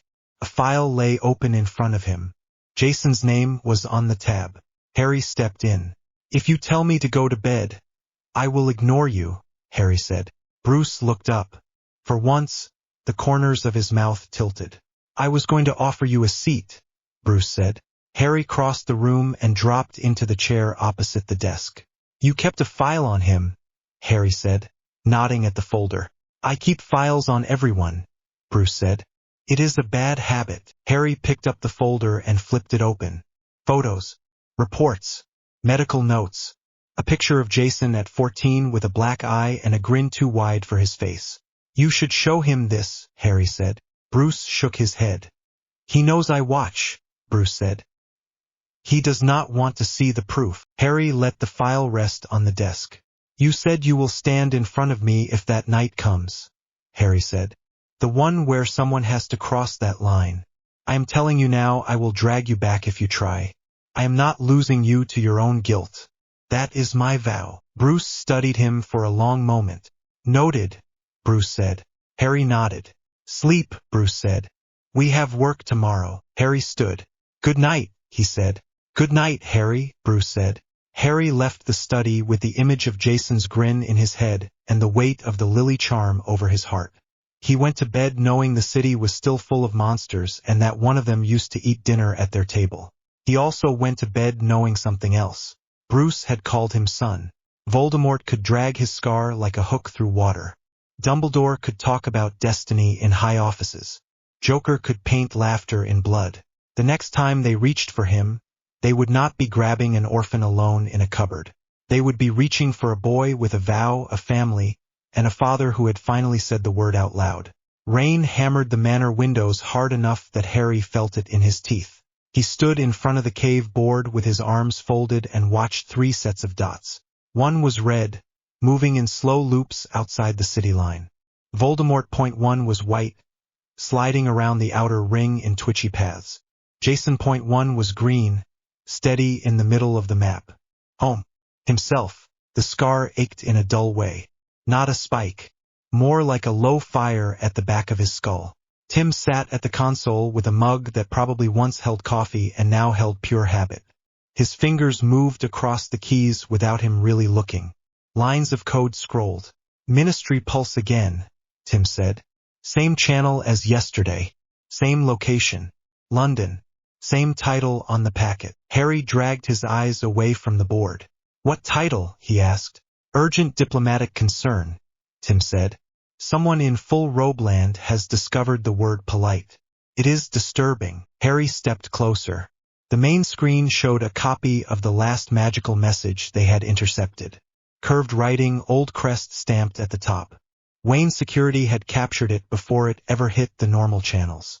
Dear Director of the North American Department of Magical Law Enforcement, the Ministry of Magic of Great Britain requests formal assistance in the retrieval of a minor British citizen who has been unlawfully detained by a non-magical entity operating in your jurisdiction. The child in question. Harry stopped reading after the third line. His jaw tightened. They are still pretending I was snatched, he said. Tim spun his chair slightly. They do not know how to write any other story, Tim said. They told themselves you were a package to be stored and used. A package cannot decide to walk away. You are very calm about people calling your brother unlawful, Damien said from the stairs. Harry turned.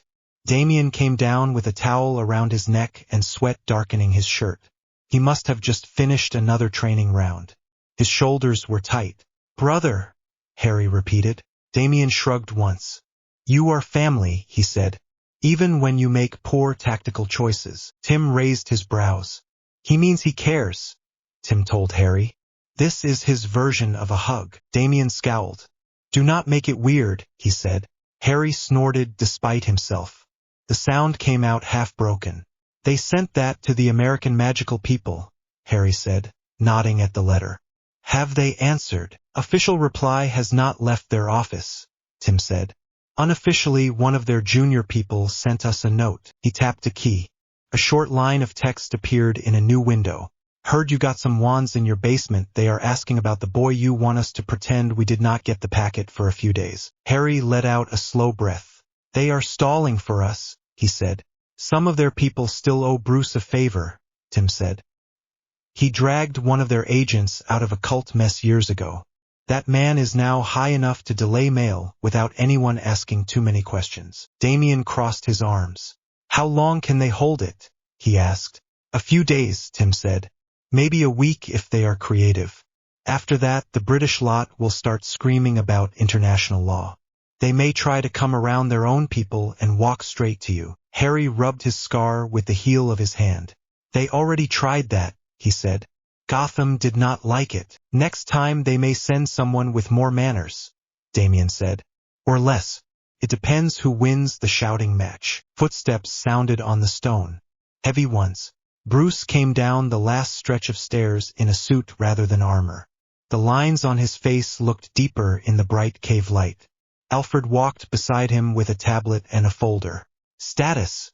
Bruce asked. Tim turned back to the console. Voldemort is still circling, Tim said. Jason is still pacing the border and sending his single-word postcards. British Ministry is still pretending they are in charge. Our local magic people are still pretending they do not see those packets. Bruce nodded once. Good, he said. That buys us time, but not much. We need to set terms before Dumbledore walks into the city with more than a letter. Harry straightened. You think he will come himself? Harry asked. Yes, Bruce said. Men like him do not accept being ignored. He sent Aurors and lost them. He sent pressure through the ministry and got silence. His next move will be personal. Alfred cleared his throat. Wayne Legal received a rather interesting note this morning, Alfred said. Addressed to the head of the family, hand-delivered by a very confused normal courier. The envelope was sealed with wax that kept trying to slide off the paper. He offered the folder. Bruce took it and passed it to Harry. The letter inside was written in a neat hand that Harry knew too well. Dear Mr. Wayne, I understand that you have taken an interest in the welfare of one of my students. I also understand that due to unfortunate miscommunications and the actions of overzealous subordinates, there has been a regrettable misunderstanding between us. In the interest of preserving both our worlds and avoiding further harm to the boy, I propose a private meeting in a neutral location at your earliest convenience. I assure you that I come not as a politician but as an educator and guardian. Yours sincerely, Albus Dumbledore. Harry stared at the words, guardian. His fingers tightened around the paper. That is not how guardianship works, he said. No, Bruce said. It is how power works when no one ever says no to you. Tim kept his voice neutral. He asked for a meeting, Tim said. He did not demand. That is progress for him. A neutral location, Damien repeated. That is a trap. Bruce nodded. Yes, he said. So we invite him to our idea of neutral. Harry looked up. Wayne Tower, he said. Bruce met his eyes. Conference level, Bruce said. With security layers for both kinds of threat. If he wants to talk, he will do it under our rules. Harry felt his heart pick up. You want me there? He asked. Yes, Bruce said. If he is here to discuss your life, you will not be shut out of the room again. We will go in together. The scar pulsed. Somewhere across the ocean, a man who had shaped that scar was writing letters and planning polite invasions. Then let us set the room, Harry said. Wayne Tower conference level did not look like a magical battlefield. That was the point. It was glass and steel and warm light, polished wood and quiet carpets. The large meeting room on the south side had a long table, a wall of screens, and a view of the city that made Gotham look almost gentle. Under the floor and along the walls, nothing was gentle. Tim had spent the day threading null projectors into the wiring. Thin panels behind the art held spell dispersal nodes tuned to wand energy. Harry had woven MEM Art's sigils into the grain of the table itself, quiet curves that would bend any mental probe away and send it sliding into empty pieces of his memory. Alfred had gone through the room with a normal eye and removed anything that could be used as a symbol or tool in rituals. Damien had stood in the corner and glared at everything like he could scare the magic out of it by will alone. Bruce walked the perimeter once more, eyes flicking from the vent to the light fixtures to the door. How many lines in? He asked. For normal entry paths, Tim said from the wall panel. Elevator, stairs, emergency exit, and window if someone really wants to feel dramatic. All wired. Any traditional apparition into the room shoves the caster straight into a narrow null cage that I will be very happy to close on their head. Port keys should bounce to a holding circle on the roof. Should, Damien repeated. Tim rolled his eyes. I tested every bit I could, Tim said. If their magic obeys the same broad rules as the Aurors we caught, the system works. If they have private cheats, we will find out. Then we will fix it. Harry stood at the window for a moment and let the city steady him. The sky was a flat gray sheet. The rain had eased to a fine mist. Cars crawled along the main roads like small lights.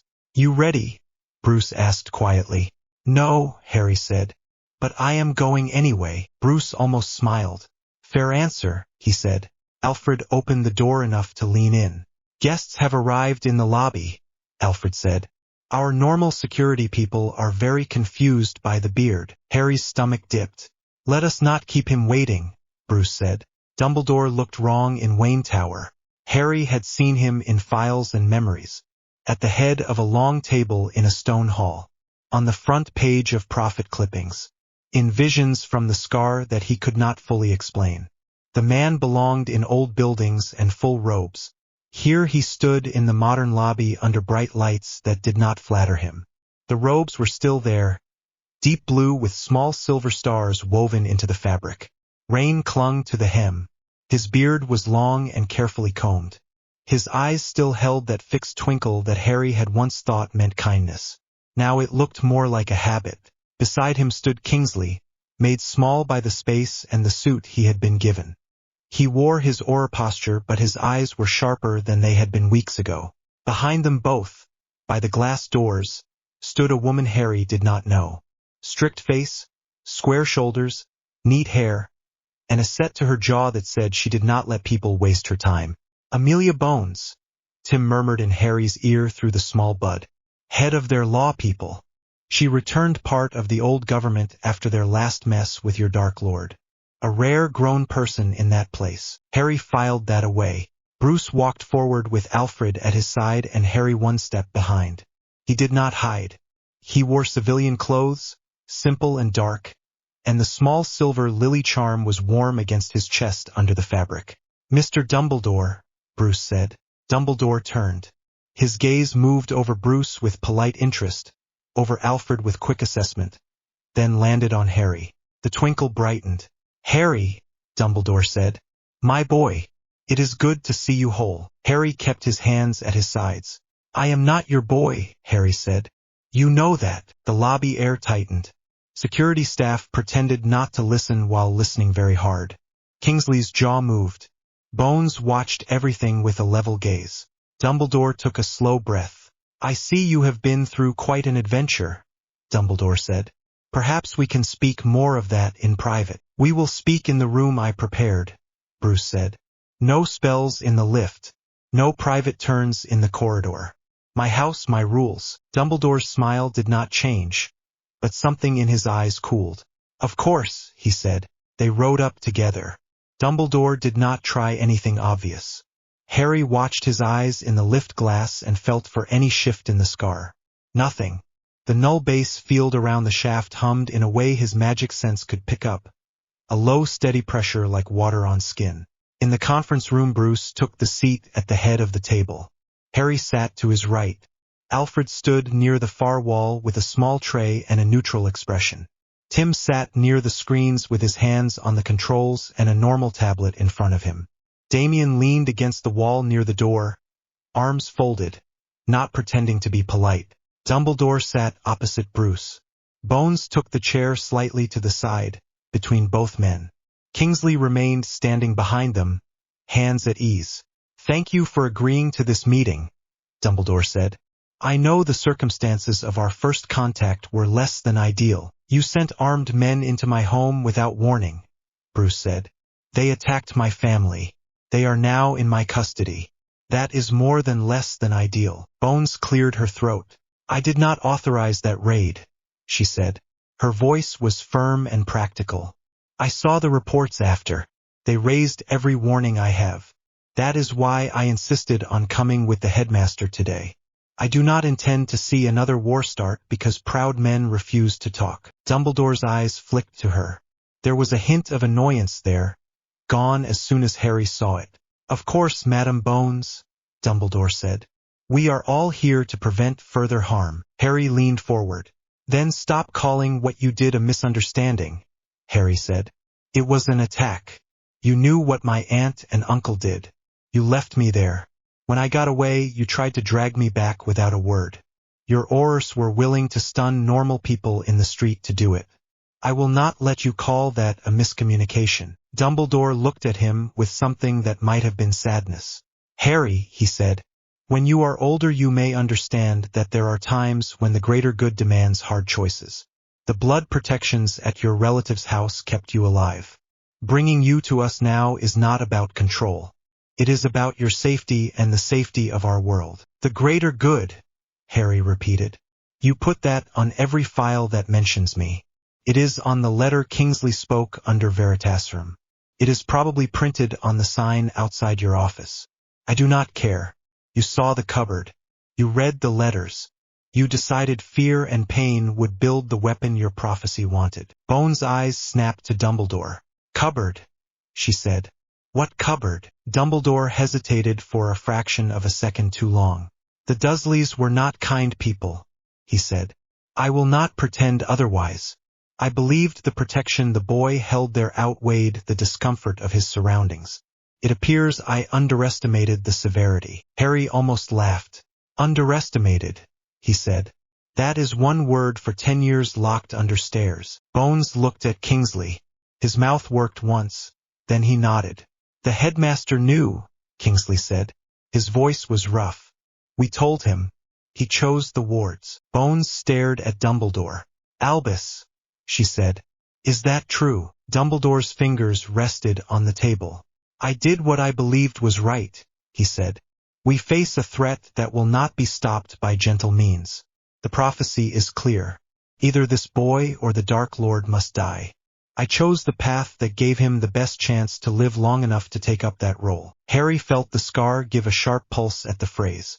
He is not a role, Bruce said. His voice cut through the room like a clean blade. He is my son. Dumbledore's gaze shifted to Bruce fully now. Mr. Wayne, Dumbledore said. You are a man of reason. You understand large systems. You have seen crime and corruption. You know that sometimes one person must carry a burden so that others may walk free. That is what we ask of Harry. You do not ask, Bruce said. You ordered. You wrote a future for him without his consent. You left him in an abusive house because it made your plan cleaner. You call that burden sharing. I call it using a child as a shield. Dumbledore's eyes cooled further.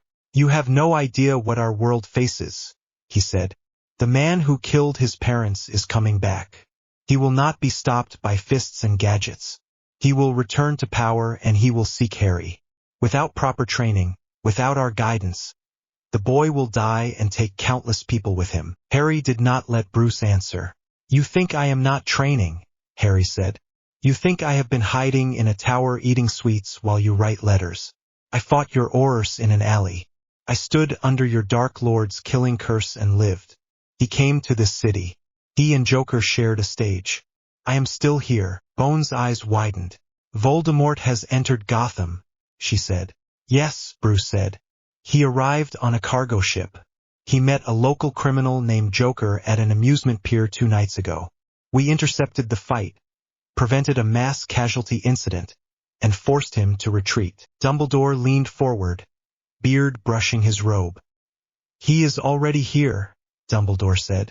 Then there is no time left for games. Harry must return with us.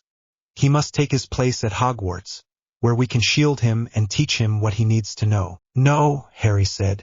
The word came out sharp and steady. It hung in the air. This is not a request, Harry, Dumbledore said. His voice had lost its gentle tone. The prophecy binds you. Harry met his gaze. The prophecy does not own me, Harry said. You do not own me. You lost the right to speak for my parents when you left me in that house and called it necessary. Dumbledore's eyes flicked to the left, just for a breath. Harry felt a faint brush at the edge of his mind, like a hand trying a door. The MEM art sigils in the table flared. The null layer in the walls caught the probe and bent it away. The pressure slid off Harry's thoughts and into a long empty corridor he had built with Tim. Memories he had chosen sat there like harmless props. A quiet room in the manor. A night watching a movie with Alfred. A safe set of school books that did not exist. Dumbledore blinked. For a heartbeat his calm faltered. Do not do that again, Bruce said. Dumbledore looked at him. I do not know what you mean, Dumbledore said. The lie sat thin on the table.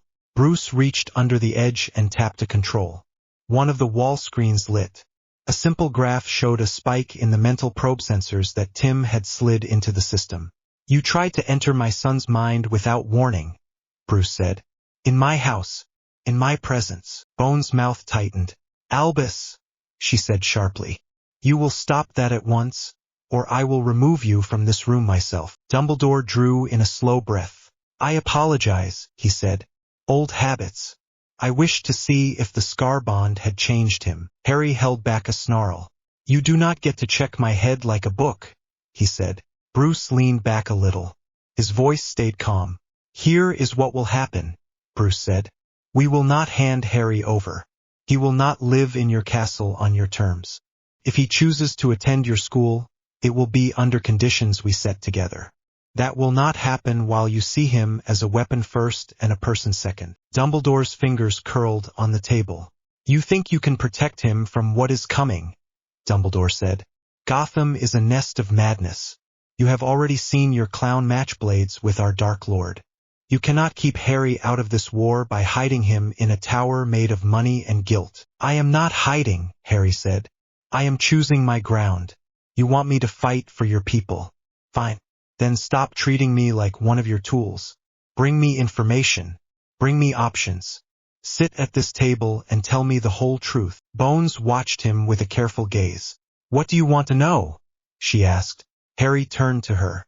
Everything you have on Voldemort's current state, Harry said. Horcrux work, if you have it. The last time he was seen with a physical body. Any deals he made with creatures or ministries to get it back.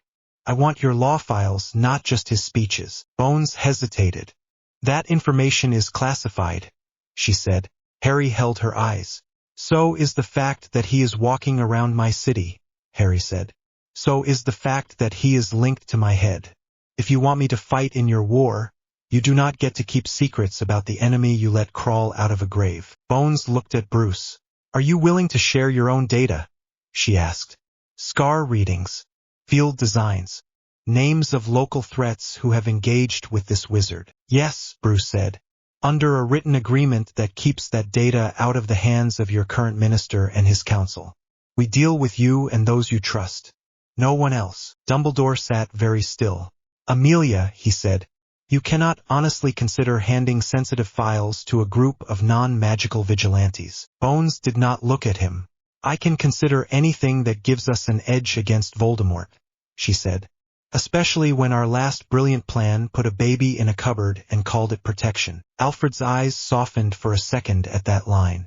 Harry watched Dumbledore's face. The man did not like losing control. This is not your world, Bruce, Dumbledore said. You do not understand the weight of tradition, of old oaths and old magic. You play at justice with a mask and a cape while true evil moves in shadows you cannot see. Harry saw Damien's shoulders tense. Bruce did not rise to the insult. I understand fear, Bruce said. I understand grief. I understand what it looks like when men decide the rules they wrote matter more than the people they are supposed to protect. That is what I see when I look at your ministry. It is what I see when I look at you. Silence sat on the room for a long moment. Bones broke it with a sigh. All right, she said. Let us skip the part where both of you try to out-martyr each other. Here is my position as head of law. The boy is under the legal guardianship of Bruce Wayne. That guardianship was recognized by your government some time ago, Albus, when you let the Muggle paperwork ride. We did not contest it then. We do not have grounds to snatch him now just because it no longer suits your war plan. Dumbledore turned to her with clear surprise. Amelia, he said. She held up a hand. No, she said. You had 10 years to fix that situation. You did not. You do not get to walk into another country and pretend their courts do not exist. I will not be the one who signs that order. She turned to Bruce and Harry. I can offer this, Bones said. We suspend all formal attempts to retrieve Harry. In return you agree to share your data on the Scar and on the Dark Lord's actions here. If and when Harry chooses to attend Hogwarts, we will draw up a separate contract with clear safeguards. He will not be placed under your sole authority again, Albus. He will have an advocate and external oversight. Dumbledore looked like someone had slapped him.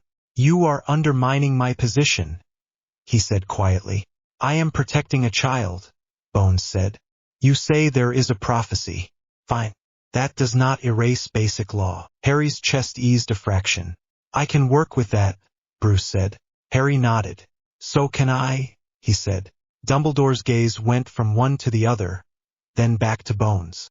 If he stays here, Voldemort will come, Dumbledore said.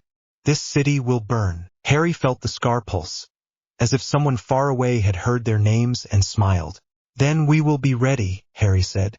On our terms. Dumbledore stood. His chair scraped softly on the floor. This is madness, he said. You are tying our hands while the Dark Lord walks free. You are letting a child dictate strategy. Harry stood as well. I am done being the child that you dictate to, he said. You can work with us, or you can get out of my city. Those are your choices. For a second, just one, Harry thought the old man would draw his wand even in this room, under these fields, with all these eyes on him. Then Dumbledore's shoulders dropped. Very well, he said. I will take Madame Bones' proposal under advisement. But know this, Harry. The Dark Lord does not care about your vows or your feelings. When the time comes, one of you will have to kill the other. That is the truth you keep trying to walk around. Harry's scar flared. He held Dumbledore's gaze anyway. I know, Harry said. I am just not letting you write the rest of the sentence. Bones rose. I will return to London and do what I can, she said.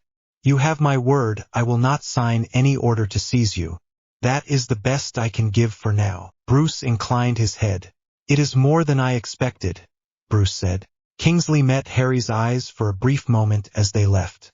There was apology there and something like resolve. When the door shut, the room seemed to breathe. Damien let out a low sound. I do not like that man, he said. The beard one. His eyes smell wrong. Eyes do not smell, Tim said. They do if you pay attention, Damien said. Harry sagged into his chair for a moment. The adrenaline washed out of him and left a raw ache. Bruce watched him. You did well, Bruce said. I told my headmaster to get out of my city, Harry said. That is not a sentence I ever thought I would say. Alfred moved in with tea like he had been waiting for that exact moment. Life is full of surprises, Alfred said. Some of them are overdue. Voldemort stood in a ruined church and listened to his follower stammer. The place had once held stained glass and soft light. Now the windows were broken, the pews burned, the air cold and stale. The Death Eater knelt on the cracked stone at his feet, head bowed. Dumbledore went across the sea, the man said. He met the Muggle Lord in his tower. They say the law which went with him. Amelia Bones. Voldemort ran a pale hand along the back of a rotten pew.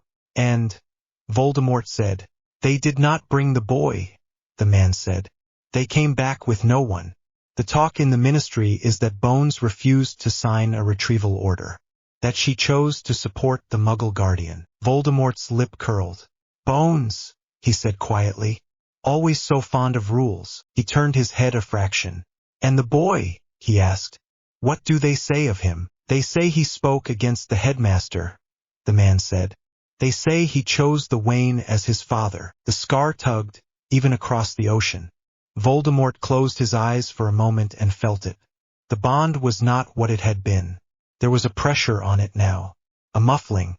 When he pushed, he felt resistance that did not come from the boy alone. Some other mind had wrapped around the link. Some other field pressed back. Interesting, Voldemort murmured. Bellatrix shifted near the old altar, chains clinking. Let me go to him, my lord, she said. I will find a way through their tricks. I will cut him free of that house and lay him at your feet. Voldemort glanced at her. You are still of use here, he said. And you are slightly busy with your current bindings. She smiled, sharp and wild, even with iron at her wrists. He looked back at the window. Through the broken glass he could see the gray sky, the suggestion of distant sea. Dumbledore believes he has found a partner in that Muggle, Voldemort said softly. He always did love playing with mortals when they suited his story. He will learn that this one does not bow as easily as he expects. He tapped the scar with a mental finger. Pull on the line, he whispered. The bond flared. On the other side of the world Harry gasped and grabbed the edge of the table in the cave. Spike! Tim shouted. Scar Spike. The map on the screen lit. The red line that marked Voldemort's presence turned brighter for a second, then dimmed again. He is angry, Harry said through clenched teeth. He does not like being shut out. Bruce stood at his shoulder, eyes on the data. Good, Bruce said. Let him hate it. People who hate limits make mistakes. Jason sat on the hood of an old car and watched the river. The place he had picked for his little exile was an old yard near the water with a clear view of the city lights. It was far enough out that most people forgot it existed. He had a half-empty bottle of something cheap near his boot and the heavy pistol in a holster against his spine. He had not fired it since the night of the pier. He thought about it a lot. There was a burner phone on the dusty hood next to him. It buzzed once. A new message. He did not have to check to know who it was from. Tim had a way of slipping data through any gap. Jason picked up the phone and squinted at the screen. You are not alone. We will not cross that line without you. Do not cross it without us. Jason snorted softly. Stupid kid, he muttered. His thumb hovered over the keys. He did not type. Down by the water, a small boat moved along the edge of the docks. Men in dark coats shifted on the deck, heads down. Even at this distance Jason could see the way their shoulders hunched. People who knew they were doing something they should not. He slipped off the car and moved along the fence until he had a better line of sight. The men unloaded crates marked with a symbol he recognized from old files. Not Joker. Not the usual gangs. A snake skull. A mark from another world. Great, Jason said softly. Magic smugglers. He could walk away. It was not his city tonight. He had told himself that. He was out. He was done. He watched one of the men drop his wand and swear as it rolled toward the edge. Another grabbed it for him, laughing. He remembered Harry on the pier, wand up, scar blazing, still putting his body between hostages and danger. Jason sighed and checked the gun. Alive, he muttered. Fine, let us keep it that way. He moved into the dark without calling the cave. For now he would take the small targets. Let the gods and dark lords wait. Back under Wayne Manor, Tim and Bruce went over plans. The Scar project had moved from idea to design. On the table between them sat a metal ring the size of a small plate. It was smooth and plain to normal eyes. To Harry's senses it hummed with quiet power. You are sure it will not fry my brain?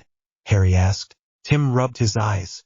Nothing in real work is sure, Tim said. But I am as close as we are going to get without testing. The ring reads the signature of the link in your scar and plays it back at opposite phase inside the cage. The effect should cancel out the pull when he tries to use it. You will still feel pressure. It will just be noise instead of words. Harry nodded slowly. Let us try it, he said. Alfred gave him a look that said he had serious thoughts about all of this and was choosing to hold them for now. Bruce stood at Harry's other side. We go slow, Bruce said. Minor activation first. If you feel anything wrong, you say so. I do not care if it makes you sound weak.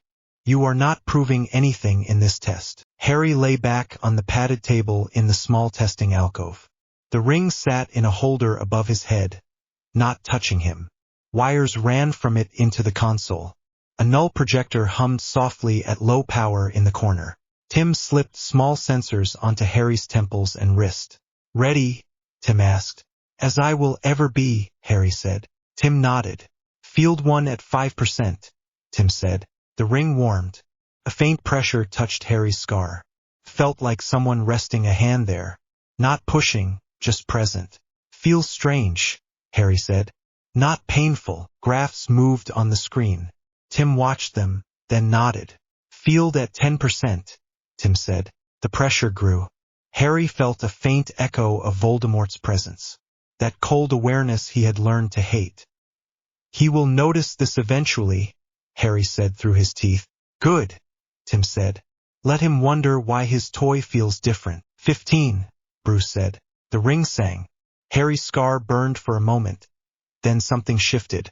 The sense of Voldemort's presence wavered. It was like listening to a voice through a wall of static. He could still tell something was there, but the words blurred.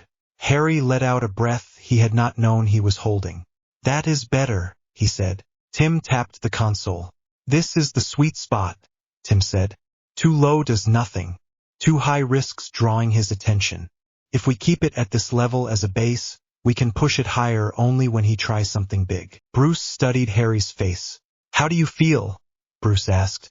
Tired, Harry said. But that might just be today. Alfred stepped closer, hand on Harry's shoulder. Enough for now, Alfred said. You can build the cage in one day or break the boy. Pick one. Tim lifted his hands. All right, Tim said. Cutting power. The ring dimmed. The pressure eased. The scar settled into its usual dull ache. Harry sat up slowly. It worked, he said. He pushed once during the meeting. Now he will push harder. At least we have something between his hand and my brain. Bruce nodded. One layer in place, Bruce said. We will need more. Networks, safe routes, political cover. Alfred looked toward the stair that led up to the house. And perhaps a proper dinner, Alfred said. War or no war, people still need to eat. Harry smiled a little. Yes, sir, he said. The letter from Hogwarts arrived that night. It slipped under his bedroom door without a sound and without passing any of the normal wards. Harry saw it when he stepped out of the shower and stopped short. The envelope lay on the floor, cream paper, green ink, familiar crest. For a second he was 10 again, sitting on a thin mattress in a cupboard, hearing the post drop and wondering if any of it would be for him. He bent down and picked it up. The seal was simple. No extra triggers that he could feel. Someone had wanted it to bypass the shield but not blast his face off. He broke the wax and unfolded the paper. Dear Mr. Potter, we are pleased to inform you that you have been offered a place at Hogwarts School of Witchcraft and Wizardry. Term begins on the 1st of September. You will find enclosed a list of all necessary books and equipment. Please note that due to your unique circumstances and recent events, any attendance will require a separate agreement between your guardian and the school. We hope that you will consider joining us when and if you deem it right. Yours sincerely, Minerva McGonagall, Deputy Headmistress. The list of books was there, neat and simple. No threats, no coded pushes. Harry sat on the edge of his bed with the letter in his hands and let his mind go quiet for a moment. He breathed in. The manor air smelled faintly of polish and paper. He breathed out. Downstairs, Bruce sat in his study with a file on Jason open. Alfred moved in the kitchen. Tim muttered at code in the cave. Damien probably punched a dummy until it split. Somewhere across the ocean, a castle waited. Old stones, cold halls, a great hall with candles and long tables. Inside that castle, children ate and laughed and complained about homework while an old man at the head table watched the door for a scarred boy who had not walked through it yet. Harry folded the letter and placed it on his desk. I will come, he said to the empty room, when I am ready. On my terms. The scar warmed. The lily charm pressed against his chest. Outside the window, Gotham lights burned steady through the mist. For now, this was his school. This was his war. The rest would wait. The storm rolled in fast. Harry felt it in his scar before he saw it on the screens. A hard spike, then a steady burn that made his vision blur for a breath. He gripped the edge of the console. Tim, Harry said. He is moving. Tim looked up. Numbers climbed on the main display.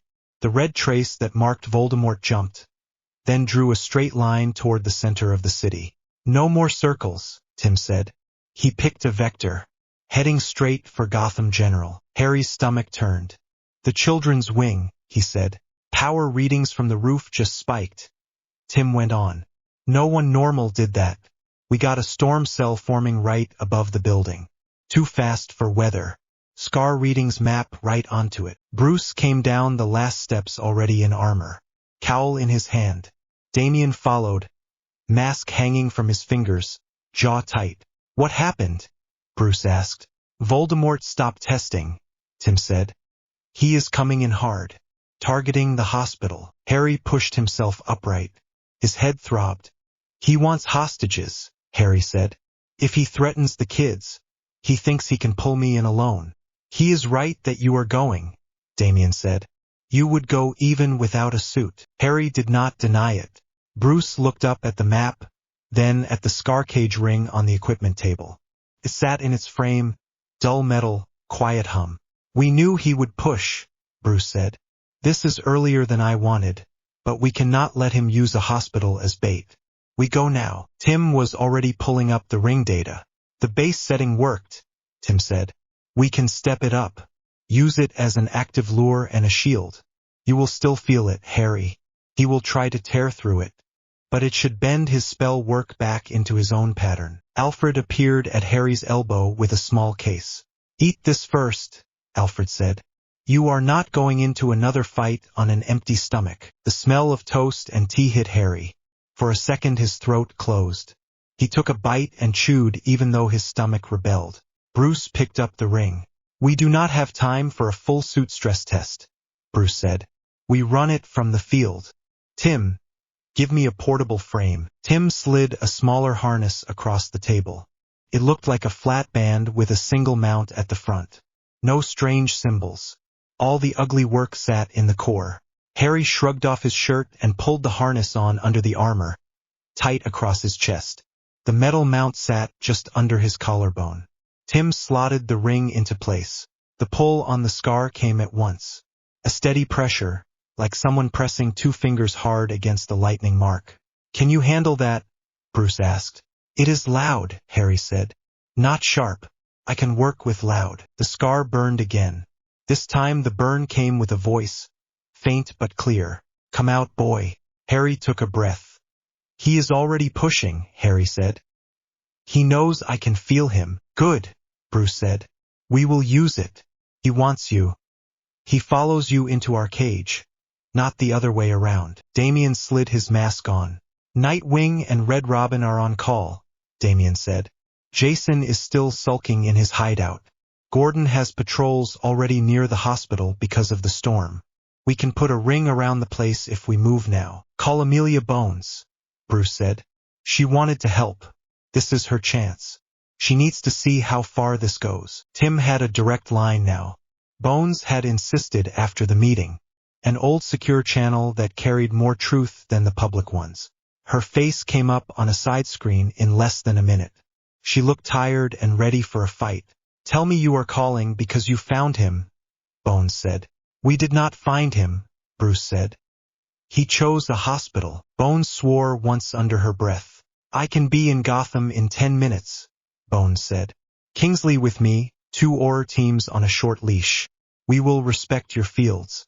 You give us a gap to cast through, we take it. Port keys to the roof of the parking structure, Tim said. I will tag it and clear the field for arrival. No one operates near my scar cages. Bones nodded hard. Send coordinates, she said. We come ready. The screen cut. Bruce pulled his cowl on. Suit up, he said. We end this on our terms. Jason did not know about the hospital yet. He was busy ruining a smuggler run. The old yard on the edge of the river had become his habit. Close enough that he could see Gotham, far enough that the cave scanners did not twitch every time he moved. He had started there out of spite. He stayed because trouble kept coming down the water. The men unloading the boat looked the same as the last group. Dark coats, short clipped hair, eyes always moving. But the crates they moved tonight had a familiar mark. A rough skull with a snake mouth. Jason sat on the frame of an old truck and watched. Rain blew in through the broken windows. His chest felt tight. Of course, he muttered. Snake Boy found a local shipping lane. One of the men slipped and dropped a crate. Cracked on the corner.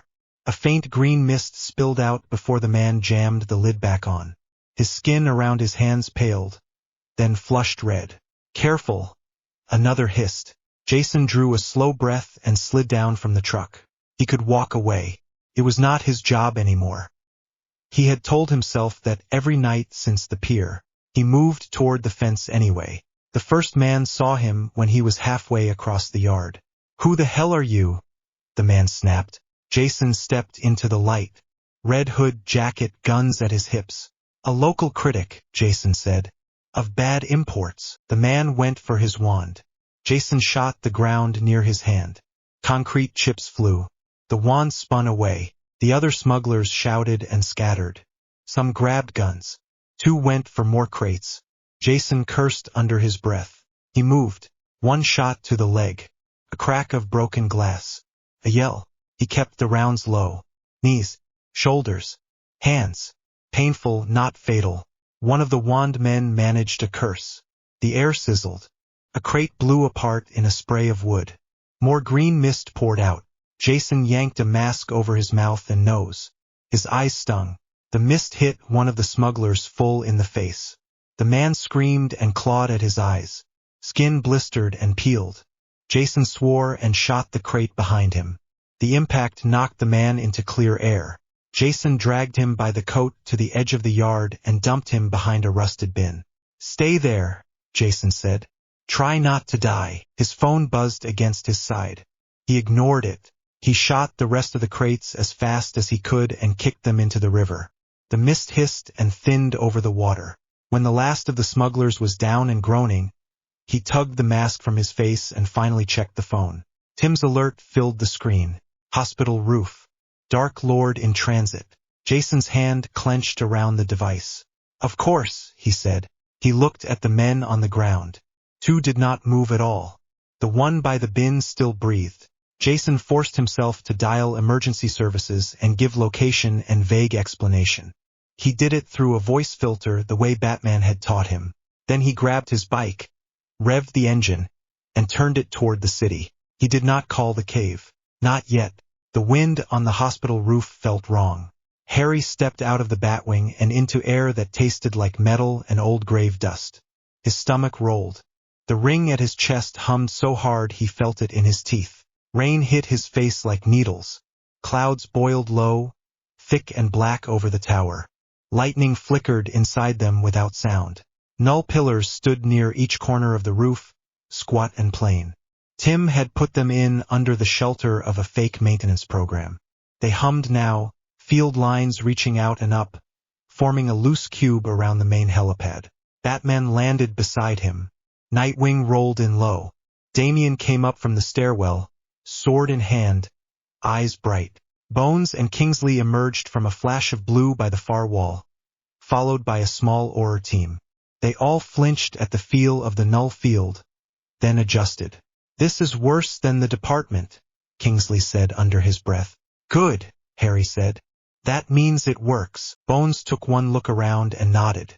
"We will hold this half," she said, pointing at the right side of the roof. "You call the shots, Wayne. We will keep his people off you." Bruce nodded. "Tim, status," he said into the comm. Tim's voice came steady. "Field grid stable," Tim said. "Ring at 30% and climbing. Scar readings map perfect with his inbound line. He is flying, by the way, not on a broom. He is doing that weird gliding thing he likes. You have 2 minutes." The Scar burned. Harry walked to the center of the pad. His boots slipped slightly on wet paint. He could feel his heart beat like small hits in his throat. He rolled his shoulders, shook out his hands, and tried to make his breath slow. Bruce stepped in front of him for a moment. "You remember the plan?" Bruce asked. "Hold the line," Harry said. "Keep him talking if I can. Force him to cast inside the cage. Do not throw anything lethal back along the link. Let the ring do the work. No hero dives." Bruce nodded once. "And if it goes wrong," Bruce said. Harry met his eyes. "If it goes wrong, you drag me out," Harry said. "Even if I scream." Bruce's jaw tightened in a small movement that Harry knew meant fear. "I will," Bruce said. He stepped back. Damian leaned close and bumped Harry's shoulder. "Do not die," Damian said. "I still owe you 2 wins in the training room." Harry breathed out a short laugh. "Deal," he said. He pulled his mask on. The world narrowed to the rain, the roar of wind, the hum of fields, and the steady drum of his own heart. The Scar flared bright. "He is here," Harry thought. The clouds broke above the center of the roof with a sound that was not thunder. Light cracked in strange angles. Voldemort stepped out of the gap and onto the pad. He did not fall. He walked on air until his bare feet touched the wet surface. Robes whipped around him in wind that did not touch anyone else. His eyes were bright red now, wide and pleased. The storm bent around him like a living thing. "Harry," Voldemort said. "You came. How loyal of you." Harry's gut clenched. The ring burned against his chest. "Not loyal," Harry said. "Just busy. You picked a bad target." Voldemort looked around. He saw Batman and the others at the edges. He saw Bones and her team, wands ready. He saw the pillars. "Cages inside cages," Voldemort said. "Your new pets love their toys." "You came all this way," Harry said. "You want to talk? Or you here to try that curse again?" Voldemort smiled with no humor. "You still have no sense of respect," Voldemort said. "You stand in front of the man who ended death and address him like a schoolboy." "You ended your own mortality," Harry said. "That is not the same thing." The mention of Horcrux's work made Bones' eyes flick. She stayed silent. Voldemort's gaze dropped to Harry's chest. "You built something," Voldemort said. "I felt the Scar shift. You let someone cut into our bond. That was foolish. It belongs to me." He lifted his wand. Harry braced. "Let me show you," Voldemort said. The curse was not one Harry knew. Voldemort hissed in a low voice, words sharp and thin. Magic rushed toward Harry like a fist. The ring screamed. Pain hit Harry between the eyes and ran down his spine. He staggered. His knees almost buckled. The null pillars flared in answer. The air around Voldemort shimmered. Tim spoke in his ear, voice tight. "Field is holding," Tim said. "He is trying to dig straight through the link." Ring is folding it back. Hold on. Harry clenched his teeth so hard his jaw hurt. Images flickered in his mind. A dirty orphanage hall. A boy in rags setting a wardrobe on fire with a thought. A young man opening a diary and smiling at his own name. None of them were his. They slammed into the wall he had built in the MEM Arts and bounced. Tim had helped him put fake memories out front, solid and harmless. Voldemort hit them like a man punching glass. The backlash ran straight down the link. Voldemort hissed and jerked. His wand hand spasmed. What have you done? Voldemort snapped. Gave you a mirror, Harry said through the pain. You do not like what you see. He flung his own spell. Not a curse. A force strike wrapped in null echo, aimed at the wand, the bond, the outer edge of that ugly soul. The bolt cracked through the rain and hit Voldemort in the chest. Voldemort flew back a step. The ring took the recoil and spat it out into the field. At the edges of the pad, Death Eater's operat in. The field caught them and shoved them sideways into narrow holding zones near the vents. They slammed into invisible walls and cursed. Bones moved. Her Aurors snapped wands up and fired binding spells through the small gaps Tim had left. Batman and Nightwing took care of the ones who tried to brute force their way out. The main fight stayed in the center. Enough, Voldemort snarled. You are a child. You are nothing without the power I gave you. That scar is my mark. I will rip it from you. He threw the killing curse. Harry saw the green. The ring felt it before his eyes did. It lit red hot against his skin. The field bent. The curse did not fly in a straight line. It curled, like water poured into a hidden groove. It wrapped around the inside of the cage, slid along sigils Harry had carved and Tim had calculated, then came back toward its source. For a heartbeat Harry saw two possible paths. He could step aside and let it rebound clean. That might kill Voldemort.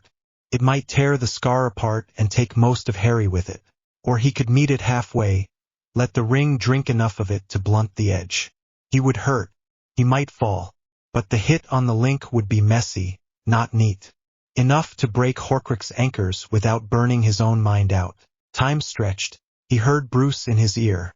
Do not trade your life for his, Bruce said. We finish this smart. Harry stepped forward. The curse hit the edge of the ring field. Pain exploded in his head. He screamed without meaning to. The green light twisted, sank into the metal, then sprayed back out as raw force along the line that connected scar to soul.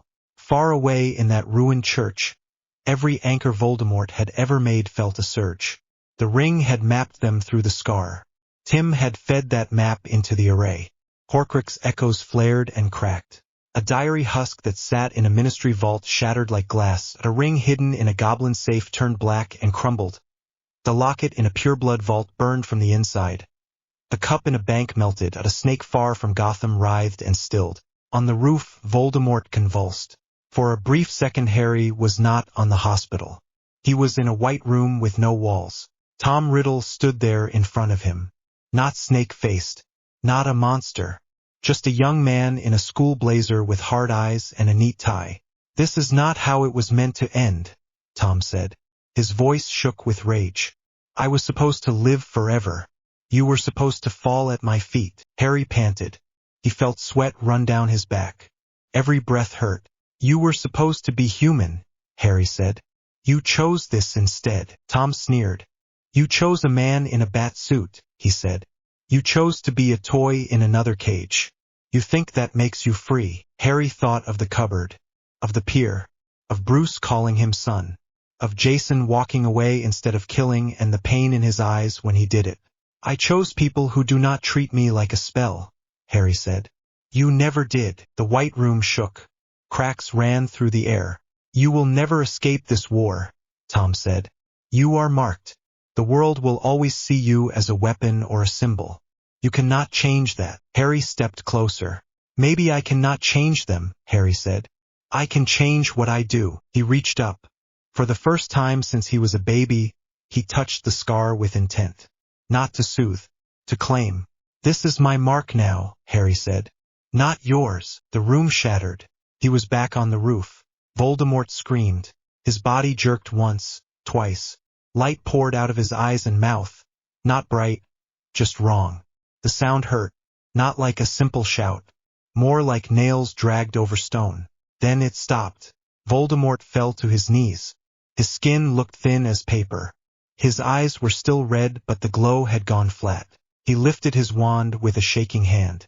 "I am Lord Voldemort," he whispered. "I cannot die." Harry raised his own wand. For a moment he thought of the killing curse. He had never used it. He knew the word. He could speak it now, end this clean. Jason's voice came back from the cave. "One clean shot," he had said. Bruce's words followed. "If I cross that line, I do not come back." Harry breathed in through his nose. His lungs burned. "No," Harry said. He sent a stunning spell instead. Simple, red, direct. It hit Voldemort full in the chest. There was no shield left. The body hit the pad and stayed there. The ring hummed once more, then settled. Tim swore in Harry's ear from pure strain. "All Horcrux echoes flat," Tim said. "Scar link cut. His core is empty. That stun hit meat, not a ghost." "You got him." Bones moved in with a binding charm. Wands from her whole team held steady on the pale figure. "Seal his magic," she barked. "Full lock. Bring the containment cuffs." Batman stepped between Harry and the fallen Dark Lord. Just in case. Harry's legs gave up. He dropped to his knees and planted his hands on the wet surface. His chest heaved. The rain felt almost cool now. Bruce knelt beside him. "Harry," Bruce said. Harry turned his head. For the first time since he was a baby, the scar did not hurt. Not a dull ache. Not a pull. Nothing. He let out a broken laugh. Came out as a sob. "It is quiet," Harry said. "He is not in my head anymore." Bruce put a hand on his shoulder and squeezed. "Good," Bruce said. Behind them Bones snapped orders. Horus moved in tight formation. Kingsley kept his wand on Voldemort as if expecting him to rise again. "He will not get up," Tim said over the comm. "If he does, I quit." Harry let himself sit, legs stretched, arms limp. Every muscle shook. Damien came to stand guard at his side, small and fierce. "Do not pass out," Damien said. "Alfred will blame me." Harry smiled weakly. "I will try to disappoint him," he said. On the ground, chaos had its own flavor. Joker liked that flavor. Tasted like siren wails and fear. He had seen the storm gather over the hospital and decided it meant something interesting. He grabbed a bag of toys and went for a walk. He had not expected to meet Jason on the street outside the emergency entrance. "Red boy," Joker called. "Out past curfew." Jason was already moving. He hit Joker hard against a parked car. The breath whooshed out of the clown in a rush. Joker laughed anyway. "You missed me," Joker said. "That is sweet. I thought you were sulking." Jason slammed him into the car again. The metal dented. "There is a city full of children in that building," Jason said. His voice shook. "You come near them and I will make sure you never walk again." "Oh, now you care," Joker said. "I saw your little adventure at the pier. You had your guns out. You were so close to doing the right thing. Then Daddy Bat frowned and you put them away. Poor boy." Police moved at the edges of the scene, but none dared come between them yet. They knew how bad that idea could go. Jason pressed the barrel of his pistol under Joker's jaw. Time narrowed. He could hear sirens. He could hear the wind. He could hear his own heart. He could hear Harry in the cave, voice rough. "You told me not to follow you if you ever did this." Joker's eyes sparkled. "Do it," Joker whispered. "You know you want to. End the joke. See if it feels better than last time." Last time Jason had died in a warehouse with a bomb. Joker loved to remind him. Jason's finger tightened. He saw Jason as a boy in a side alley holding a tire iron. He saw himself get dragged under a warehouse roof with a ticking sound that grew too fast. He saw Bruce kneel beside a broken body. He saw Harry on the pier in front of a curse and a clown and a snake and still try to save strangers first. His hand shook. "I want you dead," Jason said. "I always will." Joker smiled wider. "But I will not be the one to give you what you want," Jason said. He took the gun away and punched Joker in the face instead. Bone cracked. Teeth clicked. Blood sprayed. Joker dropped like a sack. The police moved in at once with cuffs and restraining gear. They knew what to do where this man was concerned. Jason stepped back, chest heaving. His hands shook. The urge to pick the gun up and finish the job sat in his arms like a heavy weight. He turned away and looked up at the roof. Lightning flashed overhead. For a second he saw Harry and the Snake Man in outline against the sky. He whispered, "Do not die," then walked toward the shadows. The world after the fight felt too bright. Gotham General still had power. The Null Pillars had taken the brunt of the surge. Only a few windows had cracked. No children had died. In the morgue under the Ministry in London, a few old wizards stared at piles of dust where cursed objects had sat. They did not yet know what that meant. On the roof, Aurors wrapped Voldemort in layer after layer of restraints. Bones watched with a hard face. "He is not dead," she said to Bruce. "Not yet." "Should he be?" Bruce asked. Bones looked at the pale body. "If he were any other criminal, I would say life in a cell," Bones said. "But he is not. There is a prophecy, if we believe it, and there is the simple fact that normal prisons do not hold men like him." Harry listened from his place on the now quiet pad. His breathing had steadied. Alfred sat beside him with a blanket and a hand on his shoulder. "I did not say the words," Harry said. "I am not going to pretend I was gentle, but I made my choice." Bones nodded. "You did," Bones said. "That matters. If we take his life, it will not be on your head." Kingsley looked like he wanted to argue. Then he saw Harry's face and closed his mouth. Bones turned to Bruce. "I will take him," Bones said. "Not to our normal cells. There is an old place under the Ministry. No comforts. No visitors. No wand. He will die there in time. That is the best answer I have for a man like this." Harry held her gaze. "I do not want him free," Harry said. "I also do not want to build my life around his death. If your answer keeps him from hurting anyone again, I can live with that." Bones gave a short nod. "Then that is our deal," she said. She turned to her Aurors. "Move," she barked. "Stabilize the bindings. Port Site 3. Slow and careful." They did not apparate directly. They eased Voldemort to the edge of the field and stepped through a gate Tim opened in the Null. There was a flare of light. Then they were gone. The roof felt bigger once the Dark Lord was out of it. Harry sagged against Alfred. His eyelids felt heavy. "Do not sleep yet," Alfred said softly. "Let us get you home. You can fall over in a proper bed." "That sounds good," Harry said. He tried to stand. His legs shook. Bruce and Nightwing caught him, one under each arm. "You did it," Dick said, voice low. "You crazy little wizard. You actually did it." Harry let them carry some of his weight and did not argue. He did not have the strength. Gordon met them at the hospital entrance as they came down. He looked up at the roof and then at Harry, who stood wrapped in Alfred's blanket and Bruce's shadow. "Do I want to know?" Gordon asked. "Probably not," Harry said. His voice came out rough. Gordon studied his face. "You look like someone who pulled a tooth out of the world," Gordon said. Harry gave a small tired smile. "That is one way to put it," he said. Gordon glanced past them at the police van that held Joker. The clown sat inside, nose swollen, lips split, grin still there but weaker. "I hear Red Hood pulled his trigger off target," Gordon said. "That true?" Harry followed his gaze. "Yes," Harry said. "He made a choice." Gordon nodded. "Feels like a night for those," Gordon said. "Go home, kid. Let the rest of us write the reports." Harry lifted a hand in a small salute and followed Bruce to the car. Days later, the cave felt strange again. Not empty, just different. The board still showed 3 dots. Harry, home. Bruce, home. Jason, moving. The red trace that had marked Voldemort was gone. Tim had cleared it after 3 separate checks from Bones confirmed the same thing. Voldemort sat in a deep cell under London now. No wand. No Horcrux safety net. No prophecy left to lean on. Harry's scar lay quiet on his forehead. Sometimes he touched it in the mirror just to be sure it was real. The Hogwarts letter still sat on his desk upstairs. Bones had written another note. It said the Ministry recognized Bruce Wayne as Harry's guardian. It said any attempt to move Harry would require his consent and a formal hearing. It said Dumbledore had been forced to share power on the school board. It also said this: "The war you ended in Gotham has not finished healing here. We will need you, if not as a soldier then as a witness." Harry had read that line 3 times.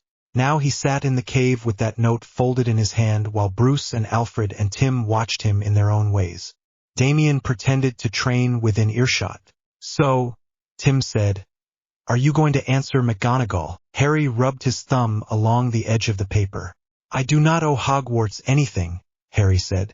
"Not after what their headmaster did." "You do not," Bruce said. "You also do not owe this city the rest of your life if you decide you want to see that castle." Harry looked up. "You are really going to let me choose?" Harry asked. Bruce smiled just a little. "That was the point of all this," Bruce said.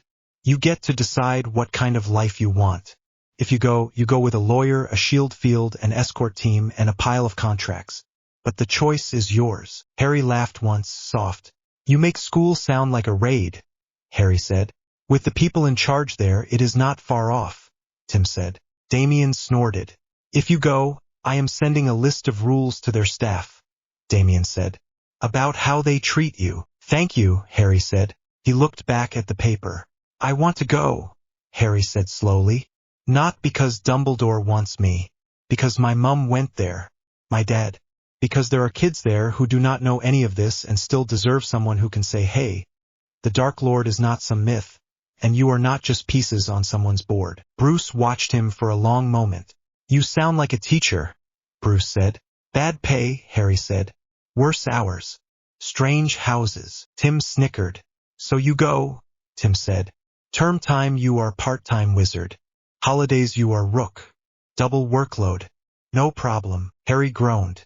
"You make that sound terrible," he said. "You make everything sound terrible," Damien said. "You stay here and you will still patrol every night. At least at a school you get curfew." Harry shook his head. Smile small but real. "Fine," Harry said. "I will write back. I will go for a term. Under our terms." Bruce nodded, slow and proud. "We will start planning," Bruce said. "Contracts. Wards. Safe rooms. Communication lines. If you hate it, you come home." Harry met his eyes. "This is home," Harry said. "Whatever castle I visit, I am coming back." Bruce's throat moved. "Good," Bruce said. A soft cough came from the shadows near the garage ramp. Jason leaned against the frame of the main tunnel, helmet under his arm, jacket damp from the rain. "Am I interrupting something touching?" Jason asked. Harry's heart jumped.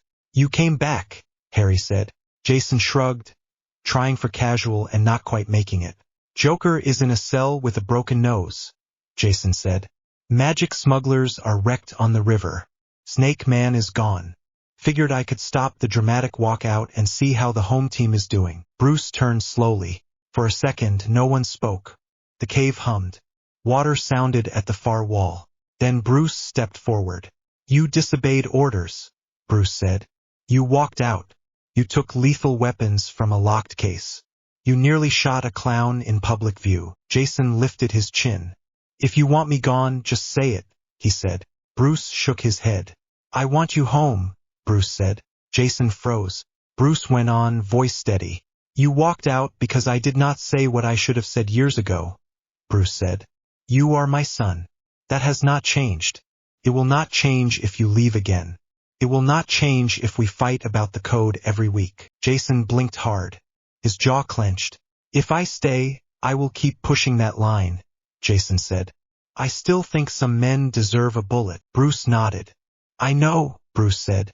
"And I still will not give you the permission you want. That tension will be there. We will carry it together." Jason swallowed. "You sound like a therapist," Jason said. Alfred sniffed. "I wish," Alfred said. "It would save us a fortune." Harry laughed. His chest felt warm and shaky. Jason looked at him. "You did it," Jason said. "Scar is quiet. City still stands. You got both." Harry stood and crossed the floor in a few quick steps. His legs still felt weak from the fight, but he did not care. He stopped in front of Jason. "Thank you for not shooting Joker," Harry said. Jason snorted. "Do not give me too much credit," Jason said. "I really wanted to." "I know," Harry said. You still did not. Jason looked at him for a long moment. I read your message, Jason said quietly. The one about not crossing the line alone. Harry felt his throat tighten. He nodded. Jason stepped closer. Next time I get that far, Jason said. You have the right to punch me first. Harry smiled. Deal, he said. Jason hesitated, then leaned in. The kiss was soft this time, not a shove before a walkout. It was brief, careful, and sure. When they broke apart, Damien made a small, disgusted noise and looked away. Tim muttered something about finally. Alfred smiled into his tea. Bruce did not say anything. His eyes were softer than Harry had ever seen them. Family rules just got more complicated, Bruce said at last. Harry wiped his eyes with the back of his hand. Welcome to Gotham, Harry said. Jason laughed. Sounded real. That night Harry stood at the top of the stairs that led out of the cave, Hogwarts letter in one hand, Gotham at his back. He could hear Alfred in the kitchen. He could hear Bruce in the study. He could hear Tim swearing quietly at code. He could hear Damien beating up a dummy in the training ring. Jason sat on the hood of a car above, boots crossed, humming off key. The scar on his forehead did not ache. He unfolded the letter one more time and read the simple lines. You have a place here. He smiled. I have a place here too, he said to himself. He slipped the letter into his pocket and climbed toward the light. Whatever waited in that castle, he would walk in as Harry Potter Wayne. A boy with a father who wore a bat, brothers who argued. A man he loved who still fought his own ghosts, and a city that had tried to kill him and settled on keeping him instead. The war in his head was over. The rest of his life was just beginning.